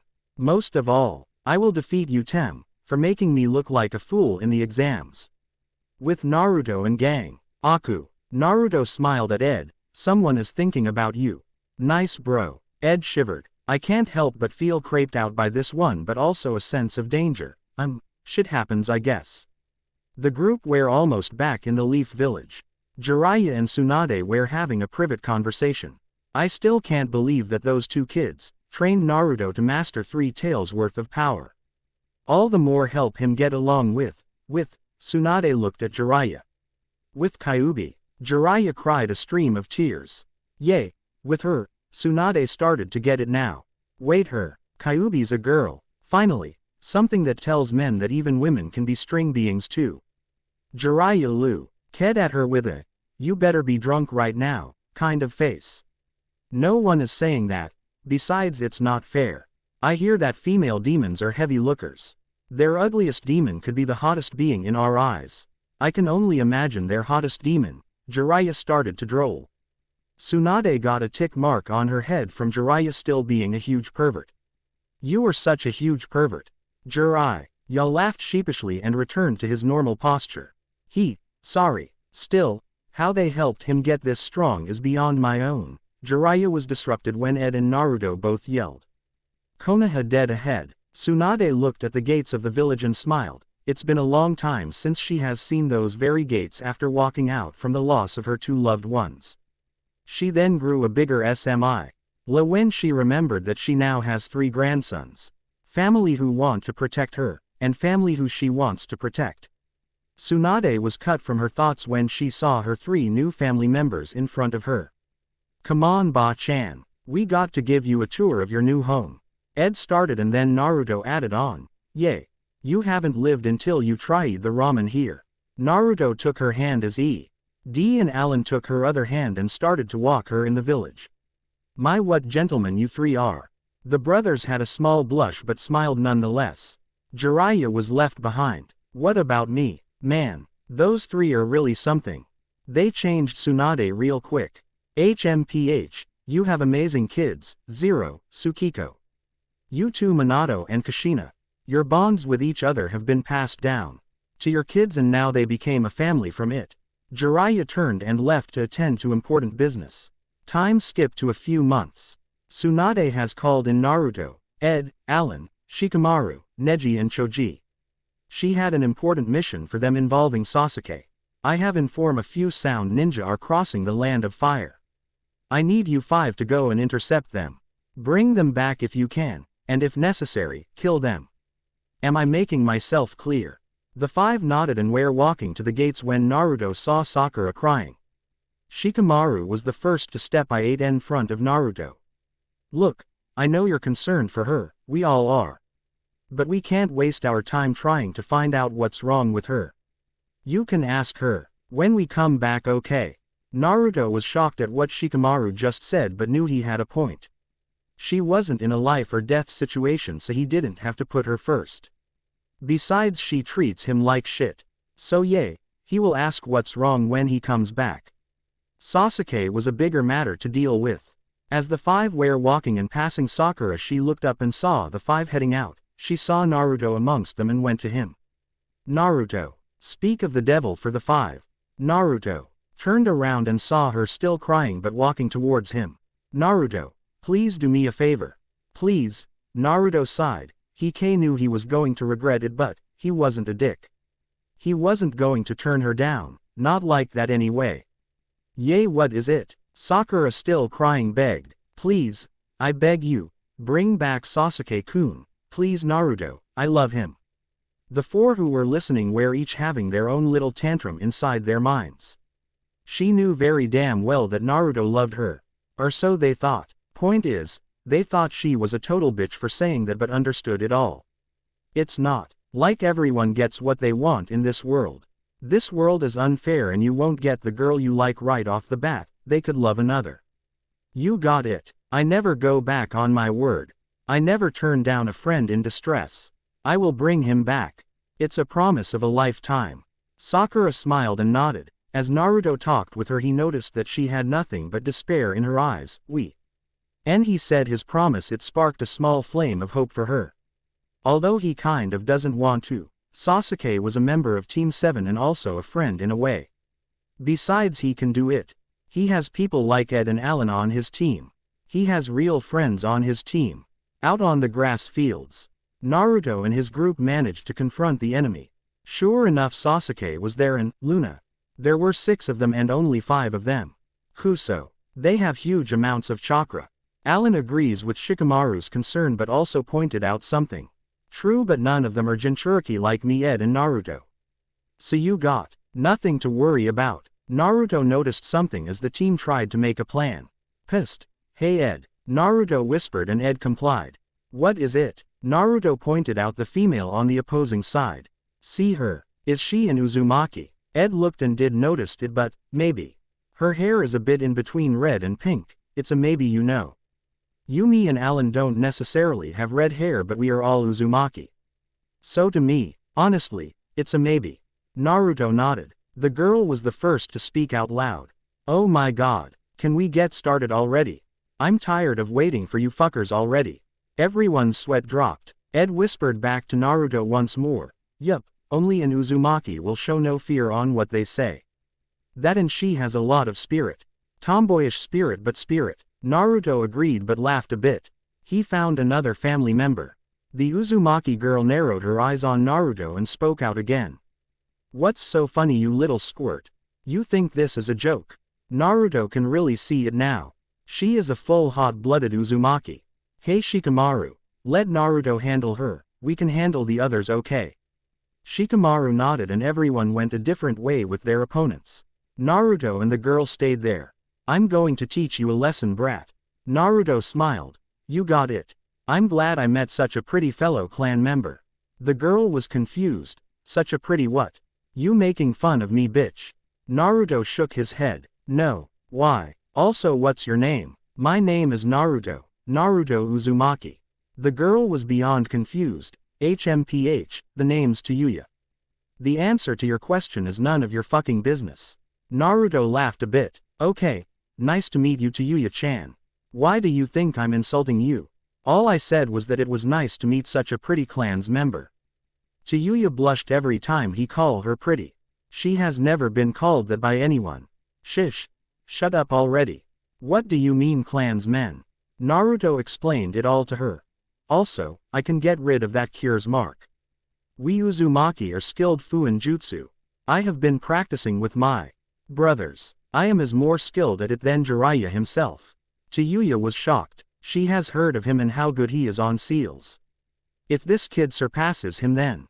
She smirked. Okay Naruto. I'll go with you on one condition. Take the fucking seal of. You do that and I'll be more than glad to come back with you and tell you everything I know about the sound. Deal. Naruto nodded and went over to her. You know Chiyuya-chan, I was expecting you to fight me, but you seem to have grown a soft spot for me. Why is that? Is it because I compliment you charming looks?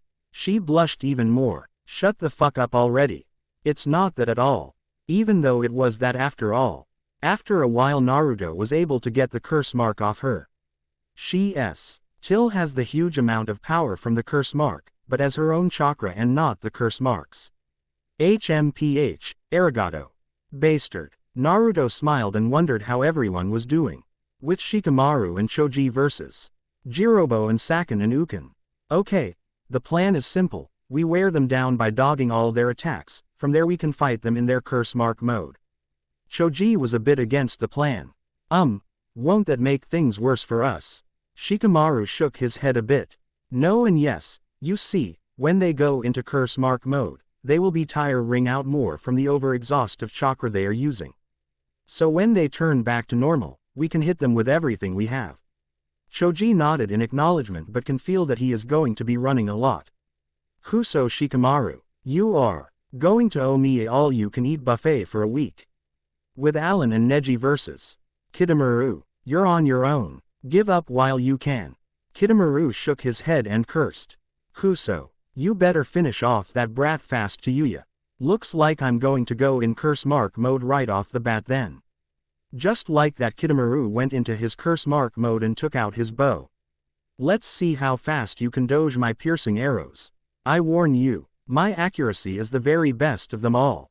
Allen and Neji were still standing there with poker faces. Oh, you two can go fuck yourselves. The two were still staring at him with poker faces. Suddenly he heard Neji's voice from behind. 8 trigrams 2 palms. Neji was using his infamous 64 palms on him. 8 trigrams 4 palms, 8 palms, 16 palms, 32 palms. 8 trigrams 64 palms. Neji unleashed a flurry of blinding speed attacks on Kidamaru. Soon he was sent soaring through the trees and Allen was waiting for him right where he was headed. HMPH. Not your day at all. Phoenix style. Blazing Chidori LV. 3. Allen slices through Kidamaru and land next to Neji. That was a bit too easy. Neji nodded. Yes, they were really weak. The whose chakra signatures was it? Who were those colossal chakra signatures? Allen shrugged and went to go help Shikamaru and Choji with Neji right behind. With Shikamaru and Choji, we took them down way too fast. Something's not right. Choji agreed. Shikamaru, Choji, both of them turned to see Allen and Neji coming towards them. Hey, something's wrong. The enemies we beat were way too easy. What the fuck? Shikamaru agreed with Allen. This is starting to turn into a fucking nightmare. Wait, where the hell are Naruto and Ed? Fucking shit. Soon everyone was headed back to the grassy fields where they were all together before splitting up. Back with Naruto and Chiyuya. Ha, I can't believe that you were the strongest one of them all. Chiyuya nodded. Yup, those assholes would have been dead long ago if it weren't for me. Although, biggest amount of chakra out of all of them, it would have been nice to be thanked at least one fucking time, ya know. Naruto got a huge grin right there. Ya know, huh, we have something more in common. Chiyuya looked at Naruto with a questionable look. We both say ya know. Although I like to say it like this datbayo. Chiyuya smiled. Well, look at you. You're more than I expected, Naruto-kun. Naruto got a bigger grin. Got ya to say kun to me datbayo. Chiyuya blushed and turned away. Shut the hell up. Since you call me Chan, I thought I should show a little bit of respect back to one of my last clan's men, ya know. Naruto smiled and nodded. Naruto. Both Naruto and Chiyuya stood up from the ground and looked at the group coming towards them. Shikamaru, Choji and Neji were about to attack when Allen intercepted them. What the hell, Allen? Allen looked at them. Wait, do you see them fighting? No, they're just talking. Plus I rather not fight a clan's men, especially not before I get to know her. Chio looked at Alan, analyzing him. So I presume that is Alan, the one who is mostly Uchiha but also part Uzumaki. Naruto nodded. Look, I am glad to know he is on our side and all, but we are still missing Ed, dammit. With Ed versus Luna and Sasuke. Kuso. Ed was thrown and crashed to the rocky wall. The Valley of the End was not a good sounding place to die in for Ed. Luna was headed towards Ed with a Chidori in hand. Ed managed to get a clone out and start a Rasengan, but Sasuke killed the clone before it was complete. Ed had no choice but to use WH.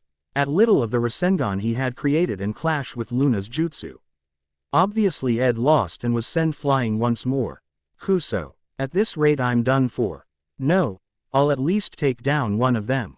Ed on went into his one-tailed form while Luna had his Sharingan flared, ready for anything. The training with Sasuke really paid off a lot. Luna, this is your final test. Kill him. Luna was a bit anxious. He didn't want to kill him. All he wanted to do was beat him for beating him, but killing him was not in the agenda. Well, if Sasuke wanted him to kill him, then he will kill him. Go fuck yourself. I'm not going to die. I have a family I have to protect. There's a new friend I have to meet. There's so much I have to do and dying is not one of them. Rasengan. Ed charged a very powerful Raseng, and then was heading towards Luna at blinding speeds. Kuso. Tem has some real speed. Luna could not keep up with the speed, so he jumped up and went into his one-tailed form. If you're going to use your tailed beast powers, then I am too. Ed stopped but still had the Rasengan in hand. You're a Jinchuriki. Then why the hell are we fighting? Jinchuriki are supposed to protect each other. Everyone is a part of the Biju Guardians. So why are we fighting? Is it because you're trying to get all Biju to defeat the Akatsuki? Or is it because you're Sasuke's bitch? Luna got a huge tick mark on his head. I am not anyone's bitch. This fight isn't going to be like the last fight. This time I'm not holding back Tem. Ed smirked and charged straight at Luna, who did the same. Both flared their Sharingan at their very limits and were not holding anything back at all. Fire style. Grand Fireball Jutsu. Luna shot out a huge fireball towards Ed, who jumped in the air. You won't beat me with that kind of jutsu. Water style. Water Dragon Bullet Jutsu. Ed shot out high-speed water bullets at Luna, who dogged them all with ease, up until he was punched in the jaw and was sent soaring through the sky. Wind style. Drilling Wind Bullet of Destruction LV. 2. Ed took in a big deep breath and shot out a massive drilling wind bullet headed towards Luna, who was still recuperating from the punch Ed dished out. Luckily he had his Sharingan to warn him just in time, and before the jutsu could even make contact he shot out his own jutsu. Kuso. Fire style. Flaring Fire Wall.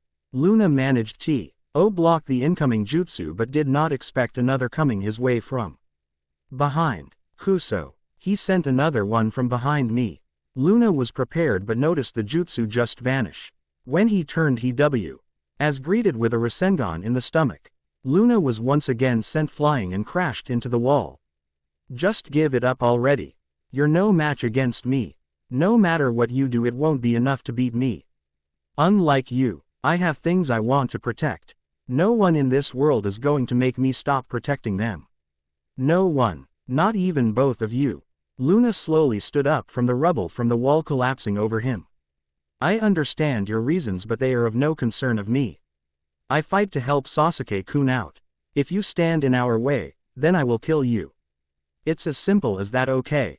Thunder Roa. Red overhead as the two started to charge up their jutsu. I will beat you with my family jutsu. I have to stop you both here and now. Luna was well aware that he too needed to end this fight. I'd not have something against Ed, but he needs to help Sasuke out no matter what. Sasuke was the only one who acknowledged him out of everyone else's. So of course he will be loyal to him. Fine with me, Tem. Luna started to charge his ultimate jutsu. Kitsune style. Blazing Phoenix Maelstrom Rasengan. Ed had a massive blazing Rasengan in hand. Lightning style.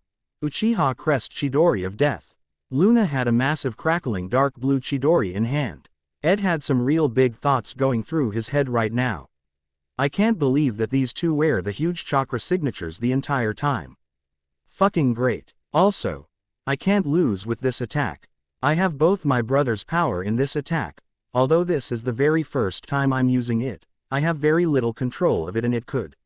Luna was thinking the exact same thing as Ed. Either become a disaster or a huge help. Either way there's no way of finding out then by using it against him. Ed and Luna got in a ready stance read.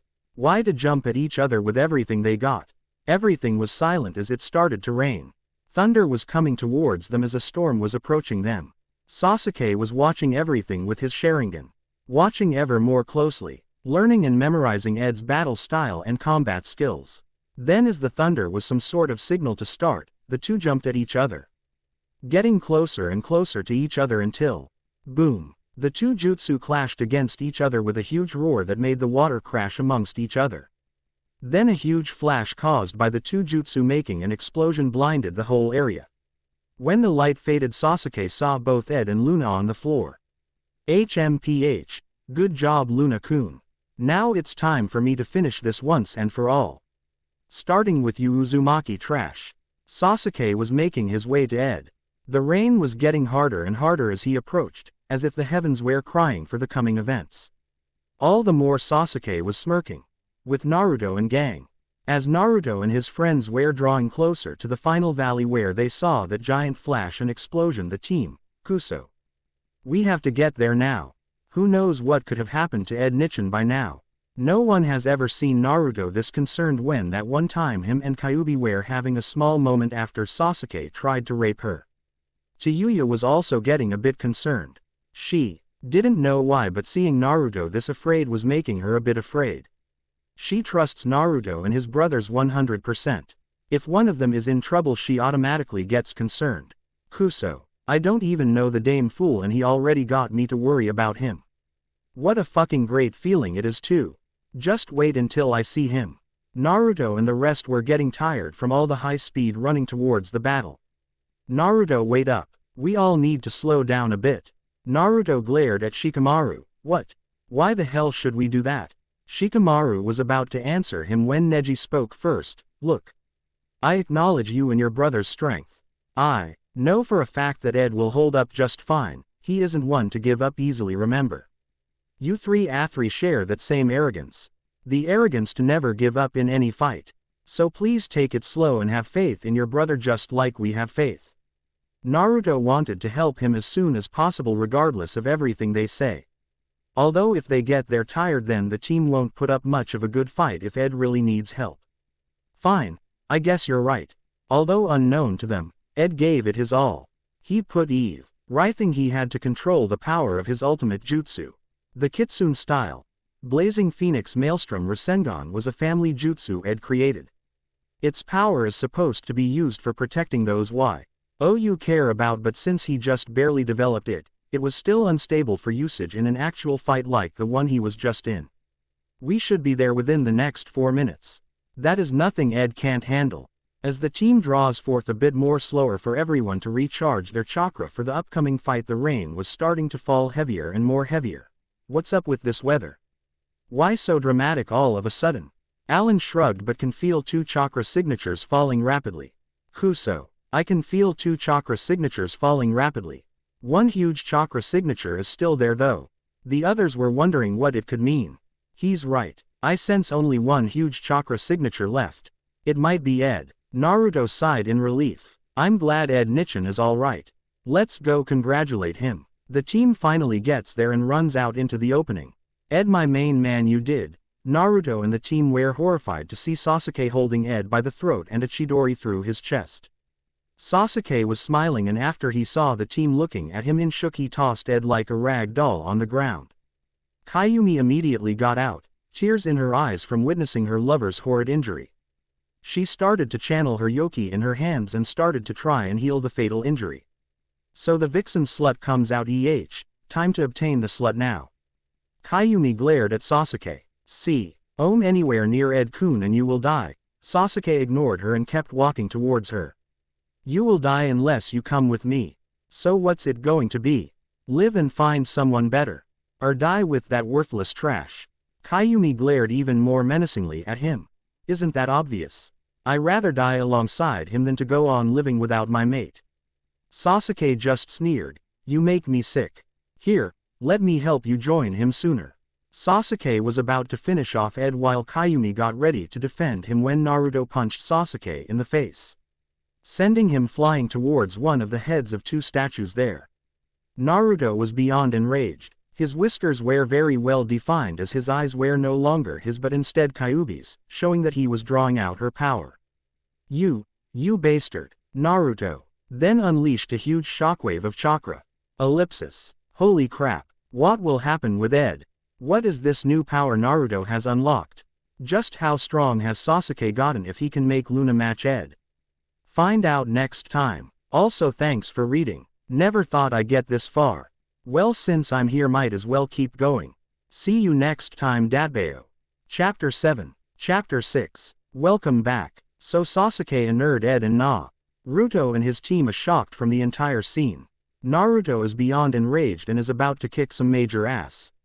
Let's watch as Naruto unlocks new more powerful powers. Naruto was overflowing with chakra. His whiskers were really defined and his chakra was making the entire area shake. Naruto. Leave him to us. Choji, Neji, Shikamaru and Alan charged towards Sasuke with everything they had. All Sasuke did was smirk and flared his Sharingan. You weak little Genin aren't worth my time at all. Be gone. No one was even frightened in the slightest. Soon Sasuke started to dodge all of their attacks. Shadow Possession Jutsu. Shikamaru was successful in trapping Sasuke in his clan's infamous Shadow Possession technique. Sasuke was immobile and looked to his left to see Choji expand. Human Boulder Jutsu. Choji started to charge towards Sasuke as Alan had his Sharingan flared. It's over Uchiha. You should have thought twice before you injured our brother. Phoenix Style. Blazing Chidori LV. 2. All Sasuke did was raise both his hands quickly and stopped both jutsu with his bare hands. Sasuke was starting to get covered in black markings and soon completely engulfed by it. His skin was of a different shade of color and his hair was longer with a grayish look to it. Soon after Sasuke grew two hand-like wings. It gave him a real demonic look and it was nothing but pure evil. Sasuke looked up and smiled. His Sharingan flared while he had some weird cross-like star tattoo in the middle of his face. Witness the power of the new and improved Heaven Seal. Release. Level 3 Stage Curse Mark Mode. The seal did as its master wished and Sasuke's hair grew even longer, all the more he grew an extra pair of hand-like wings and a sword. Sasuke looked at everyone with a grin. Time for you all to die. The team charged at him from different directions to try and outmaneuver him and attack him from all around. Sasuke disappeared in a flash and was attacking Choji with an endless barrage of blinding speed attacks. Choji was getting bruised up like a banana. Sasuke then delivered the finishing blow by sending a massive triple fireball at him. Boom! Choji was sent crashing through trees and was out of the fight for good. Shikamaru and the remaining two members were shocked at the display of power. Choji. Shikamaru started to run towards his best friend when Sasuke suddenly appeared in a blur right in front of him. Shikamaru was only 3 centimeters away from his face. The speed he had was godlike. He didn't even try. He didn't even have to try and run at his full potential just to get right here. What is he? Sasuke smirked. I am your worst nightmare, you smart ass. Shikamaru was now scared as hell. Did he just read my mind? Sasuke just smirked once more.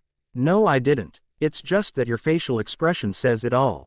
Now it's about time you joined your fat friend over there. Shikamaru balled a fist. Don't you dare call him fat. Shikamaru tried to land a hit but his wrist was caught by one of his wings. Tisk, tisk, tisk. Now Shikamaru, that's no way to throw a hit. This is how you throw a hit. Sasuke arced back his fist and let loose all the power in that punch in Shikamaru's face. Soon Shikamaru was sent flying and also crashed through trees on the opposite side. Sasuke held out his hand and caught some of his teeth. Come now, is this what you call a fight? Pretty sad if you ask me. Alan and Neji were the only ones left.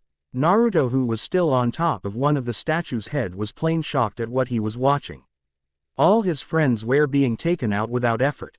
This was not good at all. Sasuke has reached a whole other level of power. Kuso. He's just way too strong. He took out Ed, Choji, and Shikamaru like nothing. Kuso. What should I do? What can I do? Maybe. This is how it's supposed to end. In the end I was still too weak to even protect my brother. Now my last brother is going. 2. Naruto was cut off his trail of thought when Kyuubi caught his attention. Naru-kun, I can help you. Although I will do it for a slight favor in the future. Naruto agreed regardless of what she had planned. I'll do it. Anything to protect my brothers and Ukura-chan. What do I have to do? Kyuubi smiled and pulled Naruto in his Mindscape. In Naruto's Mindscape, Kyuubi held her arms opened, as if she wanted a hug. Naruto complied and then they kissed. After they broke the kiss she whispered in his ear. I will give you my chakra as a present, okay? Also, there is someone I want you to meet, okay? Naruto nodded, wondering if he ever had more than one tailed beast. Who could she want him to meet? Kyuubi then held out her hand. First you are going to have to take my chakra. Here, chakra can only be touched by chakra. Makes sense. Naruto nodded. He focused his chakra and touched Kyuubi with I should see her.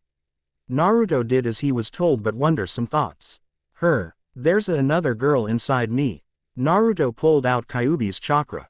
He didn't want to be greedy so he pulled less on it to get a smaller bit of her chakra. Kyuubi was aware of this and smiled a bit, her mate was just too nice. Suddenly a bright light appeared and a beautiful goddess appeared. She had long stunning red hair that caught him in a trance. She had no blemishes and a nice body. She had the most amazing eyes Naruto has ever seen, and to top it all off, her smile was nothing but a great blessing. Such a heartwarming smile. She wore a long dress and a green cooking apron. Wow. Who is she? She is just as beautiful as Ukura-chan. The mysterious goddess giggled and looked at Naruto. Oh, you think I'm really that pretty? Naruto nodded with a small blush. Yay. I mean, wow, wait, Kura-chan, who is she? Is she another tailed beast like you? Kyuubi giggled at Naruto, he really had no clue. Well Naruto, try to guess who I am. Naruto had a thinking pose. Both females giggled at the little thinking pose he had. You're, sorry I can't think of anything. Kyuubi patted Naruto's shoulder. Naru-kun. This right here is Kushina Uzumaki. Naruto widened his eyes. I have an Uzumaki living inside me. Is that normal? Both girls laughed. Naruto's blush grew bigger until the goddess now known as Kushina hugged Naruto.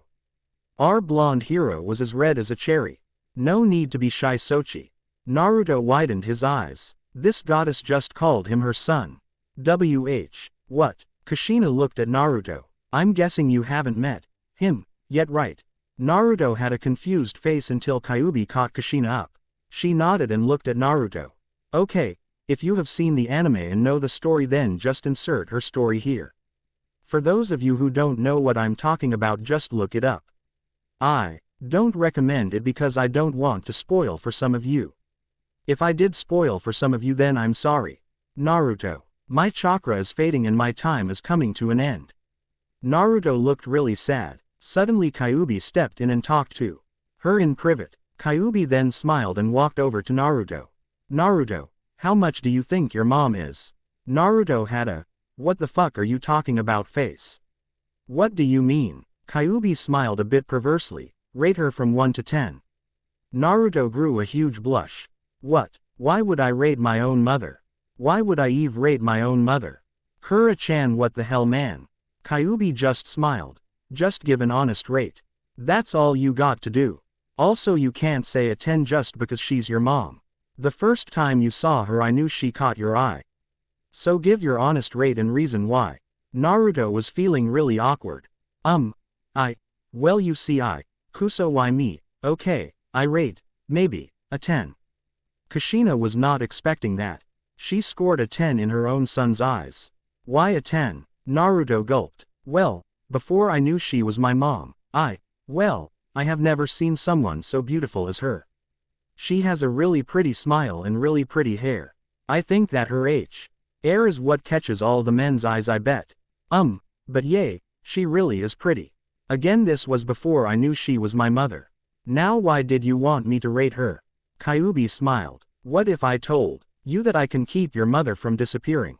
This caught Naruto's attention. How are you going to do that?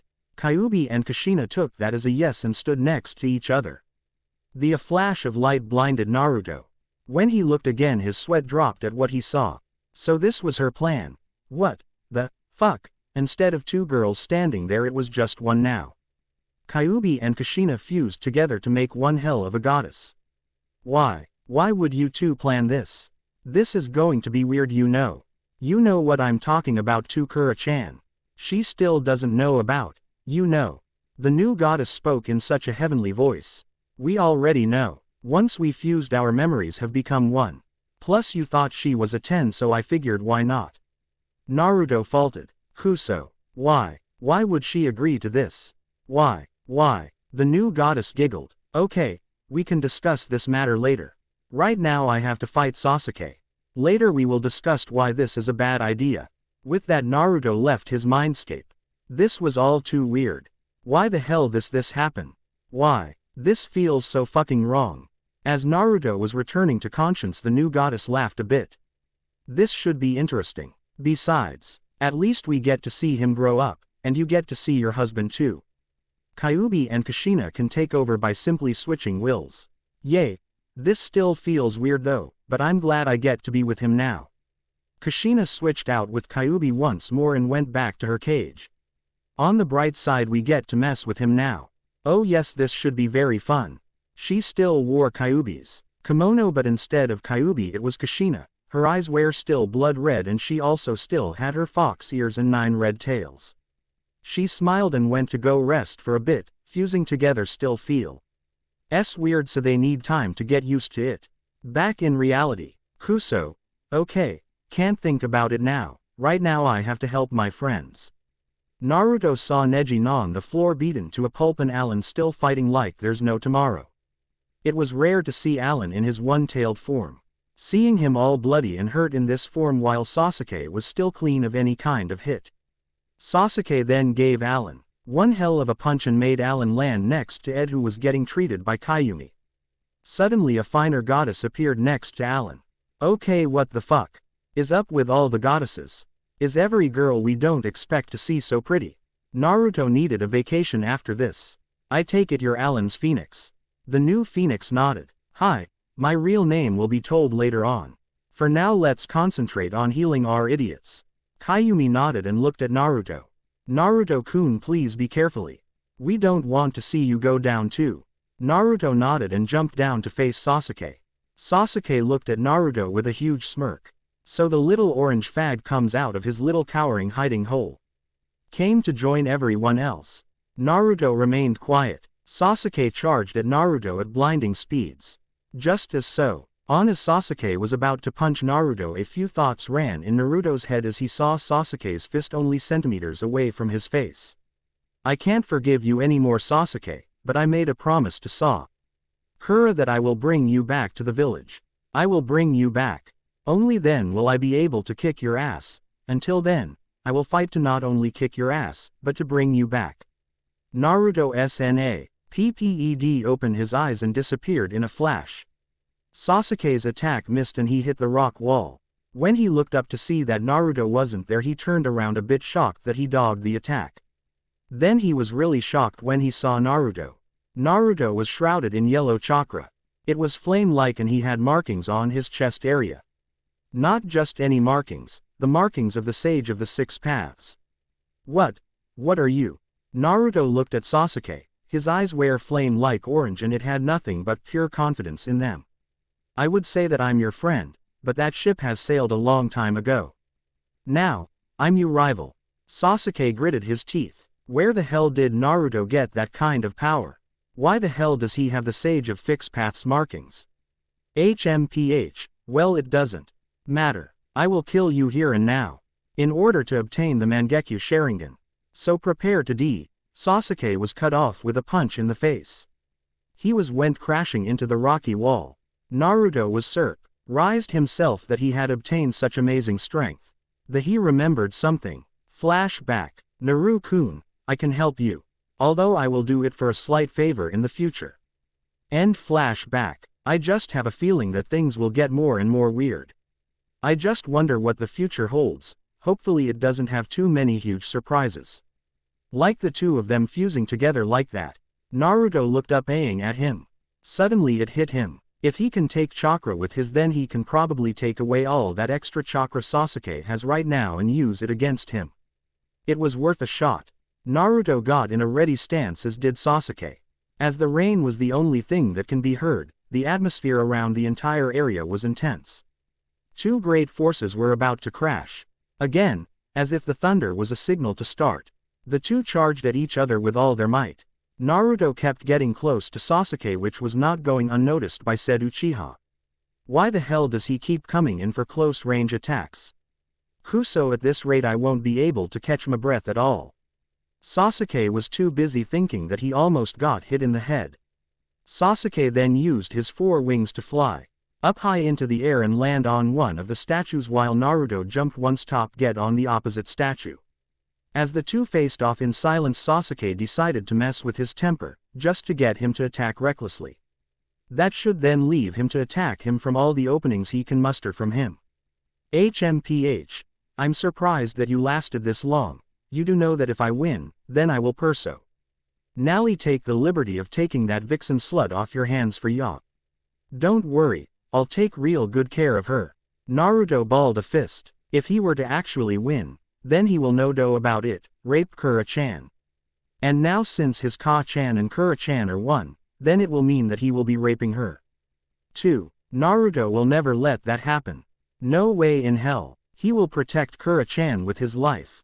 Now he will double his protectiveness just to make sure his Ka-chan is safe too. Better watch what you say, Sasuke, because they could speed up your death. Sasuke started to laugh out loud. As if this idiot is going to actually kill him. He isn't about that life. Those thoughts went down the drain when Naruto appeared in front of him with a new kind of Rasengan. Planetary Rasengan. Naruto slams the new Rasengan into Sasuke and pushes with all his might. Sasuke cannot believe that he became so strong. His speed is so outstanding that he literally flashes out of sight. The amount of physical strength is far beyond his own. This without a god here. No human is capable of moving this fast on pure speed. Sasuke was then blasted forward but then went pale. He saw Naruto's hand holding on to his chakra. What the hell? How is he doing that? My chakra is depleting real fast. Kuso. How did he get so strong? I heard that the fourth Hokage was the fastest shinobi because his flying Raijin, flying thunder god jutsu, but that's teleportation. Orochimaru also said that Tsunade is probably the last strongest physical strength shinobi in the ninja world. If what he said is true, then I fear that Naruto might have surpassed both of them on their own home turf. The speed and strength he has is inhuman. Naruto saw that Sasuke's normal blue chakra was coming out too ND, so he knew that he needed to stop taking chakra. Naruto then used a chakra hand to cut Sasuke's chakra and take what he stole. Naruto can feel all the negative emotions in Sasuke's chakra. Is this what Sasuke really wants? He just wants to find out why Itachi killed the entire clan. Sasuke, you didn't want anyone to know because you didn't want them to think of you as a weak Uchiha. My brothers are Uchiha but they have me. Hana-chan, and now to Yuya-chan as their family. There is nothing wrong with having other people as your family. Okay, Sasuke, I will save you from the darkness you are in. I will be your light. Naruto did not see his new vixen smile at his words. He sure knows what he's doing, doesn't he? After Naruto was finishing his thoughts, he looked at Sasuke, who was losing his weird twisted form. He was back in his normal human form once more. Naruto turned back. No point in wasting his new power when he's not fighting then. Kuso. Damn you, Naruto, you will pay for this. Naruto did not respond. He understands Sasuke now. Why he acts like that. What his goals are. Why he has chosen the path of darkness. It wasn't because he wanted no. It was because he wanted to obtai. And the power to beat Itachi and get answers from him. It all made perfect sense to him now. Sasuke, I swear I will save you from the path of darkness. Until then, keep going down the road you believe in.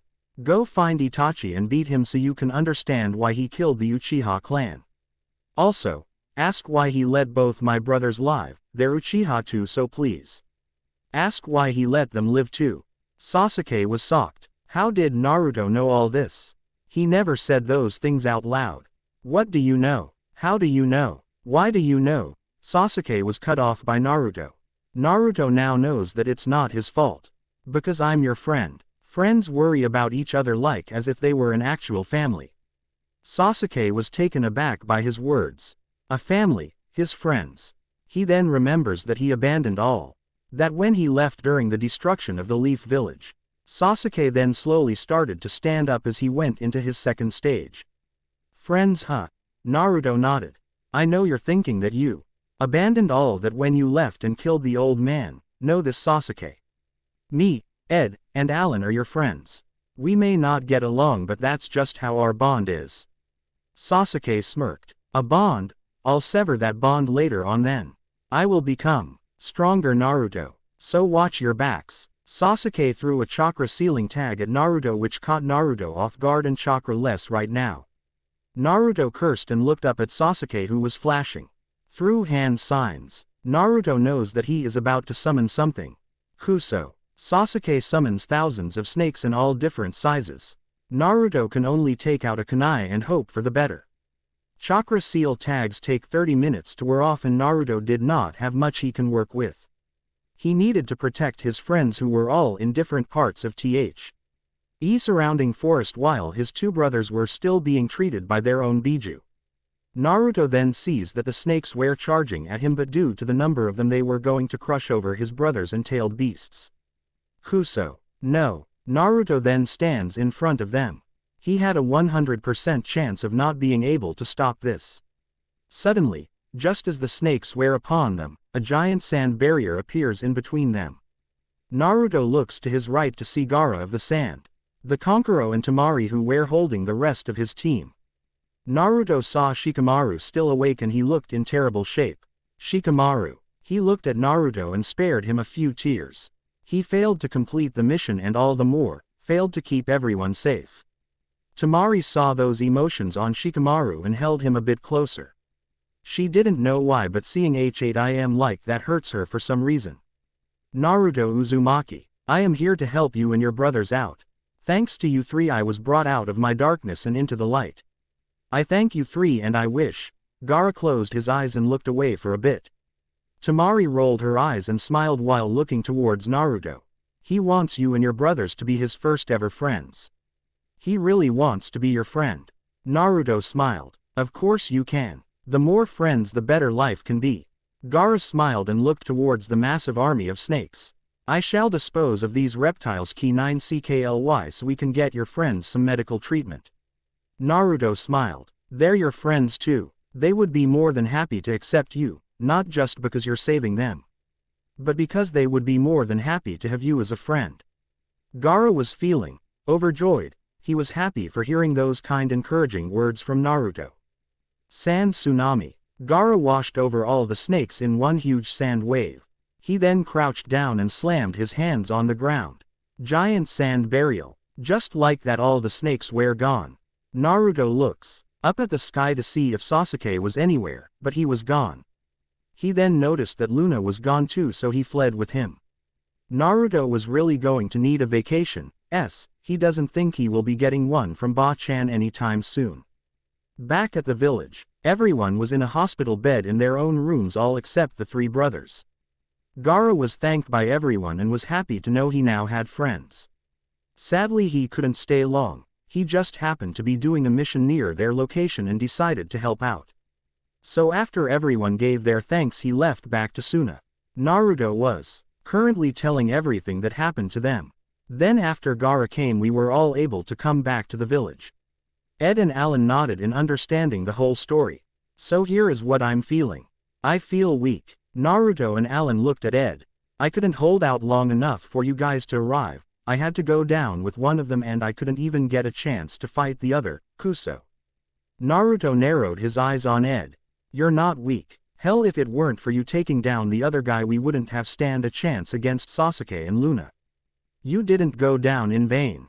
You tried our very best and you managed to take down one of them so he wouldn't get in the way. Ed smiled at the attempt Naruto was making, but he knew that if he wanted to get stronger, then he needed to train. HMPH, thanks bro. Naruto nodded and smiled as he relaxed back into bed. It was nice and peaceful until the door was blasted from its hinges. Ed and Alan both gulped and were shaking a lot. Naruto was wondering why until he saw Hana at the door. She had a look of being very worried and pissed at the same time. Then Naruto gulped, knowing why his brothers did it first. What happened? She said it so coldly and dark. It was a fucking nightmare. It's as if she was the Shinigami, death god, himself. Neither brother said a thing out of fear.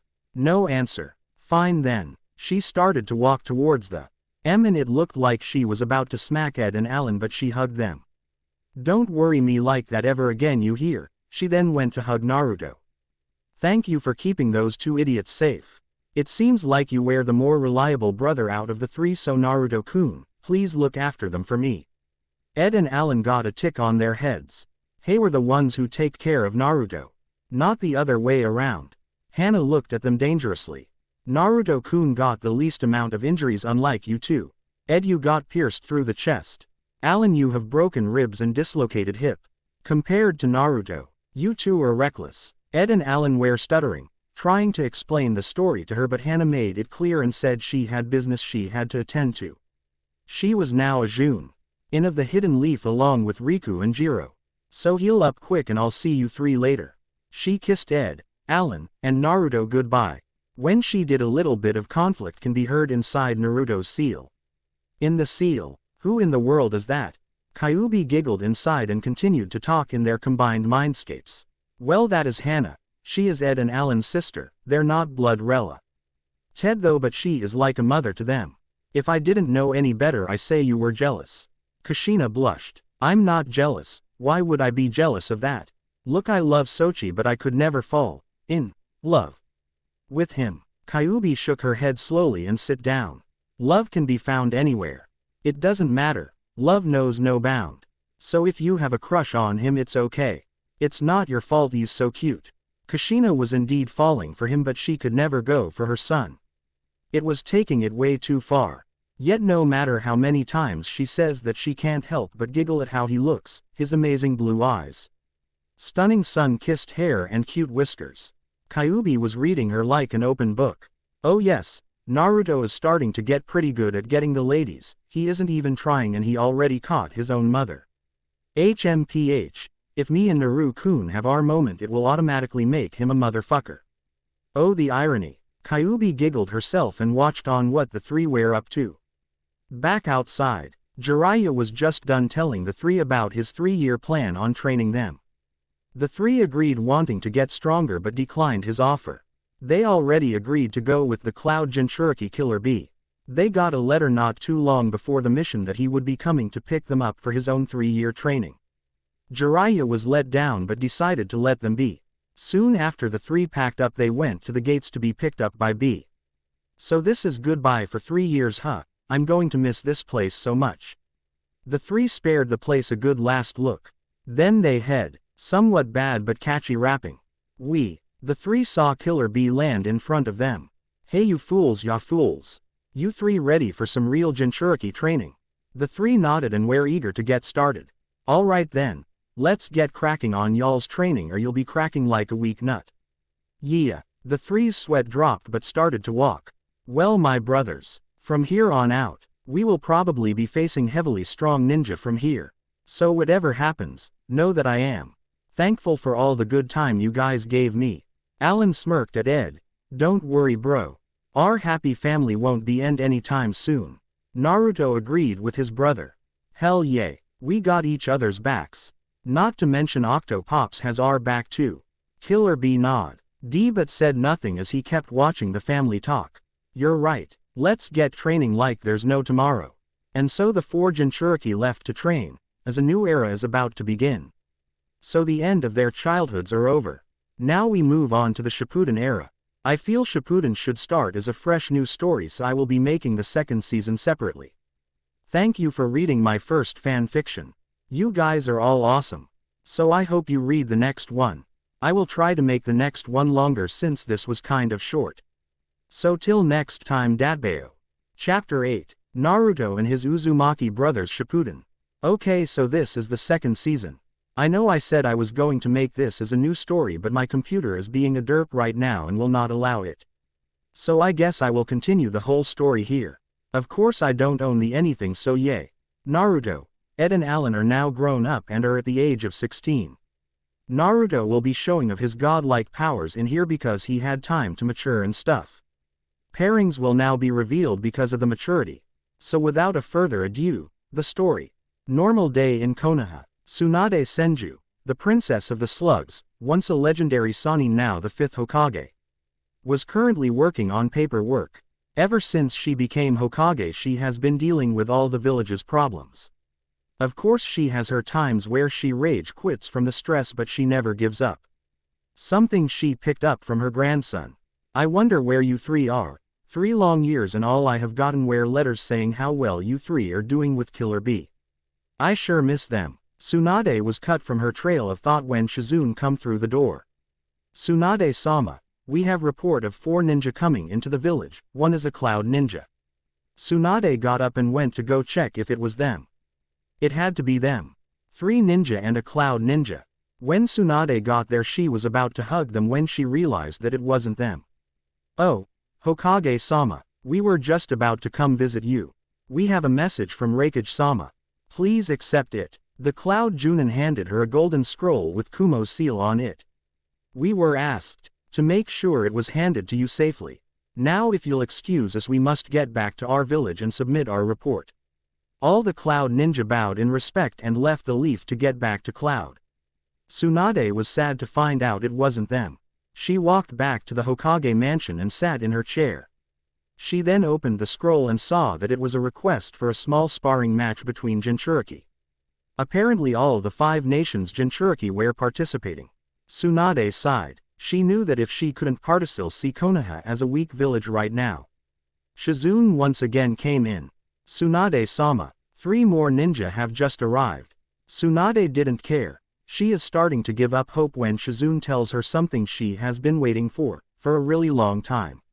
Naruto Uzumaki, Ed Uzumaki Uchiha, and Alan Uchiha Uzumaki have returned to the village. Tsunade stood up and ran to the gates. When she arrived she saw them. Her grandchildren. She ran up and hugged the 3 of them. Hey Ba-chan, you scared the crap out of us. We thought we were getting jumped or something. Tsunade apologized and got a good look at all 3 of them. No doubt about it in her mind. They have really grown. Naruto was still wearing his orange jumpsuit, but it had some black to it. It was a small jacket this time. It showed his stomach off a bit. Just like size shirt but not as tight. He had so cool black stripes on his orange pants.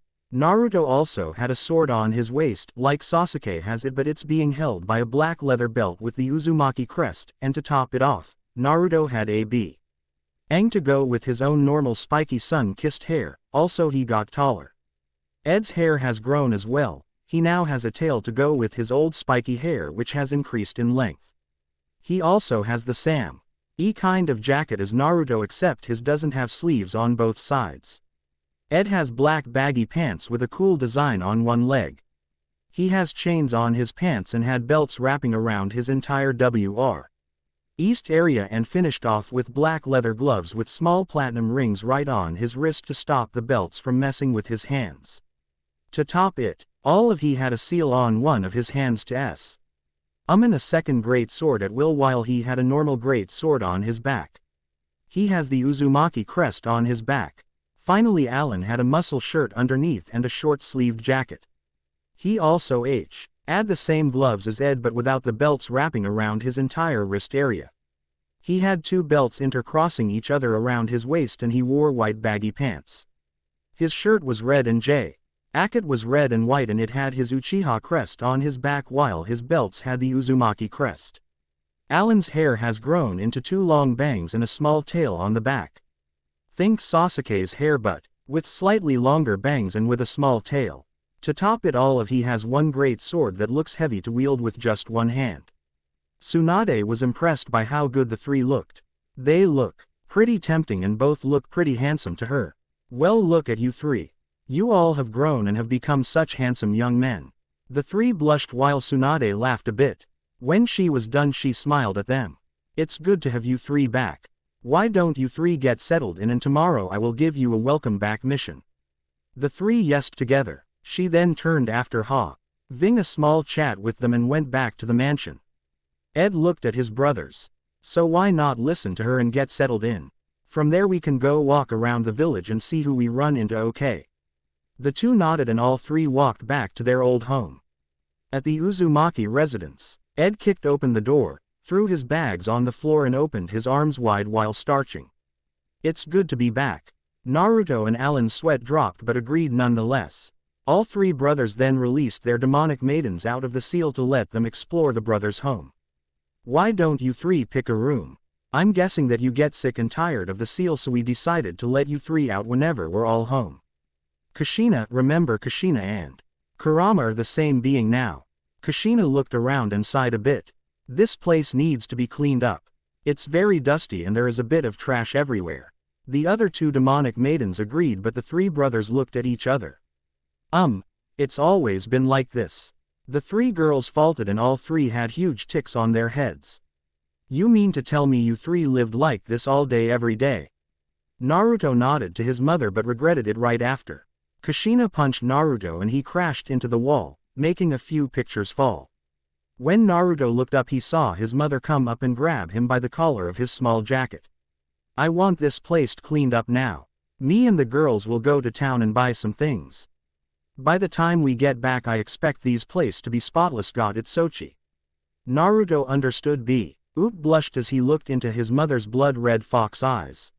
She may be scary but he can't help but get butterflies in his stomach. Her eyes change back to her original shape and color whenever she goes back to normal from harmony mode. Tailed beast body parts added to hosts. X. Fox ears and 9 fox tails on Naruto and or Ed. Okay, good. We won't take long. Alan was afraid to ask but asked anyway. How do you three expect to blend in like that? Alan's phoenix looked at him. Simple. We hide our appendages and go as normal 16-year-old girls. Alan could see that. Ed looked at Naruto who was still on the ground. Naruto was having some thoughts run through his head. Kuso. I can't help but get lost in her eyes. I still remembered that promise 3 years ago. Flashback. Okay, Naru-kun. You remembered that promise we made not long ago. The one where you agreed to do me a favor for me giving you your new power. Naruto gulped. Yay. Tailed beast chakra mode is one kick-ass mode. Alright, what is it? I made a promise and I plan on keeping it. I would be going against my ninja way if I weren't able to keep it. So what is it? Kyuubi smirked. Well, I want to be able to grow a family with lots of kits. Since you are becoming a kitsune demon because you took my chakra, I figured you could help me.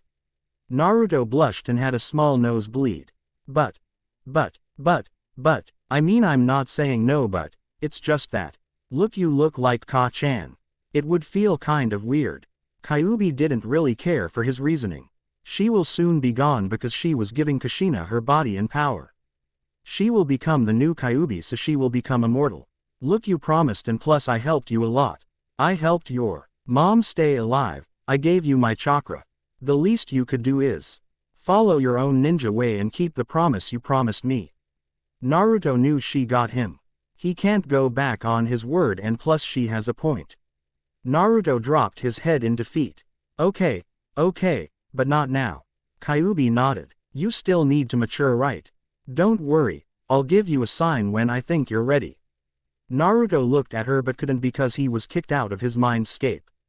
Kuso. Alan looked at Naruto. What's wrong, bro? Naruto shook his head. Oh, it nothing. Just having a chat with Kura-chan is all. Alan nodded and went back to training. Flashback end. Naruto was out of his thoughts when Ed held out his hand to help him stand up. Naruto took it and stood up, still rubbing his giant bruise he got from his mother. Shit man, I think she may be physically stronger than Ba-chan. Ed and Alan shivered at that moment. Well, let's get cleaning up. I don't want to feel Kushina-sama's physical strength now. Alan agreed and all three started to clean up fast. Naruto realized something. Wait, Kura-chan is the same age as me. My mother had her mom inside her. Will this affect Ka-chan in any way at all? Naruto did not want to keep thinking this anymore. He figure he go to a counselor about it. With the girls. The three maidens were walking down the street back home with grocery bags and some other household items. They were Yuzuki Uzumaki no Kitsune, Yua Uchiha, and Kushina Uzumaki no Kitsune. The three were having their usual chats. Wow, Kushina, that's a real sad story. Kushina was currently telling the story of how Minato saved her and him died protecting Naruto. Yay, such an emotional story. Thank you, Yuzuki. I still can't believe I became younger. I feel so strong again. The three girls smiled. You sure are a very respectable woman, Kushina. I wish I was as strong as you were. Kushinawa, you can be just as strong as me too, you know. She smiled and nodded. Yuzuki grew a grin. So does this mean you're a virgin once more? Kushina blushed. Why would you ask me something like that? She shrugged. Just wondering. I mean, just think. If you grew younger because you fused with Kurama-chan, then what else could have happened? She was the same age as all of us. Now that you two fused, you're the same age as us. So I'm just wondering, you know. Kushina blushed but can understand on what she is getting on. Well, maybe, I don't know, Datbane. Yuzuki and Yua both knew that she only says that whenever she is excited. Come to think of it, so does Naruto. Yua, being the least perverted one, changed the subject. Yuzuki, we all know you want to get down and dirty with Ed-kun all the time, but don't drag poor Kushina-chan into it. Yuzuki just pouted. Oh please, it's not like you haven't thought of doing dirty things with your host. Kushina looked at her. I never once thought of doing such things with Sochi.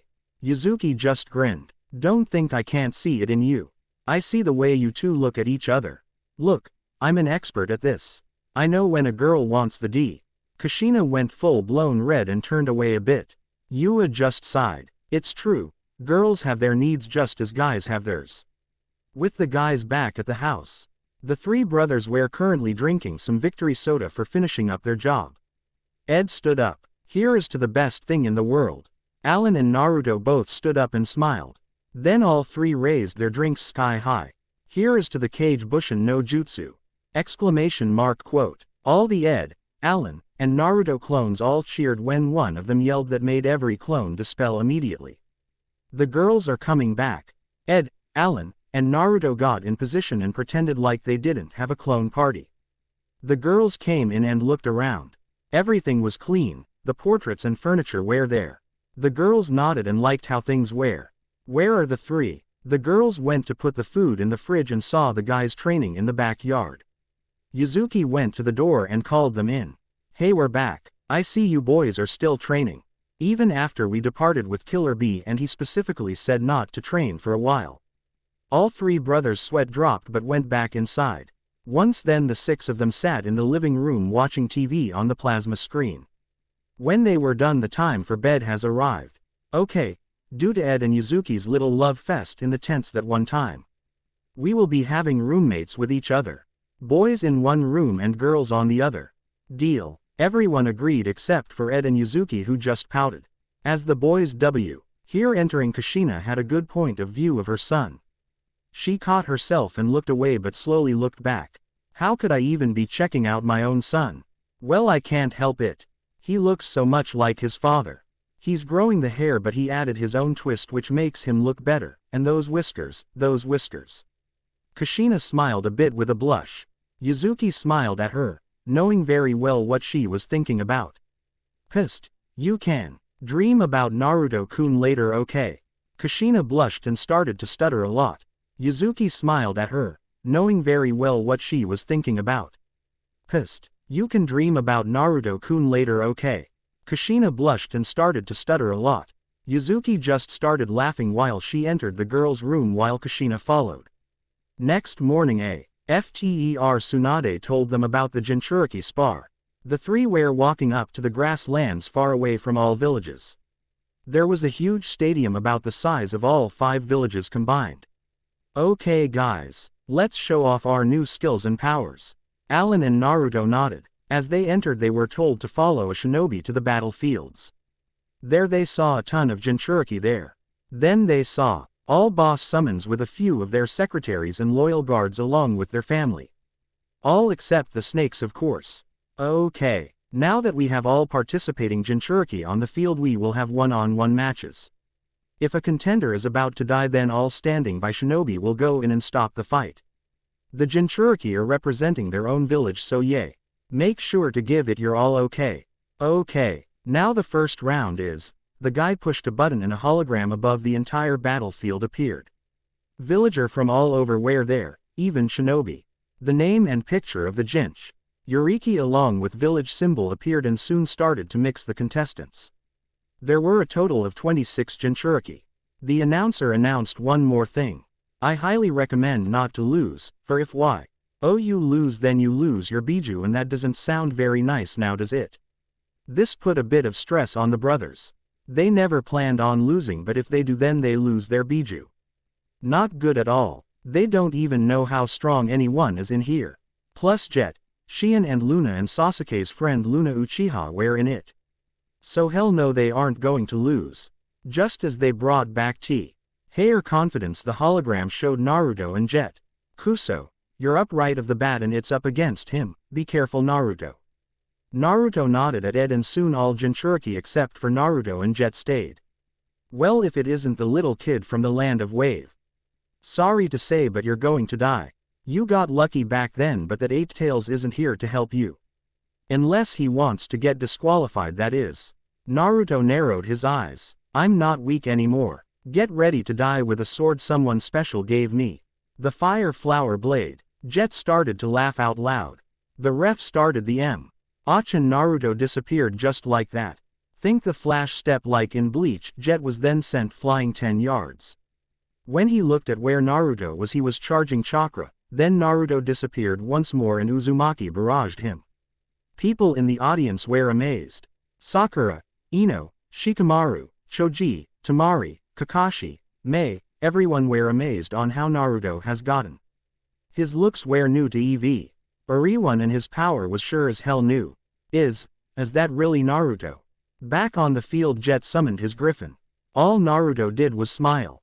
Now we're getting somewhere. Naruto started to run at her human speeds towards the griffin and jumped high into the air. Naruto was about to make a Rasengan but was blasted down hard by a giant tail. Everyone saw Jet in his tailed beast form.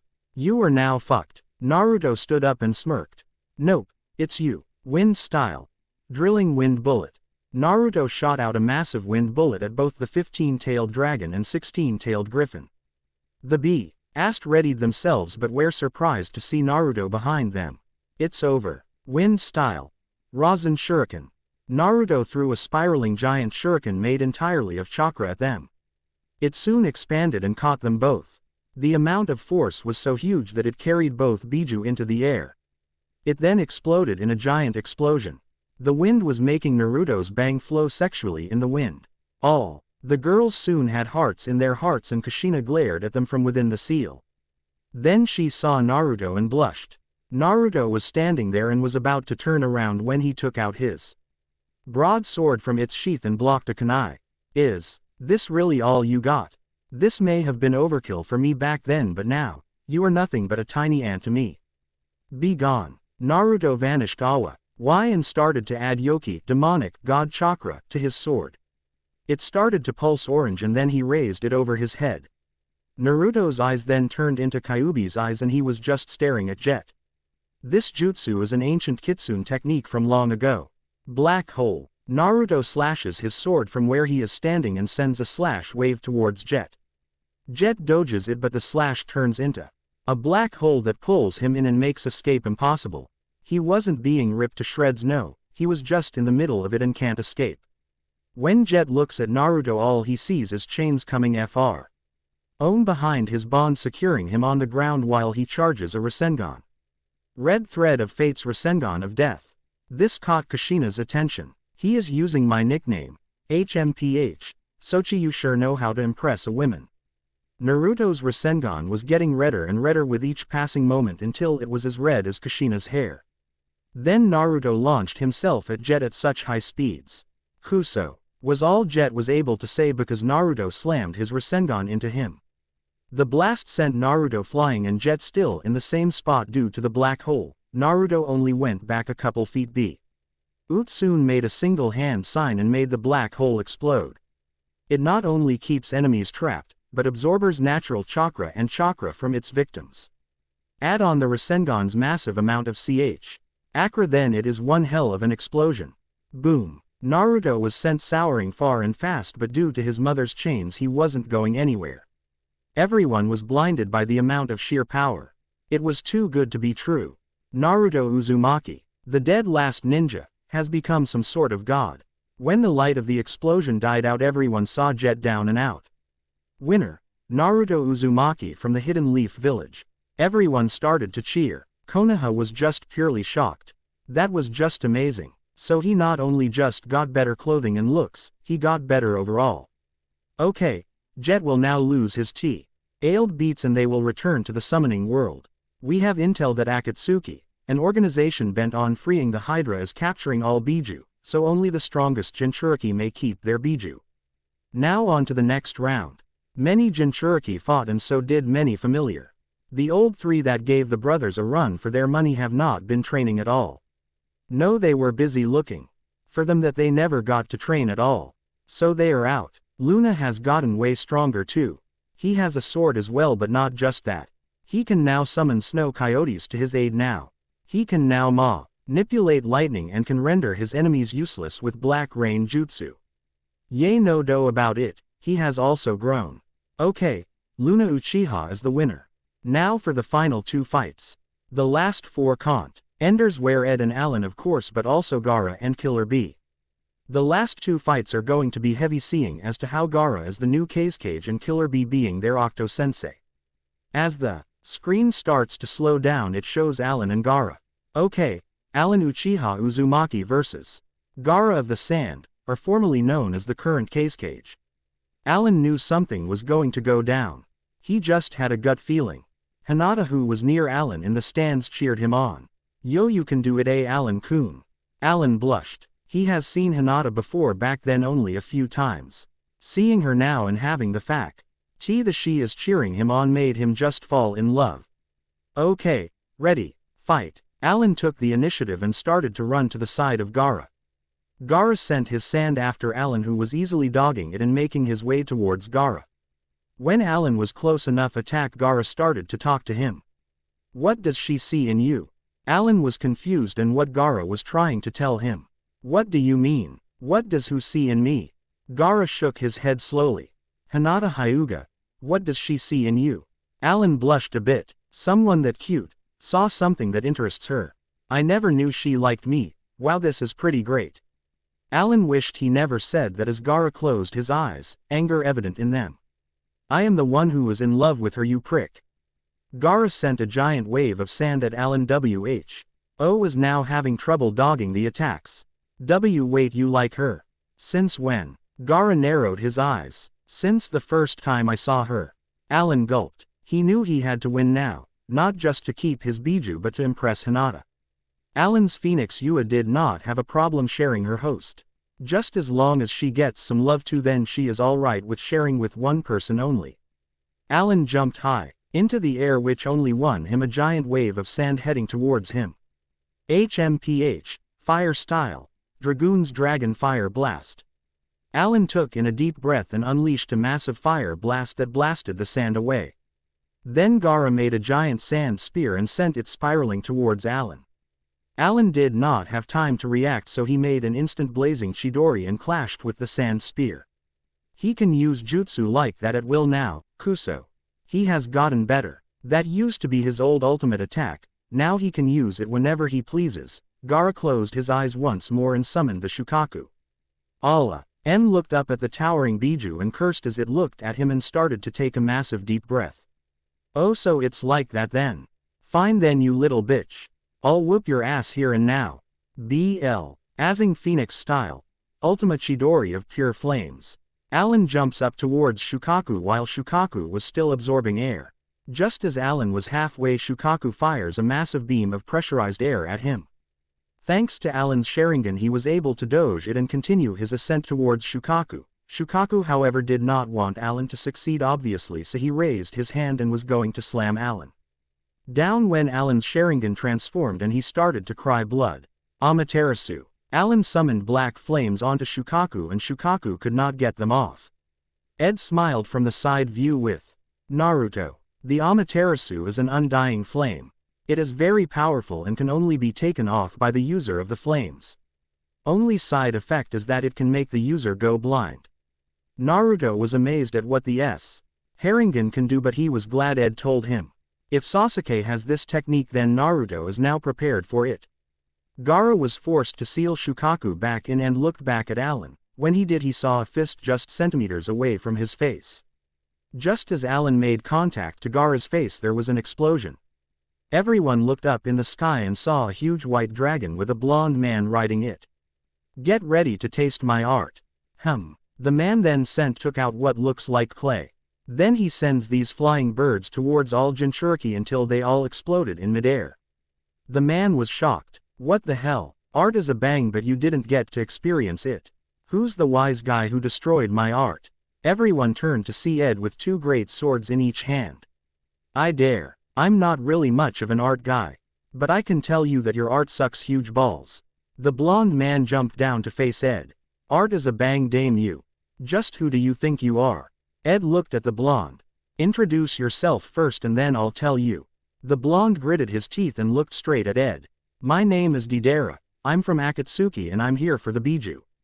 Ed smiled. "Too bad for you." Ed suddenly appeared behind Deidara in an instant.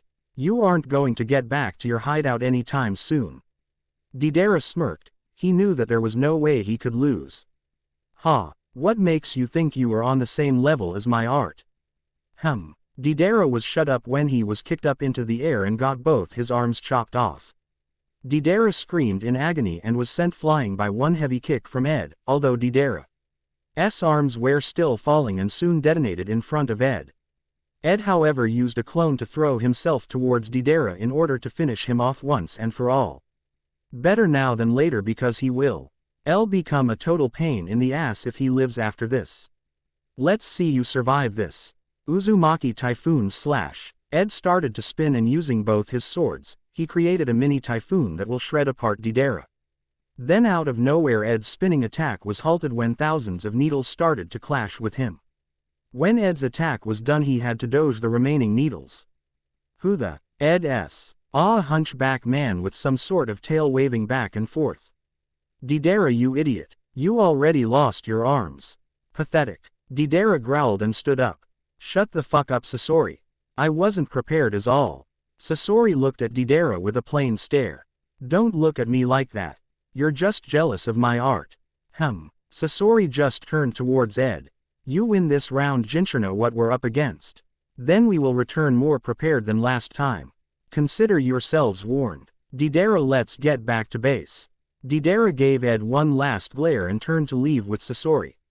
Deidara soon got Sasori to put some clay in his mouth on his chest. He made a huge bird and both got on and left. Ed was the only one standing in the middle of the field. He then resealed the other blade in his seal. The Kitsune blade is very useful. If I happen to need a sword and I don't have one, I can always use this blade. The cage were all talking in private. With Akatsuki attacking the free little so-called spar, then they must be a spy of some sort. "Okay, we need to plan our events more better. If we were to be discussing some very vital information, then the Akatsuki would be able to ruin everything." All other cages nodded. "Yes indeed. You know, this feels weird. All 5 cage working together. It's not quiet bad actually." Everyone agreed with the Tsuchikage. "Okay, so let's send everyone home and hope for the better." Soon after, Tsunade walked up to the edge where the cage watched all the battles. "Due to the Akatsuki attacking, we have to postpone any other battle. Those of you who are still in are the winners now. Now go home and get some really well-deserved rest." Everyone went home from there. Everyone from Konoha wanted to have a chat with their 3 number 1 knuckleheads once more after 3 long years. At the Uzumaki residence, Kushina was currently congratulating Naruto in the living room. Ed was being congratulated in the kitchen because he hungered for some beef ramen. And Alan was being congratulated upstairs because he was putting away some of his clothes. "Naruto-kun, you were amazing out there." Naruto waved it off. "It's nothing really. It was all thanks to the training we got from Octopops." He helped us get in real touch with our Biju. Plus he taught us how to create our own jutsu. Kushina smiled. Speaking of which, that Rasengan you did put there. That was one great performance, Datbane. Naruto was about to say something until he heard her say her infamous word. So she's excited. What should I do? I rarely get her to say that around me. Alone? Naruto looked at Kushina and smiled. Well, you know. I wanted to dedicate it to you because it reminds me of your very pretty hair. Naruto finished his last words with a small blush. He really did like her hair, it was outstanding. It really was unique to him. Kushina blushed from the compliment. Minato complimented her hair once in a while, but Naruto always notices everything she gets it done. She used to hate her hair up until Minato. Now she was starting to love her hair because of Naruto. Her own son, who was an exact replica of his father. Kyuubi, who was still there, decided to me out of the shadows for a bit and give her a bit of hormones. Naru-kun. Kushina started to feel something. Naruto looked at her. Kuso. I shouldn't, but Naruto leaned in close and kissed his mother on her lips. She was surprised and shocked, but even she couldn't resist. He looked so much like Minato. It wasn't even funny. The only difference was the hair length and shade of yellow and the whiskers. It was really weird, but since Naruto and Kyuubi had something going on with Naruto already a long time ago. It was, alright, that was one excuse that lets them keep doing what they're doing. Both of them thought the exact same thing. I can't believe I'm actually enjoying this. Why am I actually getting hot over this? Kami, I just can't take it anymore. While Naruto and Kushina do the IR thing in the living room, Ed and Yuzuki were already 3 steps ahead of them. Ed was having one hot make-out session with Yuzuki in the kitchen. He had her pinned on the wall while they kept kissing each other with nothing but pure passion. Yuzu-chan. I love you. Yuzuki blushed more and kept up her kisses with Ed. I love you too, Ed-kun. Alan was upstairs doing the same with the Yua. Yua-chan. You do realize that? Yua put her finger on Alan's lips to shush him. I know you like Hinata. I am willing to share as long as you don't completely forget about me. The two started to kiss and everyone wondered something. I wonder if this is happening with everyone else. Ed and Alan, however, thought of one little fact. Except for Naruto though, it would be kind of weird if he was doing this with his own mom. From there the 3 slept together with their respective maidens. All well rested for tomorrow. So this is the prologue of Naruto and his Uzumaki brothers Shippuden. So I found an interesting pairing and decided to go with it. I asked some people if it was a good idea and they pretty much liked the pairings. So here they are. Ed x Yuzuki, Alan x Yua x Hinata, Naruto x Kushina x Kyuubi. So I hope this would spice things up a bit.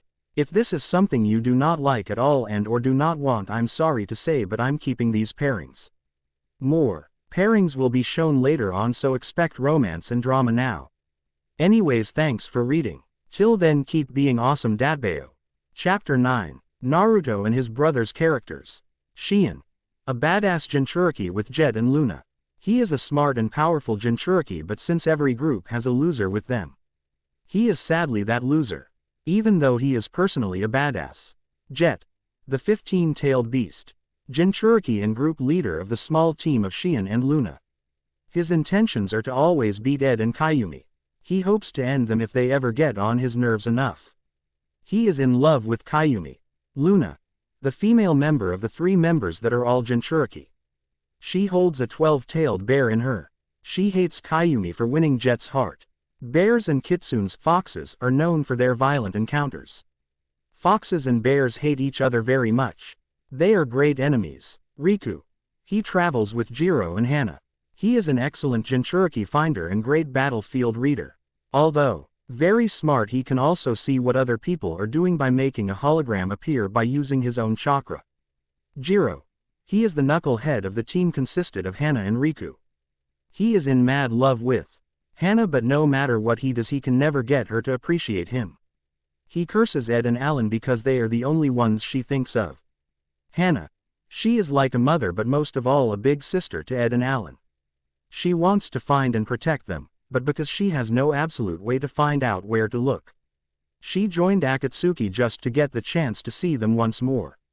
She is the Jinchuriki of the 12-tailed wolf. Ed. Like Naruto's twin. Literally. He has whiskers like him, sapphire blue eyes, but raven hair. Other than that, he is just as hyperactive and knuckleheaded as him. He holds the Kyuubi's sister, the 9-tailed fox Kyumi no Kitsune. He has a serious connection with the Kitsune god. Chakra natures are wind and water with a bit of fire. Alan. He is basically a Sasuke, but one who cares for others and who isn't an emo antisocial guy. He has the legendary 11-tailed phoenix. He also has a very strong connection with the phoenix god. His chakra natures are lightning and fire with a bit of wind. Kazumi. She has a small crush on Ed, but she mostly concentrates her energy on getting Kyumi away from him. She feels like a demon is a bit too untrustworthy. She is a street, wrong Jinchuriki of the 13-tailed, or in this case winged butterfly. She is not to be taken lightly when she is angered. Yuzuki Kyumi. She is Kyuubi's sister. She is an orange fox with orange flame-like color eyes. 9 tails like her sister and almost the same attitude. She is a princess like her sister but is not bestowed the title of Kitsunes. Her parents are royalty in the Kitsune's world. D and she is in the family of the Royal Kitsune God Guardian Squad. They are special and all-powerful foxes that protect the Kitsune God. Her real name is Yuzuki. Yua. She is the 11-tailed phoenix. She is by far the most attractive female being in the world. No surprise there, she's a phoenix. E is the daughter of Noboru, and just like Kurama and Yuzuki, she is a tailed beast princess. Also like Yuzuki, she has a crush on her own host. Luna Felipe. He is an Uchiha who looks up to Sasuke like a brother. His real name is Felipe but prefers to go by Luna. He will do anything to help him. Alf. He likes Sasuke a bit more than he should. He has a secret crush on him. His rival is Ed Uzumaki, and their rivalry is just as big as Naruto's and Sasuke's. 0. The second strongest ninja. Al. Most to obtain the actual power of the Sage of the Six Paths. He is the father of Ed and Alan and sometimes goes by his middle name Sora. He died against the 30-headed and tailed Hydra, sealing it in a containment barrier where all Biju and summons can work together to kill it once and for all the more protecting his beloved children like his best friend in the world, Minato Namikaze. He is an Uchiha. Tsukiko. She was the most hyperactive but smart. She also had her mother's middle name Akira. She was always strong and can beat any challenge she faces without fear. She likes close combat because she was always running out of chakra and ninja tools. Sataijutsu is her main class. She was the Jinchuriki of Kyumi. She gave her last breath protecting her beloved children.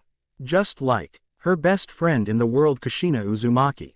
She is Ed and Alan's mother and she is an Uzumaki.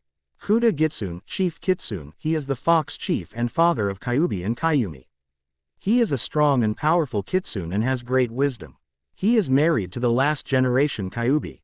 Now that title has been passed down to Kurama, the current Kyuubi no Kitsune who resides within Naruto Uzumaki.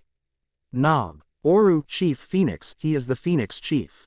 He is also a guardian squad to protect his Phoenix god. His son is sealed within Alan Uzumaki. Yuto.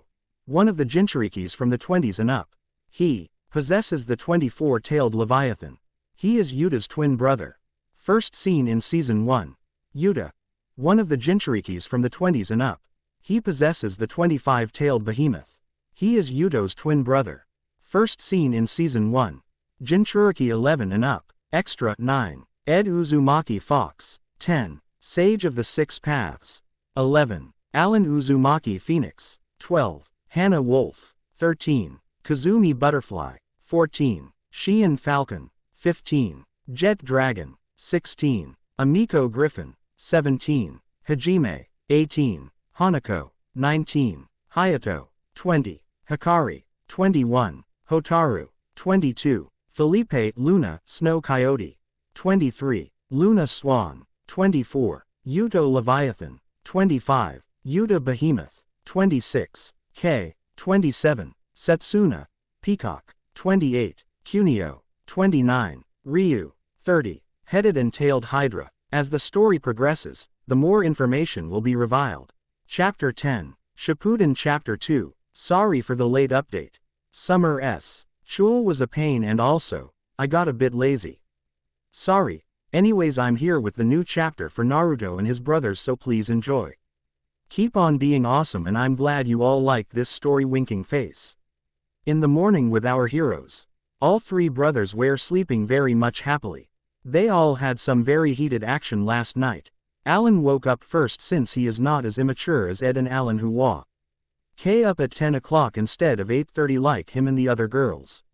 Alan saw his Biju lying next to him in bed. He smiled and kissed her which woke her up from her slumber. Morning Yua-chan. Sleep well. He smiled at Alan and snuggled with him for a bit. It was heavenly. Alan smirked. Don't worry, you will get more chances to do that again. She smiled and nodded. Well I'm going to take a shower. You're welcome to join in if you like. Alan blushed. You have been hanging around Yuzuki too much. She smiled and went into the bathroom. Could you please go wake everyone? Alan nodded and went over to downstairs. When he made it to the living room he saw Naruto and Kushina together on the couch. That and they both had a blush on their faces. Being curious he decided to leave it be, it wasn't any of his business to start with. That and Naruto would never make a move on his own mom would he? Alan advanced to the kitchen to see Ed and Yuzuki together. On top of one another. Figured as much. Alan remembered he was supposed to wake them up. Oh yay. Damn it I almost forgot. Alan yawns lazily and goes back to Naruto and Kushina. He wakes them up after 2 minutes. Hey, wake up you two. Naruto and Kushina wake up and see that they were holding each other, cuddling. They both blush and let go of each other. Alan can sense something going on between them but let it go. Good, you're both awake now. We need to set up the table for breakfast you know. Naruto and Kushina nodded. Also Kushina, one of the showers are still open, go take a shower okay. Naruto, let's go wake up Ed. Naruto nodded. Alan went to the kitchen. But in reality he was peeking, eavesdropping on them.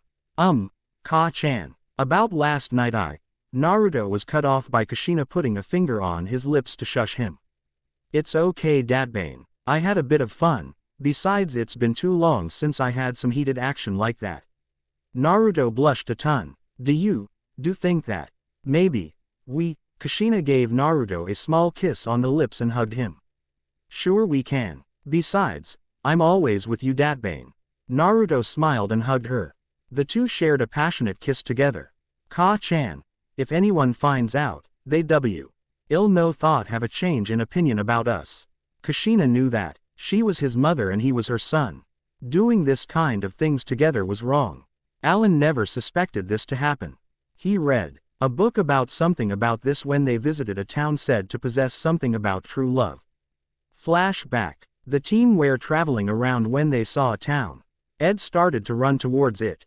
Finally, a place to eat and got to the restroom. Naruto and Alan's sweat dropped and Killer Bee smirked. I see you be holding it in time, but can you digit in time? Ed ignored him and kept running. When the three got there, they saw a hotel and Ed running in. Alright, you two can explore this vast place, for it is said to contain something for great love and romance, as well as trust and bro time.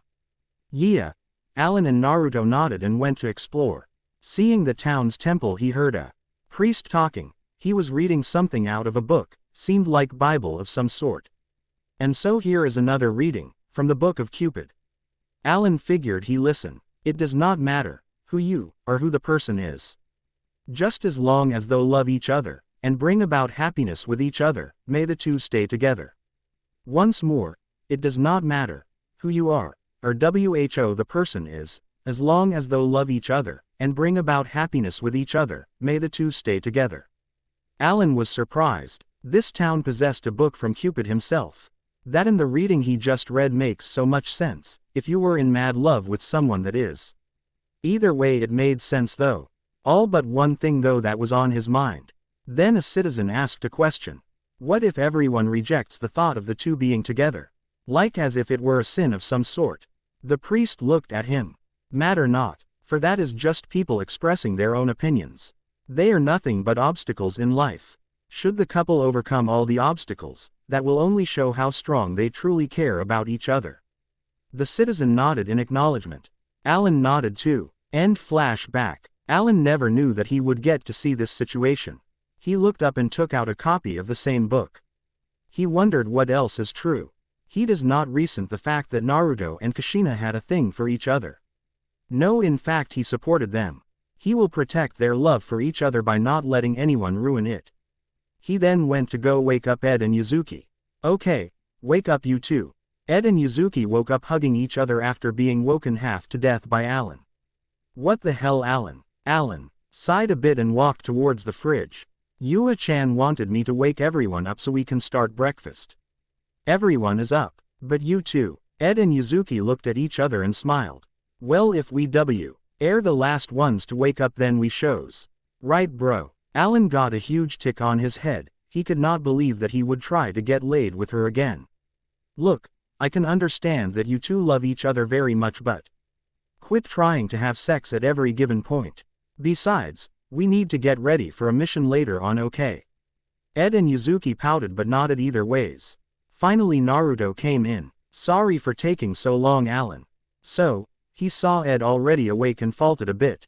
Sorry for being late. Alan patted him on the back. It's okay, but Naruto, please don't get too much lipstick on your cheeks if you can. Naruto blushed a bit and started whipping the lipstick on his cheek. Ed was laughing his ass off. So who was the special date you snuck in here at night? Was she hot? Yuzuki punched Ed on the back of his head hard. Why would you like to know? Ed was holding his head and looked at her. To make sure Naruto isn't into ugly girls and such. We are all badass, so we need to look respectable and go with average girls at least. Yuzuki knocked out Ed with a mega punch for being so immature.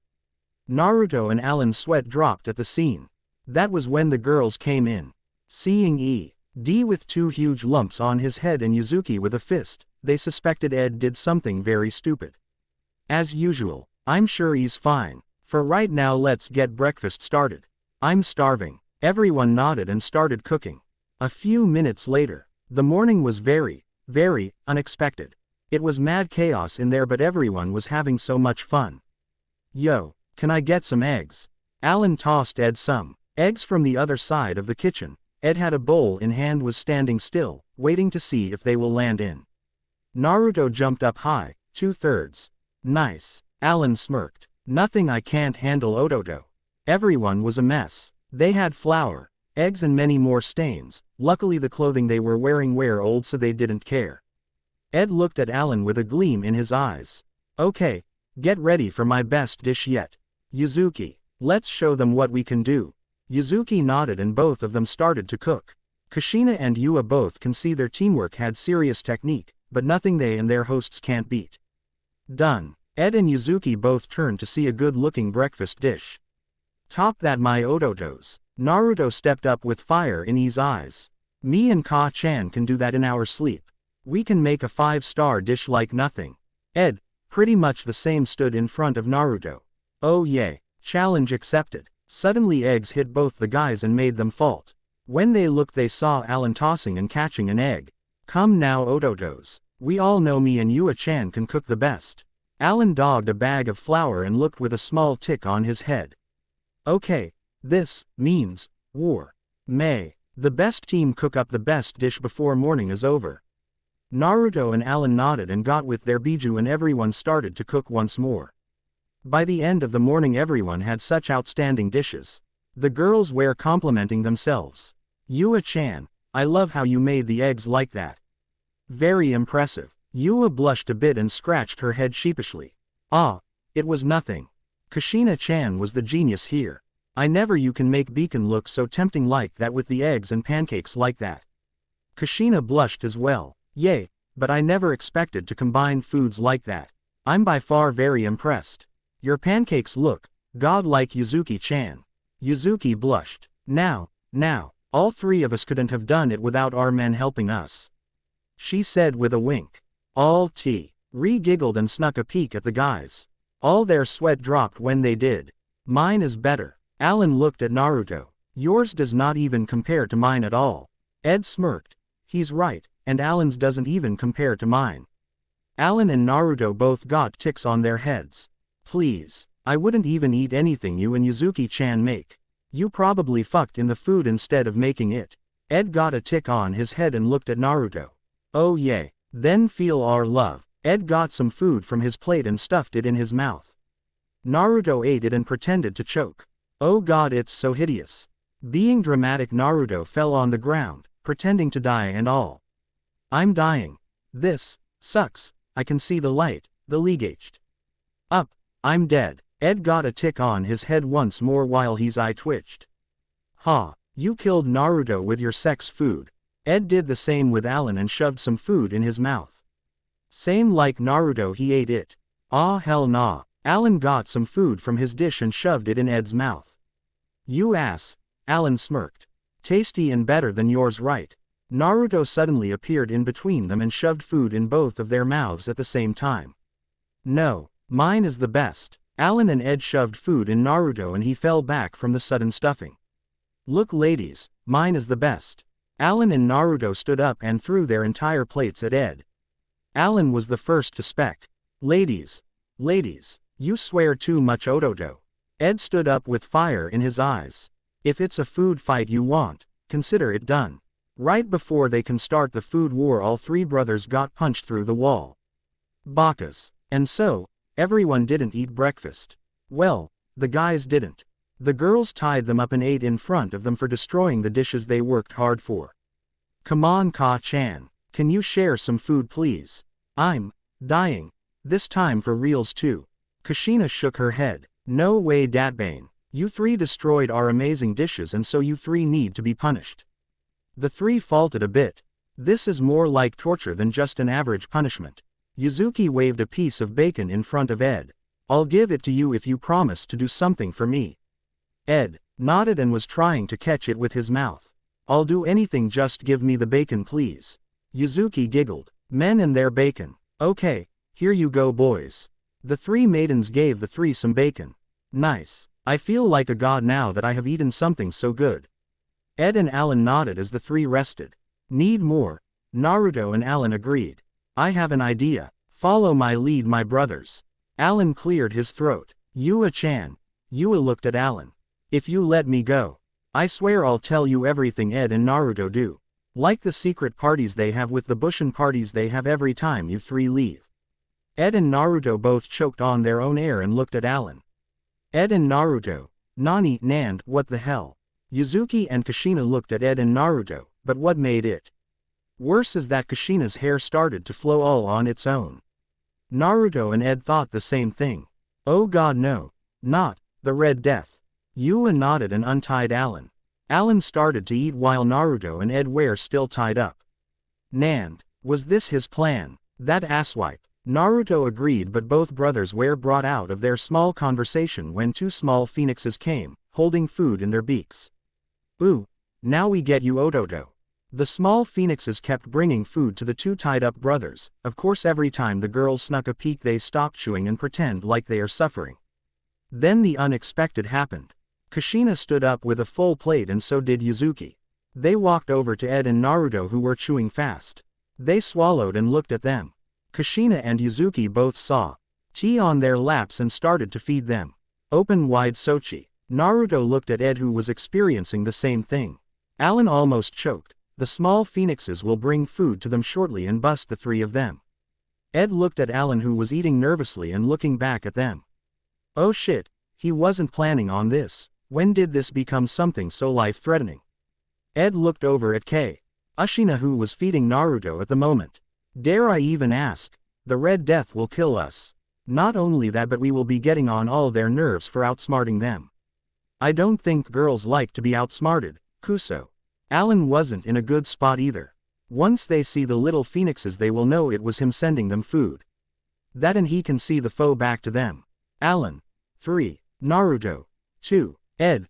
1. As Kushina was about to feed Naruto again, she saw a small phoenix bring food to him. And so did Yuzuki. So this was your plan, huh? Ed and Naruto felt like they were going to die. They were the closest to the Red Death. Mostly Naruto. Alan slowly turned to Yua. His sweat started to drop as her hair covered her facial expression. Ed decided to take one for the team. Alright, so you found out my plan. Although it took y'all long enough. Naruto and Alan were shocked. They immediately looked at Ed. Is he on suicide? Oh damn. Making Ododo take one for the team. I salute you, bro. All three cracked their knuckles and started to drag Ed to the living room. As they did, Naruto and Alan saluted him. He nodded and was gone from their field of vision. Boys, go wait at the Hokage's mansion, please. Alan and Naruto were about to speak but were interrupted by Kushina. No, talking back, go. Alan and Naruto can tell they were a bit pissed but went. At Orochimaru's hideout, Sasuke and Luna were currently sparring each other. It was their normal routine. Luna, can I trust you? Luna looked at Sasuke with a puzzled look. Of course you can. I told you before that I would risk my life for you, Sasuke-kun. Sasuke nodded and the two stopped training. I feel like as if my time here is over. I need to go somewhere else but I can't with that snake on my back. Will you help me kill Orochimaru? Luna was surprised but nodded anyways.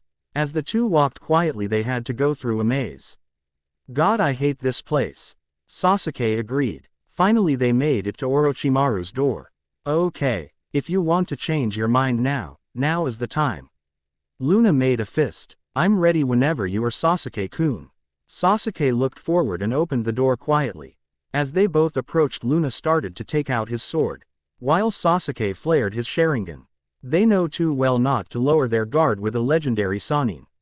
Especially with Orochimaru. Sasuke took his blade in hand and launched his blade forward. Orochimaru gasped in pain and looked. He saw Sasuke and Luna glaring at him with both Sharingan flaring. Soon Orochimaru started to melt and Luna blocked a sword attack from Orochimaru. Sasuke, Luna, what is the meaning of this insolence? Sasuke jumped over Luna and slashed for Orochimaru's head. Orochimaru blocked it but was sent crashing through the wall. As Orochimaru looked up, he saw both Uchihas get in their ready stances. Orochimaru growled at them. What are you two thinking?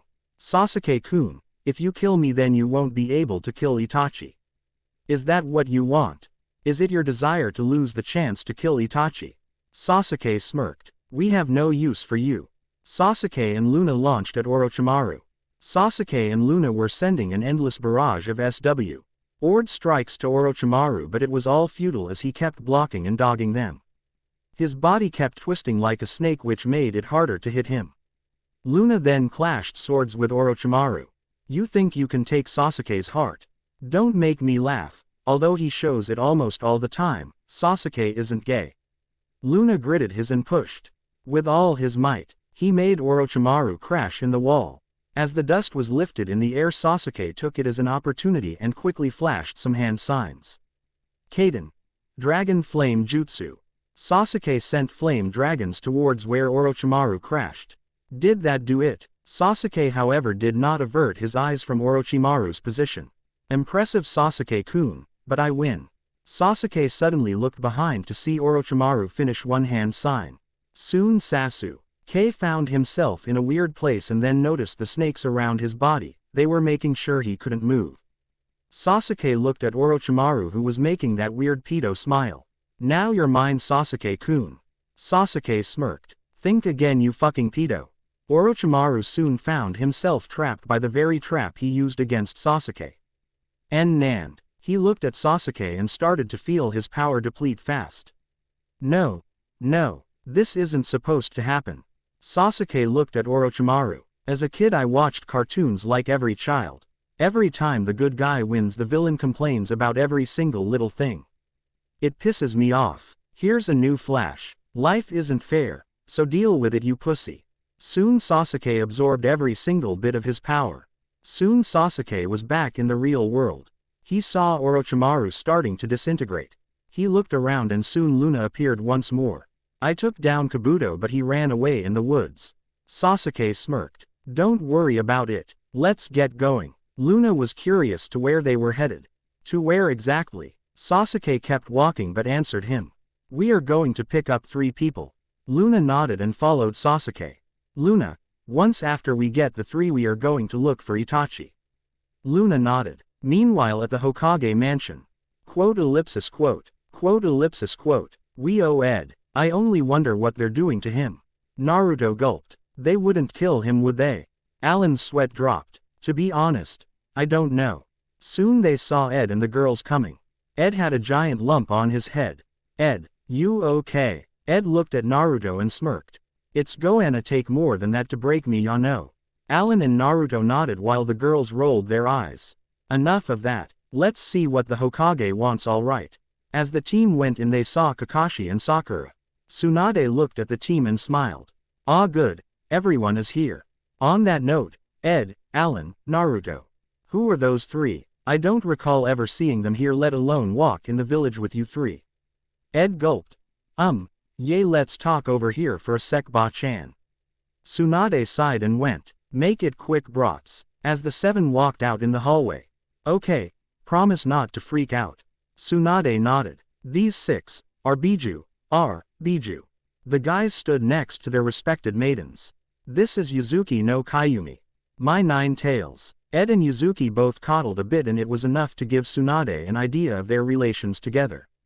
This is Yua, my 11-tailed phoenix. Tsunade was surprised of there being more than 10-tailed beasts. As they greeted each other, Naruto was the next and last one. Alright, this is my Biju. You already know Kyuubi no Kitsune. Although she does have a name like the rest of the Biju. It used to be Kurama, but now. Tsunade lifted an eyebrow and looked at her. She almost had a heart attack. Kushina. Naruto looked at Kushina and then Tsunade. Do you two know each other already? Kushina nodded. Yes, we did, Sochi. She was just an average girl when I saw Tsunade. She was a lot like me. Tsunade smiled and shook her head. No, I wasn't. I can never get that fear men have for you. I always loved your work as the Red Death. Kushina giggled a bit. Trust me, I felt that fear now. Kushina bonked Ed on the head. Quiet, you deserved it that time, Datbane. Ed rubbed his head. Yay, I know, I said I was sorry, didn't I? Kushina sighed and looked at Tsunade. No one else knows who I am. If they find out, I have no dough that they will bother Sochi with questions and bring up my husband. Tsunade nodded. Well, it's good to know you're both together. Now, let's head back inside and I'll tell you six your mission. Everyone nodded. When everyone was back in place, something bad happened. Sakura happened. She went up to the girls and introduced herself. Hi, my name is Sakura. What's you three's name? Yuzuki went first. Yuzuki. Uzumaki. Yay, Yuzuki Uzumaki. She winked at Ed and he blushed. Oh God, he whispered. Yua went next. My name is Yua Uchiha. Nice to meet you, Sakura. Alan blushed this time. Naruto is lucky. They both have the same last name from the beginning, so it won't have much effect. Ed whispered back. I know, lucky bastard. Alan looked at Ed. Oh, you have no idea. Sakura went to Kushina. My name is Kushina Uzumaki. Nice to meet you, Sakura. Kakashi looked at her. All six faltered. Ed, how the fuck did we forget about Kakashi being there? Shit. Kakashi was shocked. He was frozen. When his book hit the floor, he final Sama, is that truly you? Kushina's sweat dropped. Oh shit, I fucked up. She soon heard Naruto's voice in her head. Nice. The Biju host mind connection technique works. Oh, and Ka-chan. It's not your fault. No one remembers Kakashi-sensei being here. Kushina smiled at Naruto as he did the same. Kakashi ruined the small moment though. I thought you were dead. How is this possible? Why are you so young? Is Minato-sensei here too? What about Rin and Obito? Ed stepped in. Kakashi, right now is not the time. If you're so eager to know. Kushina-sama is the only person we meet that you know. We don't know who Minato, Rin, and Obito are, but here is something I can tell you. Kakashi grabbed Ed by the shoulders. Really? What is it? Ed slapped his hands away. Wow, calm down. Shit man, hold on. I was going to tell you that if there is a way for Kushina-sama to come back, then there probably is a way to bring back the others. Until then, just chillax and don't get all crazy like that. Okay. Kakashi nodded. Before Kakashi can say anything, Tsunade slammed the table hard. I didn't call you all here just to talk. I called you all to get ready on a dame mission. All the guys got in attention stance while the girls took their time. Kushina gave a small smile to Tsunade and she nodded. Okay, I'll make it quick since we lost a ton of time already. The Kage has been kidnapped. Ed faltered hard and stood up ready to yell, but Alan covered his mouth and spoke instead. If it was something like this, then why didn't you tell us sooner? Tsunade gave a quick glare. Oh, I don't know, maybe because you were all busy talking. She sighed. Look, it doesn't matter now. Get to Suna and meet up with the Sand Ninja. Now go. Everyone nodded and they left to get ready. Back at the house, as our heroes got ready, they were making sure they had everything they just in case anything goes wrong. Okay, you girls ready? They nodded and went back inside their seals. Man, I hope Kakashi doesn't get on your nerves during the mission. Ed gave him a small pep talk.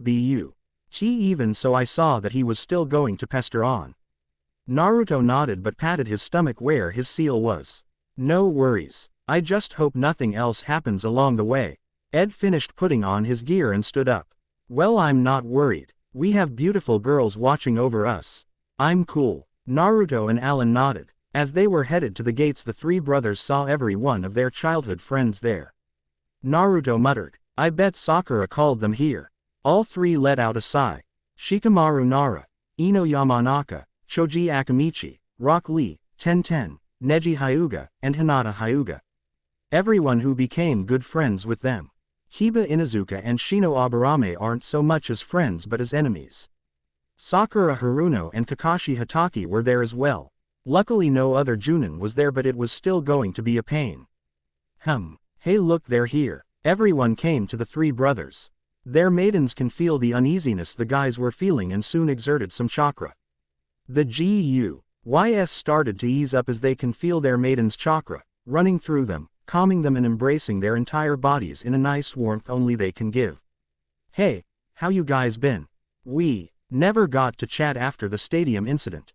Naruto scratched his head sheepishly. Well, we were tired and didn't have much energy, so we ran home to get some rest. We would love to stay and chat, but Ino interrupted. Sakura here decided it would be nice for us to wish you three good luck on your first mission here at the village again. Alan, yay, how nice. Now if you'll excuse us, we have to, Choji interrupted. How about we grab something to eat together after you guys return? Sakura basically has a whole day planned. It'll be great. The three sighed. They already had plans with just the X of them. Looks like those go down the drain now, but nonetheless, their maidens' chakra courses through their chakra systems, still embracing them in their warmth. Even though their plans are ruined, they're still together. Besides, they don't mind. It's been a long time since they got to hang out together. It will be fun being with old friends again. Alright, we can all hang out after the mission. But right now, Ed got Naruto and Alan and started running out the gates while yelling back. We're late as fuck on the Dame mission. While being carried, Alan complimented. Nice save, bro. Ed nodded and threw Naruto and Alan far up. They recovered and got in a three-man formation with Naruto in the middle. Naruto looked at Ed as they jumped through the trees. What about Kakashi and Sakura? Ed smirked evilly. Whoops. Right here. What's the hurry at this speed? The three remembered that they never went on the speed training as them said to them, this is too high speed. Sorry, forget that we went through a massive speed training exercise. Kakashi almost faltered. Chill out, Mr. Badass. Ed just smirked. And the five kept running. At the Sand Village's gate, Tamari was sitting on a bench, thinking about the events that have happened over the last few days. Flashback. Gaara was currently doing paperwork when he noticed something strange. A giant bird in the sky. That was the most obvious thing that would stand out in the entire village. Rookies. As the man drops down and lands in the Kage's mansion roof, once then he says his plans out loud. Now to capture the one-tailed Biju. The man was none other than Deidara, the very one who bombed, or rather tried to bomb the stadium not long ago. As he looked up, he saw Gaara right in front of him. Quote, you look like a dumb faggot talking to yourself. No matter, you're from Akatsuki, that gives me the authority to kill you now. Deidara smirked. Prepare to taste true art. Deidara jumped up and landed on his clay bird. Gaara lifted himself up with sand from his gourd. Make this easy on yourself and give up. Deidara smirked. Not until you experienced how magnificent my art is. Deidara started sending clay birds towards Gaara. Gaara didn't even flinch as his sand destroyed the clays, causing them to explode. Deidara kept up this barrage of detonating clay, but all for no thing as Gaara kept destroying them before they can even hit their target. Deidara was getting impatient. Let's see just how much that sand of yours can stand up against my art. Deidara soon started to fly through the sand village and Gaara was right behind him. Deidara was expecting that and so he started using the buildings as cover and as an advantage. He may know the village inside but he doesn't have eyes behind his head. My birds can wait a bit and catch up to him and get the jump on him from behind. Let's see how well your ultimate defense is, Gaara of the Sand. As the two shot sand and explosive clay birds at each other, Deidara carefully planted clay birds everywhere they flew so when the time came, they would all launch at him. Gaara was completely oblivious to his plan as he kept shooting sand bullets, kunais, and shurikens at Deidara. He is up to something, but what? Either way I can't lower my guard, after all. Akatsuki is made of a bunch of S-ranked criminals. Can't lower your guard at all around those types of people. Gaara was right on that and was prepared for whatever comes. Sadly for him, he was not prepared for what Deidara was planning. So, Gaara had enough of chasing him through the village and so he lured him back up in the open. That's when Gaara took the offensive and unleashed an unimaginable huge amount of sand attacks. It was extremely difficult for Deidara to even maneuver through the air with all those attacks. Kuso. It's now or never. Deidara smirked and made one hand sign. Take this. Soon an army of explosive lay birds were headed towards Gaara from all directions. Gaara however used the sand to create a protective sand barrier and blocked all those birds. Deidara was not pleased at all. Kuso. Just what I would expect from the cage of the hidden sand. We'll see just how fast and how much your sand can take. Deidara flew up high while Gaara was deforming his sand barrier. He looked up to see Deidara up high. You think that was my best work? Let's see you handle this. C-3. Deidara tossed a small amount of clay but it soon expanded into one huge fat humanoid-like thing. Shit. Gaara said and sent almost all the sand to form one huge mega barrier shield on top of the village. Soon the bomb hit and made such a huge explosion that it without a thought woke everyone up. Otherwise there is something wrong with the people. Once then a bird landed right next to Gaara. Mother FFF. Boom. End flashback. Tamari stood silent as she knew Konkuro tried to get him back. He lost and got heavily poisoned and his puppets got broken. Now his life hangs by a thread. She only hopes for the best for him. When she got the news on what happened to her brothers she came as quickly as possible. At the sand gates. As the team made it to the gates they met a sand shinobi. You 5 must be from Leaf. Please follow me please. Tamari happened to be walking past the gates and she overheard. I'll take them. You can go back to your duties. The Chunin nodded and left. The team looked at Tamari who wasn't looking too happy. What happened Tamari? She started to explain on the way to the hospital. When they got there they saw Konkuro on the bed, thrashing around a bit in pain. Sakura ran towards him. What happened? Tamari looked at her. He was severely poisoned by the Akatsuki. Sakura nodded and requested water. She then used it to get the poison out. TBH, I don't remember how she did it but this is my guess XP.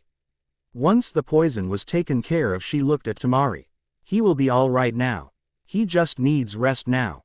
Tamari nodded happily. Thank you so much Sakura. Thank you so much. Alan got up. Any leads on where they could have taken the cage? Tamari went through a few papers and handed Alan one. This is what we believe. They may be taking Gaara to the land of rivers. Alan nodded and with that was about to leave when an old lady and old man came. The old lady looked at Kakashi and started attacking him. You're the one who impregnated me and tried to steal my liver. Kakashi was standing there with a poker face. What? Naruto blocked her attacks. What's with you lady? The old man stopped her from doing anything else. Hold it sister, first off. That's not the man who slept with you and tried to steal your whatever. Second, that's Kakashi Hatake from the Leaf. Shit women who knew you were still obsessed with that from over 50 years ago. The old woman looked at him. Shut it. Kakashi was almost traumatized on what she said. I did what? With WHO. Naruto looked at him. Cool it Kakashi. Tamari came in between them. Sorry, this is someone very important here in the Sand Village. May I introduce Chio and Ebizo? The team bowed in respect and introduced themselves. So all we got to do is save the Kage, kick Akatsuki's ass and done. Simple enough. Ed slammed his fist in his palm, obviously pumped up for the mission. Naruto nodded and Alan just shrugged his shoulders. Naruto, you lead. We all got your back, bro. Naruto nodded, but Kakashi stepped in before the brothers can do anything.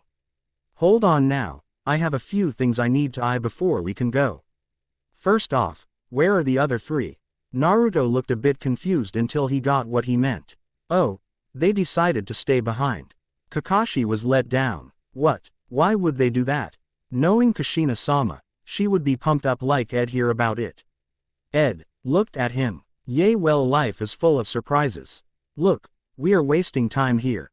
How about this? We can all talk about whatever you want when we return back to village, okay? For right now we are in a very important mission that requires high acknowledgement. So quit asking and pestering Naruto and Kushina and let them be for now. Naruto laughed a bit. You're maturing, bro, but let me handle Kakashi. He keeps pestering me, not you. Ed nodded and stepped back. Naruto then turns to Kakashi. Kakashi-sensei, we will talk about it later. Quit pestering right now, okay? Kakashi nodded. Alan smiled, but inside, he felt like a third wheel, to be honest. He doesn't talk much around the others, but he does. The more he sees Naruto and Ed talk more maturely, the more he feels like he isn't being noticed. Then again, that's the kind of things that attract the girls.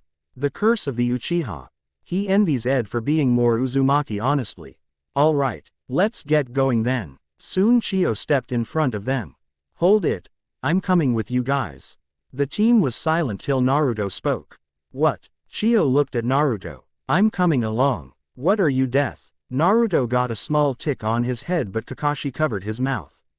On what occasion? Chio looked at Kakashi. Why not? Everyone faulted. The one reason. That is hard to deny unless there is a good reason against it. Won't your age be a problem?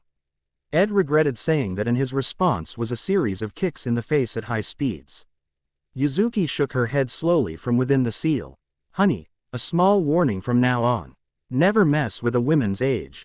Ed nodded mentally in acknowledgement. Naruto and Alan nodded too, as Kushina and Yua told them the same thing just now.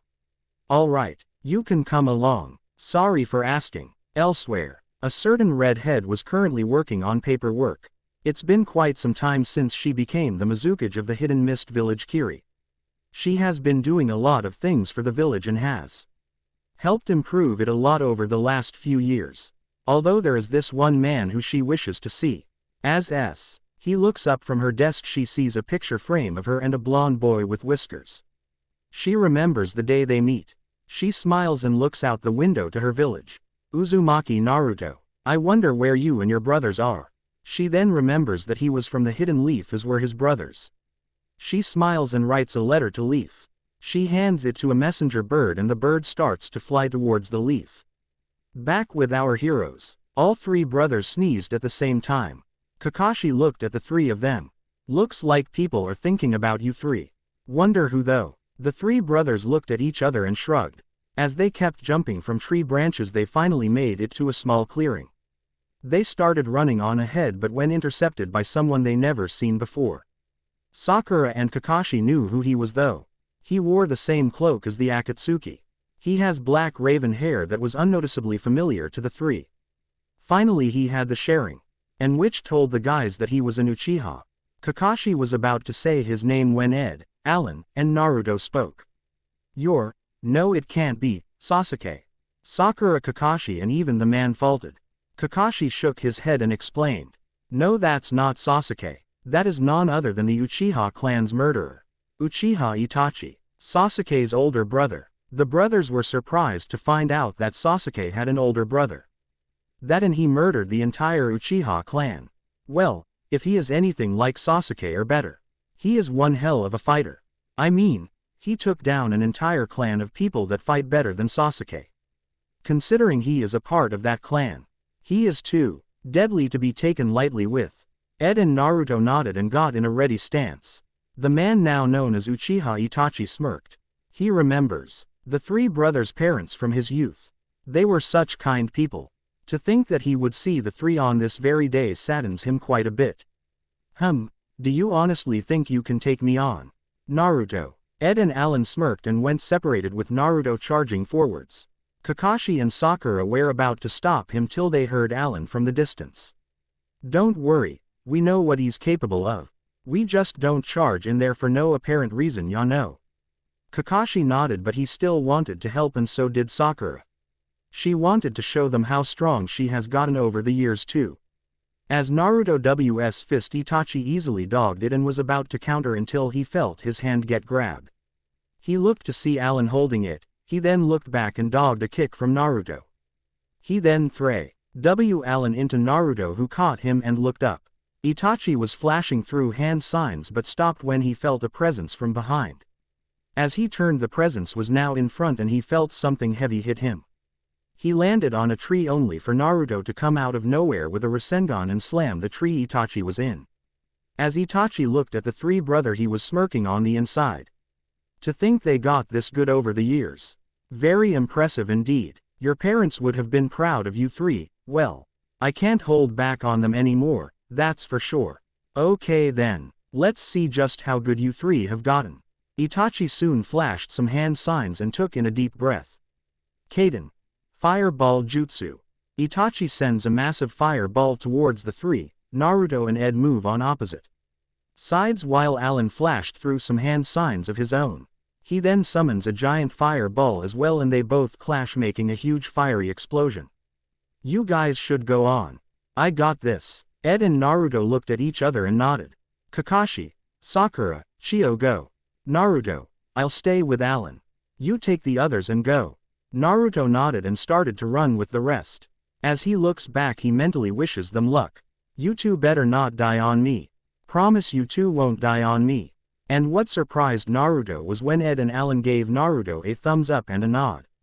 At first he was surprised but then happy and nodded. Back in the Leaf, Tsunade was currently talking to a team about their assignment. Your job is to go assist Team Kakashi. They have gone to the Land of Rivers if I recall, so that's where you should go. Neji Hyuga, 1010, Rock Lee and their sensei made a guy, an expert in taijutsu and a very weird man who is obsessed with youth. Lee and him are exact replicas and it's just weird. Yash, we will not let you down, Tsunade-sama. Let's go team. The team gave their signals that they're ready. Hi, guys sensei, can't you be calm on a mission just at least once, Lee? Let's get going already. Guy then pointed outward of the village gate. Then off we go. With the full power of youth. Lee, being his replica, agreed. Hi, guys sensei. Soon the two started to sprint out of the village. 1010 and Neji started going after them.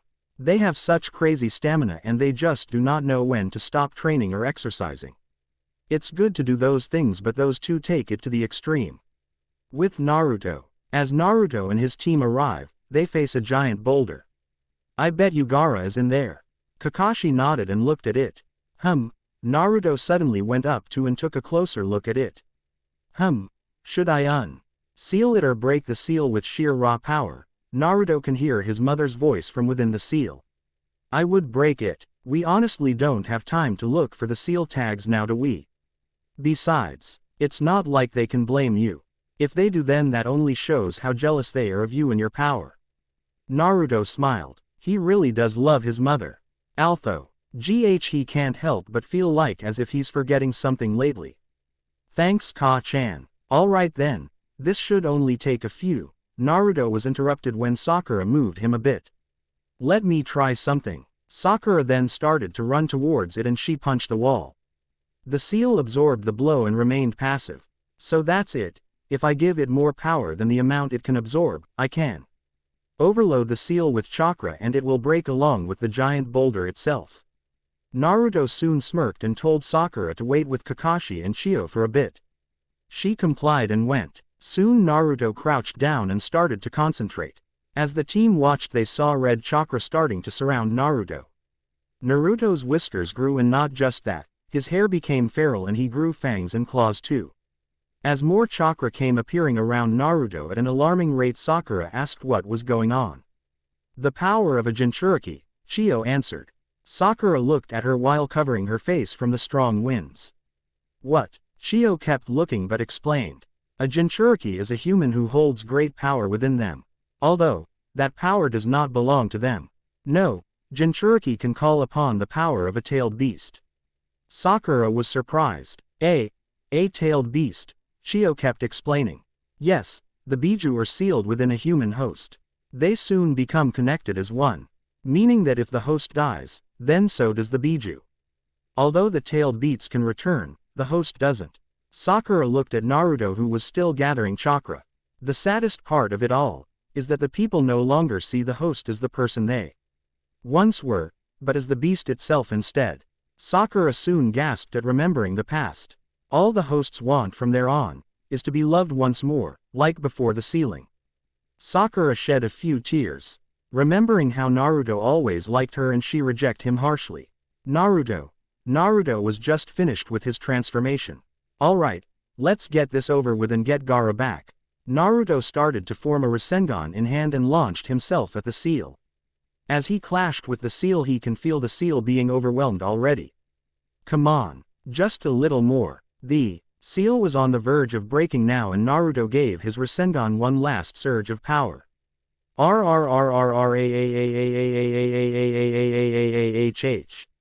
Just like that, an explosion lifted up dust into the air. Naruto returned to his normal state, mentally celebrating with Kushina. As the team looked, they saw Naruto motion them to follow. As they did, they landed in the cave. Once there, they saw Deidara and the hunchback man. Chio stepped forward, addressing the small hunchback fat man. Sasori, it's been a while. The hunchback man looked at her. Granny Chio, what a surprise to see you again. As wind blew from the cave entrance, Naruto saw what Deidara was sitting on. You bastard. Again, sorry for the long wait. I hope you enjoyed this chapter. Cheeky smiley face. So, on the next chapter, watch as Naruto and his friends fight off the Akatsuki members in a heated battle for the Kage, who will Guy and his team meet along their way to the land of rivers. Find out next time. For now, thanks for reading and keep being awesome, Dadbeo, laughing face. Chapter 11, Shippuden Chapter 3, Welcome back, Dadbeo. September 20th was my B-day, so yay. Just thought I let you guys know. So last time, Naruto and his brothers are now facing up against the Akatsuki, the organization that is after all Biju. So far, Ed and Alan are against Uchiha, Itachi, and the rest are fighting Deidara and Sasori. Will they succeed in rescuing Gaara? Will they lose and lose their tailed beasts? Find out now. Naruto was enraged as he saw Deidara sitting on Gaara. Someone who has felt the very same pain as he did is now captured and dead and being used as a chair. Naruto was on the verge of charging at him with everything he had. Should he do that, however, will jeopardize the mission and his safety. He needed to calm down and think these through. Era whispers to Sasori while the team tries to think of a way to save Gaara. Hey Sasori, my man, which do you think is the Kyuubi Jinchuriki? Sasori kept looking at his grandma the entire time. He then looked at Deidara. I believe Itachi said that the loud one was the Jinchuriki. So figure it out, you idiot. Deidara looked forward and looked at everyone. He then had an idea. Well, I'll be taking my leave then. See ya around, Sasori. Deidara made a giant clay bird and it then swallowed Gaara while Deidara got on top of its head. Naruto then started to get more enraged. Soon Deidara left with Gaara and Naruto immediately went after him. Deidara smirked while he made his escape. So, he must be the Jinchuriki. This should be easy with my art. Kakashi went after Naruto, leaving just Sakura and Chio with Sasori. Sasori was rather uncomfortable and taken for granted a bit. HMPH. So I get to dance with the women of the team who? Sasori opened his mouth and 1,000 poisonous nay. Edels were shooting out at Sakura and Chio. Unfortunately for Sasori, the girls were dogging all the needles like nothing. Sasori then found himself getting smashed into pieces by Sakura. We did it. Chio narrowed her eyes as because she knew something was off. Soon a figure jumped out of the remains of the body. The real form of Sasori was standing right in front of them. Sakura was shocked. Sasori was still alive and more stronger looking than before. You honestly thought that you have defeated me? Child's play, I say. Sakura and Chio both got in a ready stance while Sasori was preparing something. You two are done for. Sasori soon took out a puppet of the Kage. Both girls were rather shocked to see the puppet he was using. They never expected to see something like that at all. Either way, they can't let their guard down at all. This was going to be a tough fight indeed. Soon after the fight has begun, Sasori was using the puppet Kage's iron sand. Sakura and Chio were having a tough time against the enemy, and yet they still fought hard. Soon Chio suggested that it was time. She took out a scroll and summoned the mother and father puppets. Sasori narrowed his eyes at them. So you think just because you have those shits that I'm going to be weakened? Chio was sad. She had left her grandson to fall into his own despair like this. Soon the battle grew more intense as Sasori sent attack after attack at the girls. Soon the third Kage's arm grew sharp blades and was headed towards Sakura. Chio used a chakra string to quickly take a piece of Sasori's broken tail piece and throw it in between the puppet and Sakura to block it. Soon after blocking it, Sakura then arched back a fist and smashed the Kage into pieces. Sasori has had enough and took off his coat to reveal his true form to everyone. Sakura and Chio were shocked to see the true form of Sasori. He had his stomach exposed and it had metallic long cords in it. Overall he was a living puppet. Sasori, how you have fallen. Sasori scowled at Chio. Like you know anything, you old hag. Sasori then summoned his secret technique, using 100 puppets at one time. Chio knew the fight has gotten serious now and summoned her 10 puppets. Sasori, without giving any warning, killed Sakura and Chio from behind. As Sasori looked at their corpses, he smirked. With Ed, Alan, and Itachi. Alan and Itachi were currently using fire styles against each other while Ed used water styles. They really have grown a little too much and fast though. Alan appeared behind him and was about to cut him in half with his sword, but it was blocked by a kunai. Ed appeared on the other side and was about to attack when Itachi turned to crows. Ed did some hand signs and shot out a huge wind bullet at Itachi. Itachi countered it with a fireball only to dodge an attack from within the flames from Alan. The Itachi ducked to dodge a kick from behind, but when he turned he narrowed his eyes. What he saw behind him was an army of Ed clones, then in front of him an army of Alan clones. Itachi cursed but then made a single clone of himself behind him. They both did the Phoenix Flower Jutsu on the clones, dispelling them all. The both Itachis moved away from their position to see Ed and Alan come down and slash. Where did they get the time and mentor to learn all this? Ed then slammed the flat side of his blade on the bottom of Alan's feet to get him skyrocketing towards the real Itachi. Itachi wasn't expecting that and took out both kunais. He then threw them both at Alan. Knowing what they might be, he dogged them instead of blocking the paper bomb kunais. As Alan and Ed looked up, they saw Itachi in the air. The whole fight was a genjutsu. We will meet again in the future, hopefully. I have something to tell you too, but not now. Not yet. Itachi was now leaving and all that was left was 2 crystals. They were holding massive energy of power. There was also a note and with the orange crystal too. Ed took the note. Dear Ed and Alan, these crystals possess a special kind of power. It will help you unlock more of your potentials in the future. Please talk orb of your liking and give one to Naruto. This is not a trap but a gift. Well, good luck to you 3. Also remember, I need to have a word with you 2 specifically in the future. Sincerely, Uchiha Itachi. Ed and Alan looked at the 3 crystal orbs. One was orange, one was red, and one was blue. Alan took the blue one and it suddenly turned to chakra that was going into him. Soon Alan was having all kinds of flashes in his mind. They were a location of some kind. Within a temple far away, there is a tablet with the teachings of the legendary move called Screech from the Havens, Alanastor. Alan was shocked. The name Naruto gave him was from this very technique. If he can learn this move, who knows what will happen. Although he isn't ready to leave and go find it yet. Meanwhile with Ed, the same thing was happening. Although instead of a temple, it was an ancient ruin within an extremely peaceful forest. Ed has found the technique of his name's origin from Naruto.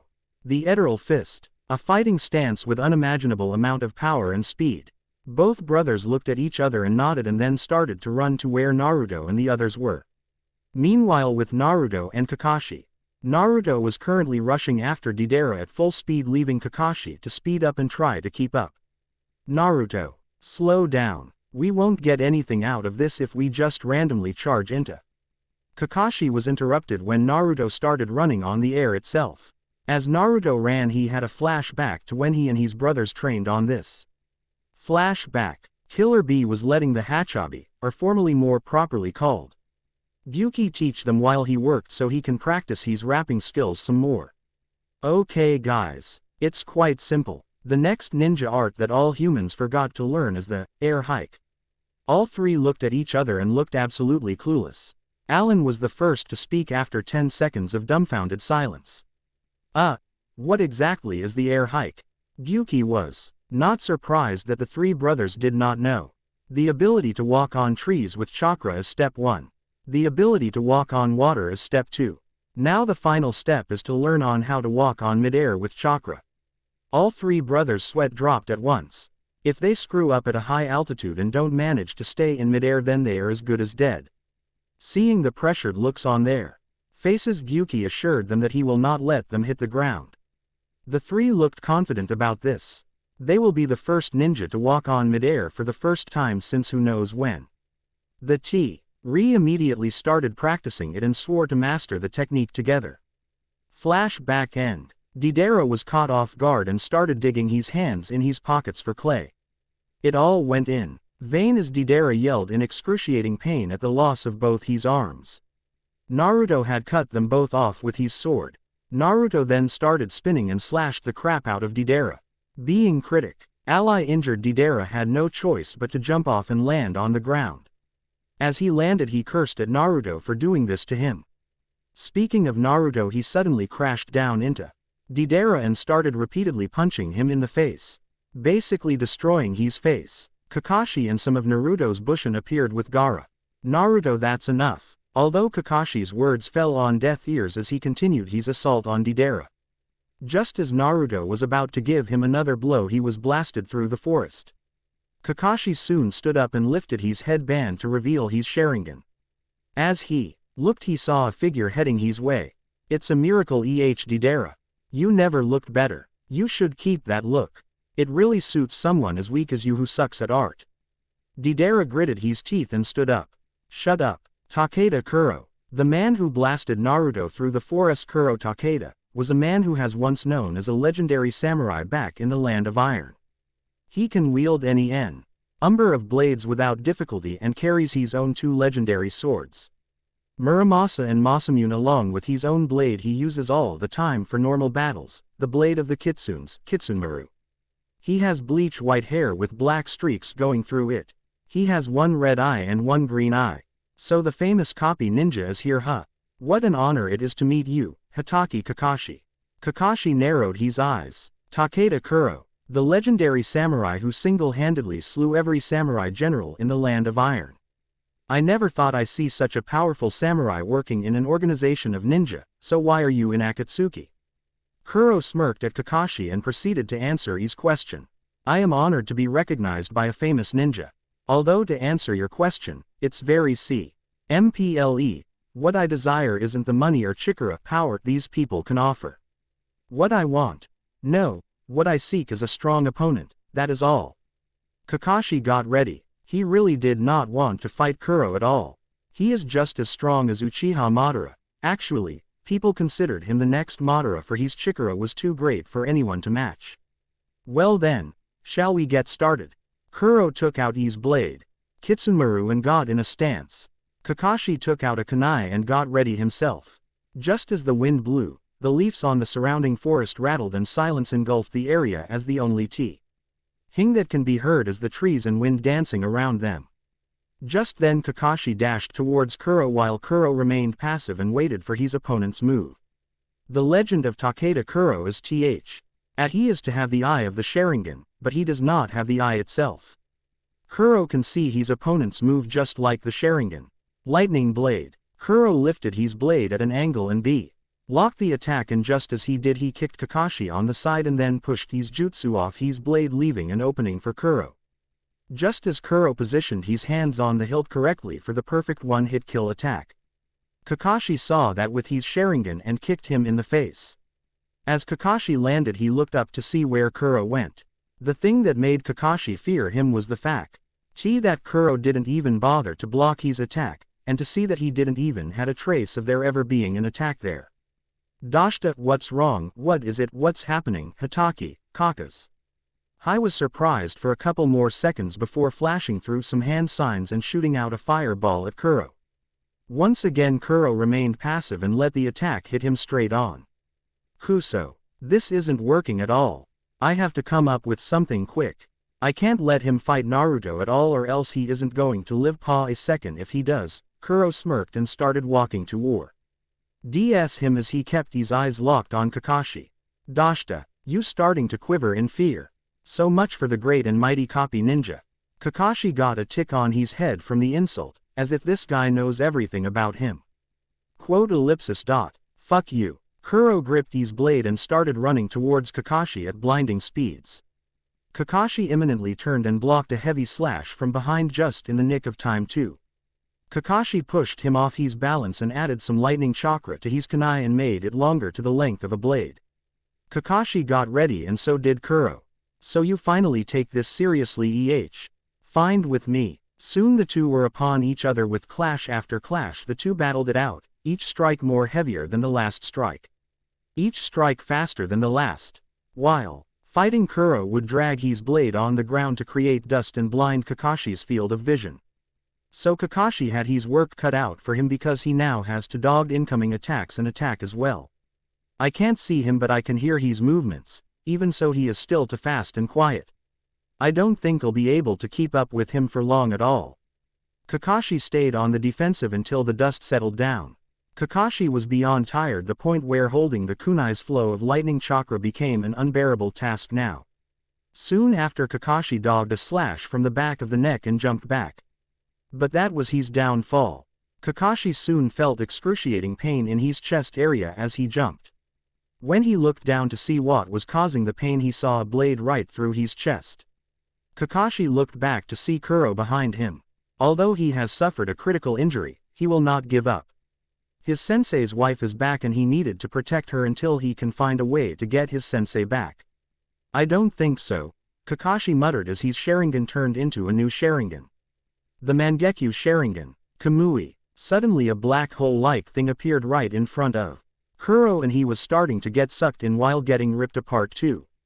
HMPH. Pathetic. The Mangekyo Sharingan will not help you whatsoever at all. It is pointless because Kuro soon used the substitution technique and slashed Kakashi from the front. Kakashi fell to the ground, still alive but critically injured. Just as Kuro was about to give the final attack, there was suddenly a burst of chakra. As he looked, he narrowed his eyes to see, back with Sakura and Chio. As Sasori was done gloating at the deaths of the two and turned around only to see that a monster stabbed him in the only weak spot he had on his chest. Basically his heart, in other words. As Sasori cursed at the monster, he heard a flute playing. He looked around for the source of the sound but cannot find it. I see. Can't believe you two had trouble fighting this week, fuck. Sasori kept looking around as he started losing his vision too. Shut up. We tried our best and we almost had him. He can clearly hear arguing, but from where was the question? Ha, you make me laugh, Sakura. You make me laugh. Sasori had enough. Not just because he was getting pissed off but because he wanted to see the one who was doing this now confirmed genjutsu. Soon a whirlwind appeared and when it lifted he saw Sakura and Chio alive, along with a new ally too. She was about Sakura's height. She wore a black sleeveless outfit with a red strap around her stomach. She wore a kind of bandana-like hat and the clothing cuts off above her knees. She wears a net shirt with net shorts. She had a red pinkish kind of hair. She had brown eyes and was holding a flute. Finally she wears the leaf headband tied on the strap on her stomach. Sasori looked enraged. Who is this newcomer? Why would she even come here? Who are you? Fuck it. The redhead looked at Sasori and smirked. Uzumaki Tayuya, bitch. Just like that, Tayuya jumped up and played some notes. Just then a seal appeared on her flute and the flute itself reshaped itself into a sword. The sword can control sound with the wind by using the holes on it in different areas of the blade, so when she clashes or just moves around with her blade she can use her special genjutsu anytime she wants.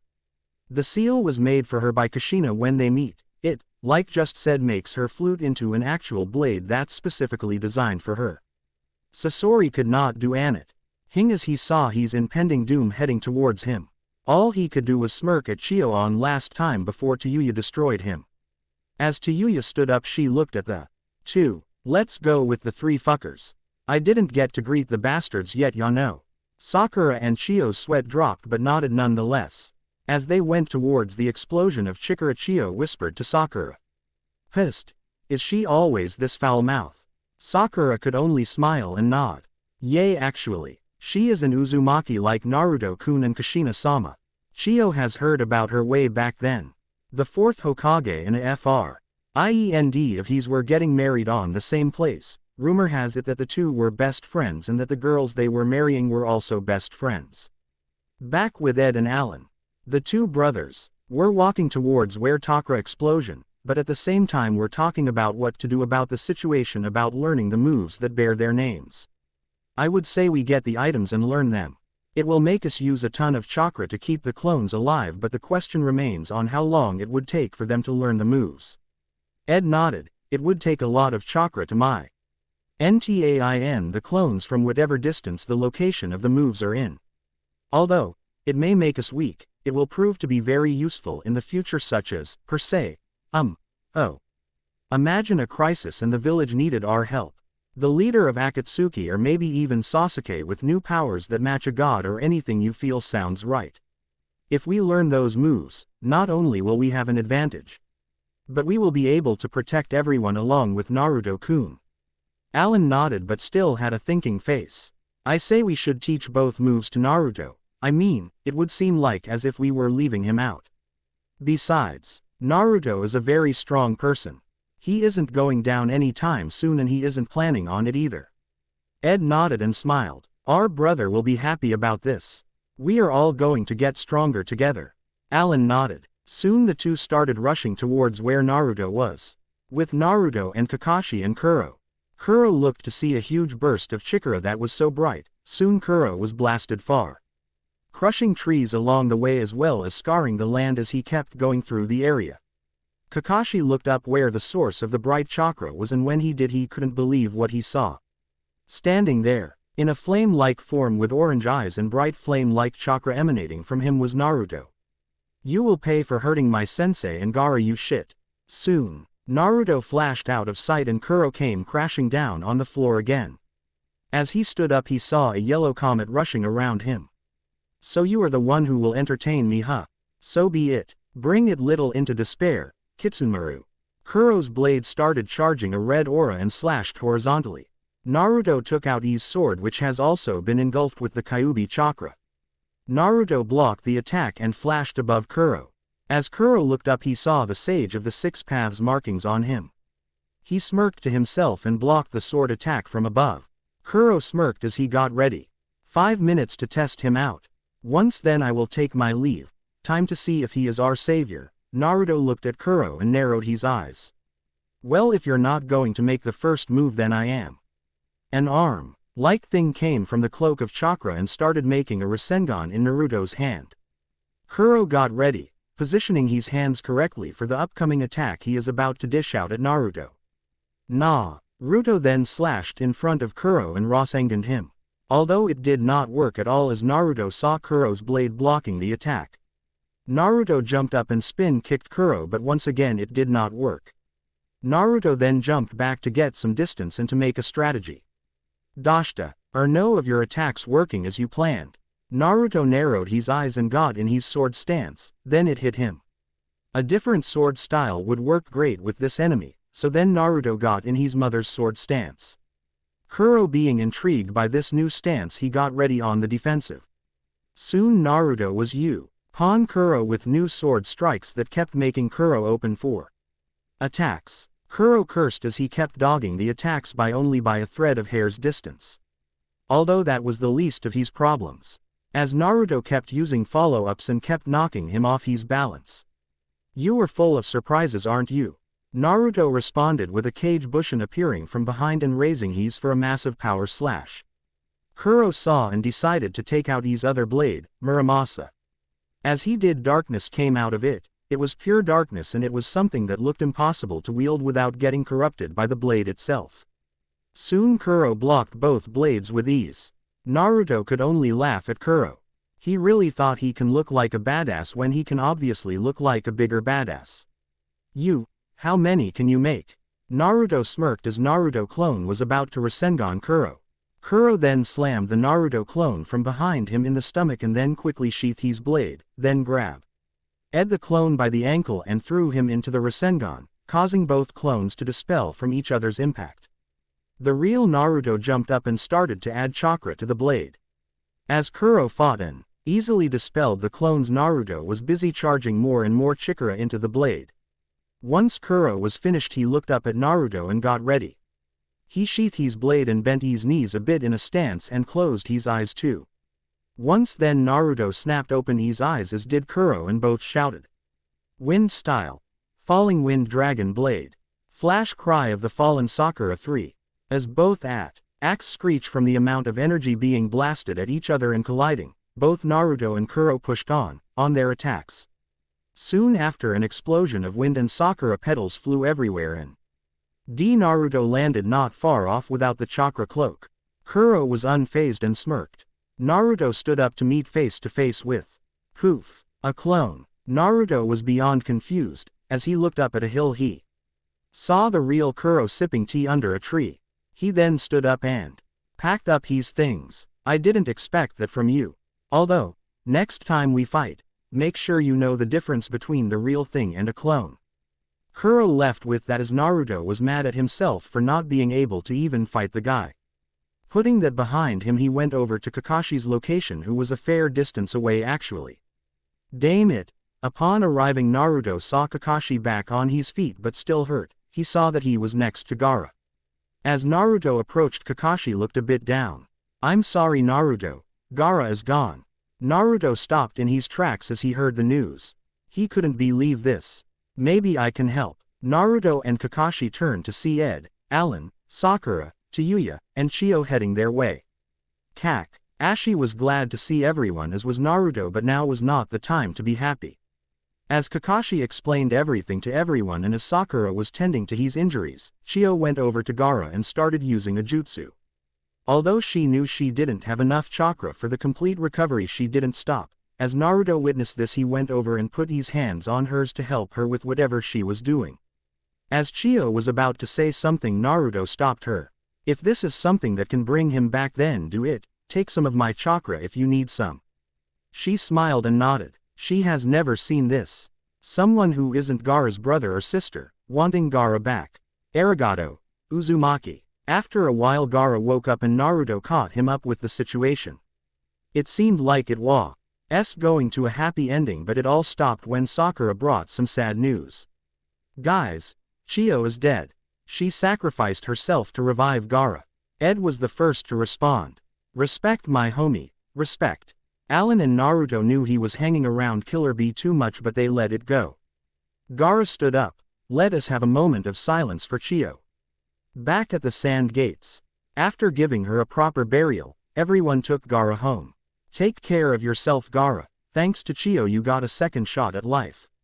Gaara nodded at Ed and they shook hands. Same here. Although, when you visit Leaf and it's about you know who, may the best man win. Gaara nodded. They shared one heavy glare and shook hands with a smile. Well, all I can say is that I'm jealous of you, Gaara. You became Kage before I can become Hokage. Great job, Datbeo. Gaara smiled at Naruto. Naruto was like his brother in a way. As Gaara and Naruto shook hands, they bid their farewell and returned to the Leaf. While walking on the way back, the group had a good conversation. Look to Yuya-chan. We were going to say hi but we couldn't. We had this mission and stop on the foot. Okay, I deserved that. Uya looked at Naruto and Alan for their excuses. Well, what are you two's sorry excuses, huh? Both of their sweats dropped. Well, you see, we had this important mission, the one we just did in WL. Just as she was about to punch Alan in the stomach, he got hugged from behind, surprising her in the process too. It's good to see you haven't changed at all, Tayuya-chan. Tayuya blushed a bunch and tried to get off his grip. Although truth be told, she didn't want to get out of his grip. Let me go, you bastard. Naruto laughed a bit. Are you calmed yet? Chiyuya took in a deep breath and nodded. Just as Naruto let go of her, she punched Naruto on the head. After that little scene, Ed and Alan got Naruto and went up ahead a few feet from the others. Before Naruto can ask what was wrong, Alan gave him the letter from Itachi. After reading, he was amazed, but what he didn't get is why Itachi would give this to them. Then Ed gave Naruto the last sphere that came with the letter. Naruto had the same effect as Ed and Alan did, but it wasn't what he expected. In the leaf, in a mansion not far off from the monument, was a mansion. Inside the mansion was untouched furniture. It still looked good, just a bit dusty. Going up the stairs and going into the master bedroom, in the closet, there stayed some clothing. And within it, the fourth Hokage's coat. Just like that, Naruto was back into reality. Naruto was shocked, but what Ed told him next made it even more amazing. And Naruto, after me and Alan learn the Eteral Fist and Screech to the heavens, Alan Astor, we are planning to teach it to you too. Naruto hugged his brothers. He was really happy to have them as family. Once after everyone got home, Naruto told everyone about a family meeting that night. Ed, Yuzuki, Alan, Yua, and Kushina were in the living room. Soon Naruto came in and it started. Okay, so I have a somewhat good news. Alan raised an eyebrow. Somewhat. Naruto nodded. He then took out a key that seemed very familiar to Kushina. We are moving to a new house. Ed raised his hand. Where? I kind of like this place, lots of memoirs. Naruto agreed, but even so, the place was getting old and paying the rent is always a hassle, everyone knew that. I agree, but where we are going is a place where we won't have to pay anything. Besides, our new home isn't going to be this apartment anymore. Everyone looked at each other when Ed stood up. Well, I'm in. The people on the bottom floor piss me off. Alan stood up too. The manager is a big pain in the ass when it comes to rent. I'm in. Now it was up to the girls. No matter how many guys agree on one thing, girls always win. Yuzuki agreed. Fine, I just want to be with my Ed-kun is all. Ed smirked, and while Yua stood up too. Same here, I want to be with Alan-kun and help him as much as I can. Alan smiled. Kushina was the last one. She knows she has seen that key before but decided to let it go as she stood up and agreed too. I'm in. Same Rizzo. N is them, but mostly because this neighborhood is bad, and all our neighbors are huge perverts. Naruto clapped his hands together. Then it's settled. Start packing as much as you can tonight and then tomorrow finish.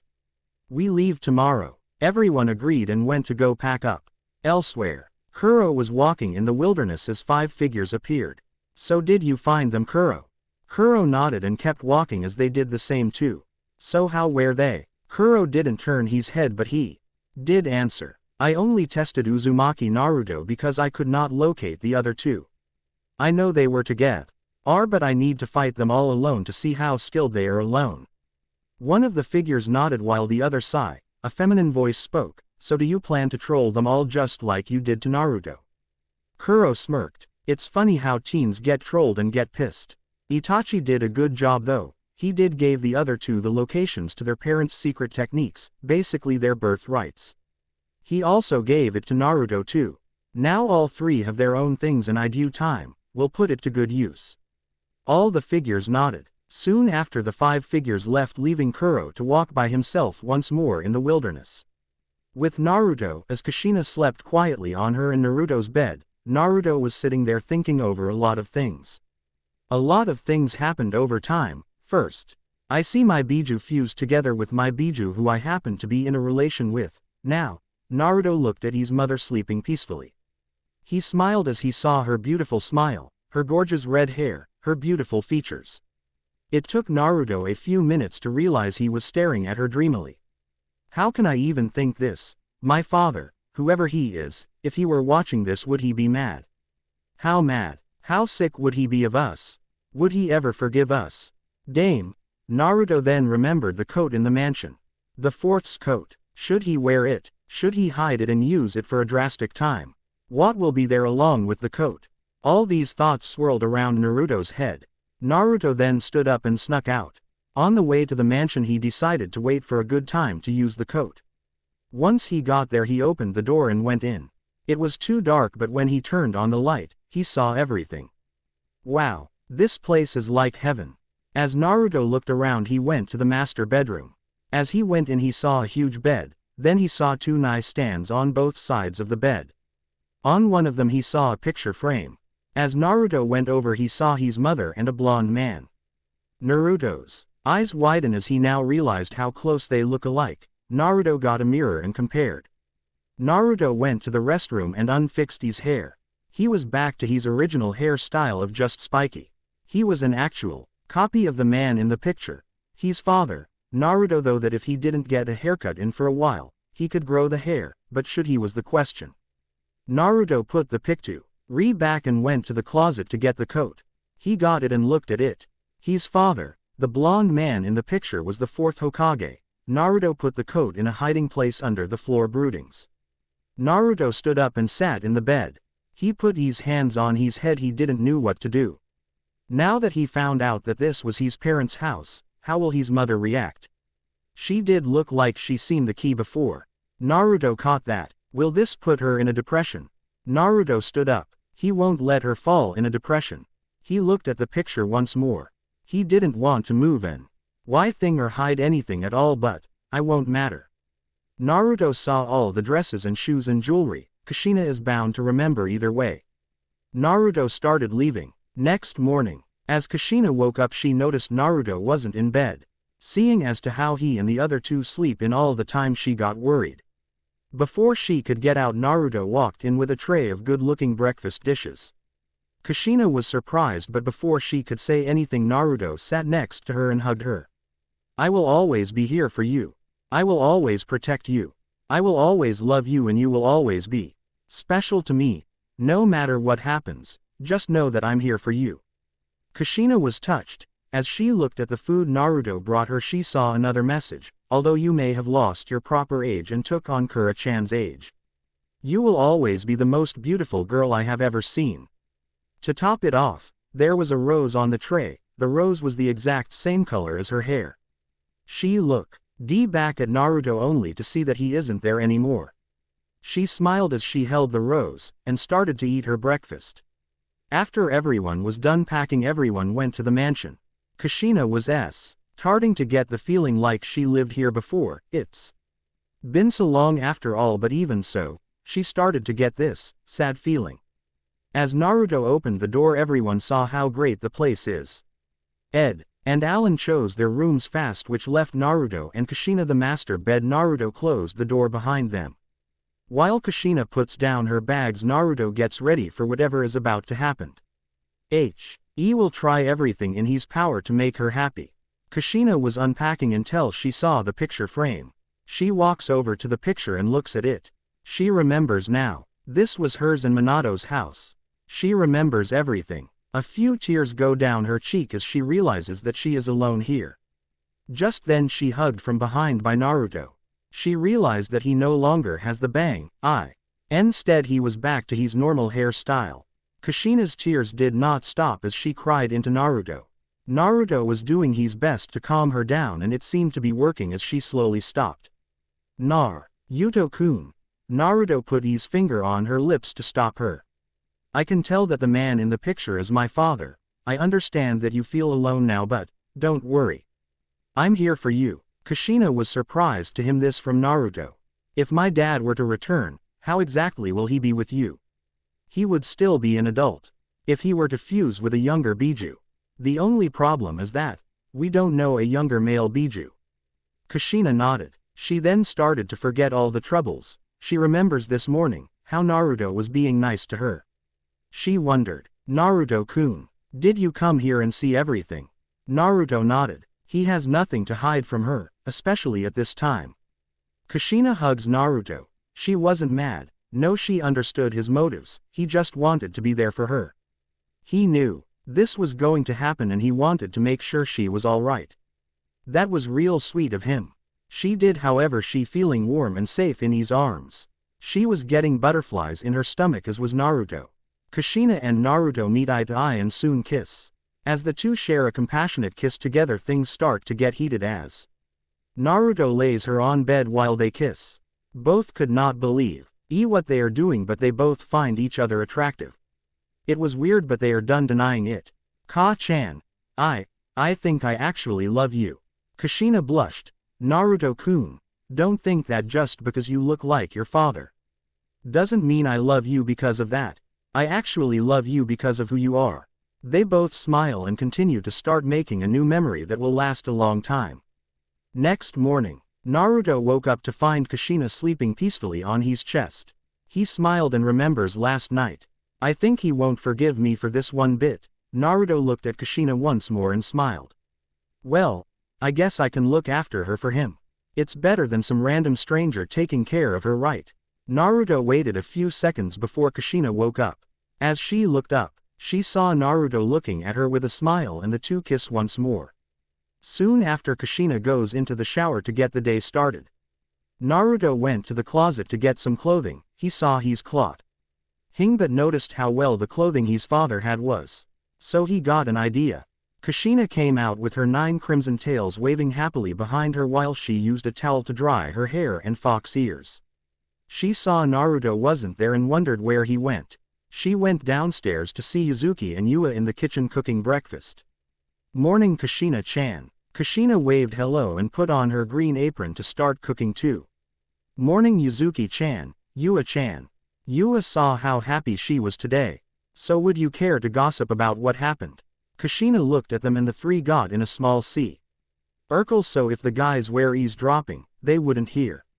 Soon after, the guys finally came down, and when they did, the girls were all gossipy. Well, aren't you girls talkative today? Ed said as he came down, followed by Alan and Naruto. All three had new clothing. Ed had the same sleeveless vest jacket, but now he had black leather pants with combat boots. Alan had a blue short-sleeved black jacket with costume-made black leather pants. One leg was cut so that it was an inch below his knee while the other leg was fine. The short leg had the Uchiha crest on it while the jacket had the Uzumaki crest. Finally, Naruto had a orange and black jacket with orange pants, the Shippuden outfit. His sleeves had 2 ring-like accessory around his wrists and elbows. Naruto had belts around his waist to hold his sword. Ed has seals on both his hands to summon his 2 blades. Alan just has it on his back.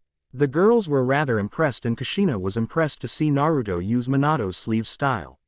Sorry we're late. We had to create our new looks for our new home Datbayo. Kushina smiled. You 3 look stunning, Datbane. All 3 smiled and sat down for breakfast. Ed sighed after 3 minutes. I just remembered that Sakura wants us to go meet her with everyone at the park. Kakashi is going, so you know what that means, Naruto. Naruto nodded. He is probably going to want to see Kushina there. Kushina was aware of that. Well, I guess it will be cool to spend some time with everyone.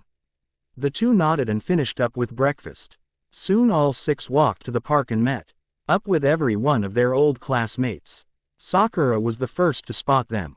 Hey, look, there they are. Everyone turned and smiled at them. The brothers waved while the girls stood next and near their hosts. Kiba was the first to act up. Well, look at that. They brow their slutty bitches. How nice, and I mean how nice of an ass they have. The 3 narrowed their eyes at him while the guys were making such a fist that their hands were almost visibly trembling. Sakura immediately punched him far away and apologized for his rudeness. I'm sorry. I wasn't planning on inviting him, but he too LD everyone he changed, and that he was happy to see you two again. Looks like I was wrong and lied to us all. Ed was the first to speak. He was the reason we hated school. He was an ass to everyone. And finally, he is the most annoying bitch here in the village. Do you honestly think he would change? Besides, did he ever change during the time we were away? Sakura faltered a bit. No. Ed airily wanted to do a mega face palm but didn't, out of respect for Sakura. Why not get the day started, huh? Where to, Sakura-chan? Sakura smiled at Alan and nodded. Shikamaru has the list of fun things. She really was happy to be with everyone together again. It was better than her parents back at her house. Her and her parents don't get along, and so she looks to her family of friends. As Shikamaru takes out the list and Anbu appears in front of everyone. There you are. I was looking for y'all everywhere. Uzumaki family, you are hereby summoned to the Hokage mansion right away. Soon the Anbu left without another word. All of their friends looked at the 3. Boy, you 3 are really busy, huh? Must be a drag. Ino gasped as she thought of a reason. Are y'all the Hokage's personal guards? Anbu. Junin. Naruto's sweat dropped. Well, Kakashi saw Minato's sleeve accessory on Naruto's jacket, and he noticed how close the girls were to each brother. So you are Junin now, huh? Naruto and the brothers looked confused. We are. Ed whispered, how should I know? I never became a Junin. Alan whispered, guys, now is not the time, damn it. We need to get out of this situation now. Naruto whispered. Ed then stepped out and put his fist on his chest. So what? Is there a problem with us being Junin rank? Kakashi put his hands up and took a step back. Of course not, Ed. We are all just wondering why you three are always busy, and you three got new looks. Alan stepped up too. Is it a crime to change our appearance? Kakashi sat back down, not wanting to embarrass himself anymore. How did you three get to Junin that fast? You only been in the village for like a day at most before going on a mission again. Naruto finally stepped up. Look guys, the idea of hanging out together really lightens my heart, but we are now Junin, meaning we have more responsibility, so I'm afraid we won't have as much time to be together like we did when we're Genin. Naruto and Hisving. After turning the corner, Naruto and Alan both slammed Ed on the head. Ga ouch. Alan got Ed, are you out of your mind? Ed put his hands up to protest. Wait. Why? Oh, you told me to find a way out of it and I did. So what's the problem? Naruto slowly shook his head. Ed-san, we are not Junin rank. How are we going to prove it when Kakashi or someone else finds out, huh? The plan was good but with a few backfires is all. Ed slowly stood up. Bless your kind heart, Naruto-san, you're not evil like this fag. Alan got a tick on his head. Look bitch. I wasn't my fault we have to become Junin now. Ed and Alan kept arguing until the three girls both mega punched the two of them. Both Ed and Alan were quiet from there since the girls made their point. Naruto, being scared half to death, stayed quiet too. As soon as the three got to the front, Alan threw a kunai at a tree, making a masked ninja land. Good eye, Alan. Naruto and Ed got ready while Alan took out another kunai. Who are you? The masked ninja stood up and started fading away. I am Stalker Ninja. I work for the entertainment and news department for the TV shows shown in Konoha TV. I have never been caught or seen up until now. So I will leave and be on my way. Stalker Ninja was gone now. Stalker Ninja, oh god. Everyone agreed and went inside. When they entered they saw Tsunade there with a letter in her hand. Ah, there you are. My Anbu told me you no longer live at the apartment. Naruto nodded. Yay, sorry, should have told you, but I snuck into the mansion and took a key I needed. Kushina lightly face-palmed while Ed was congratulating Naruto on the break-in undetected, while Alan swore Ed was a bad influence and finally leaving Tsunade with a small tick. Okay, I'll ask for our new house address later, but for now hear this out. It's a letter from the Mist Village's own Mizukage. The brothers were shocked to say the least. The Mizukage sent her a letter. What could it be? War. Peace. What? It is addressed to the three Uzumaki brothers of the Hidden Leaf. Naruto, Ed, and Alan both started to get anxious now. What could the Water Shadow want with them? As Naruto opened the letter he read it aloud. Wait, what? Finally done with this chapter. School is a pain, but even so I won't let it stop me. So what could the letter say? What kind of busyness could the Mizukage want? Find out next time, Dadbeo. Laughing face.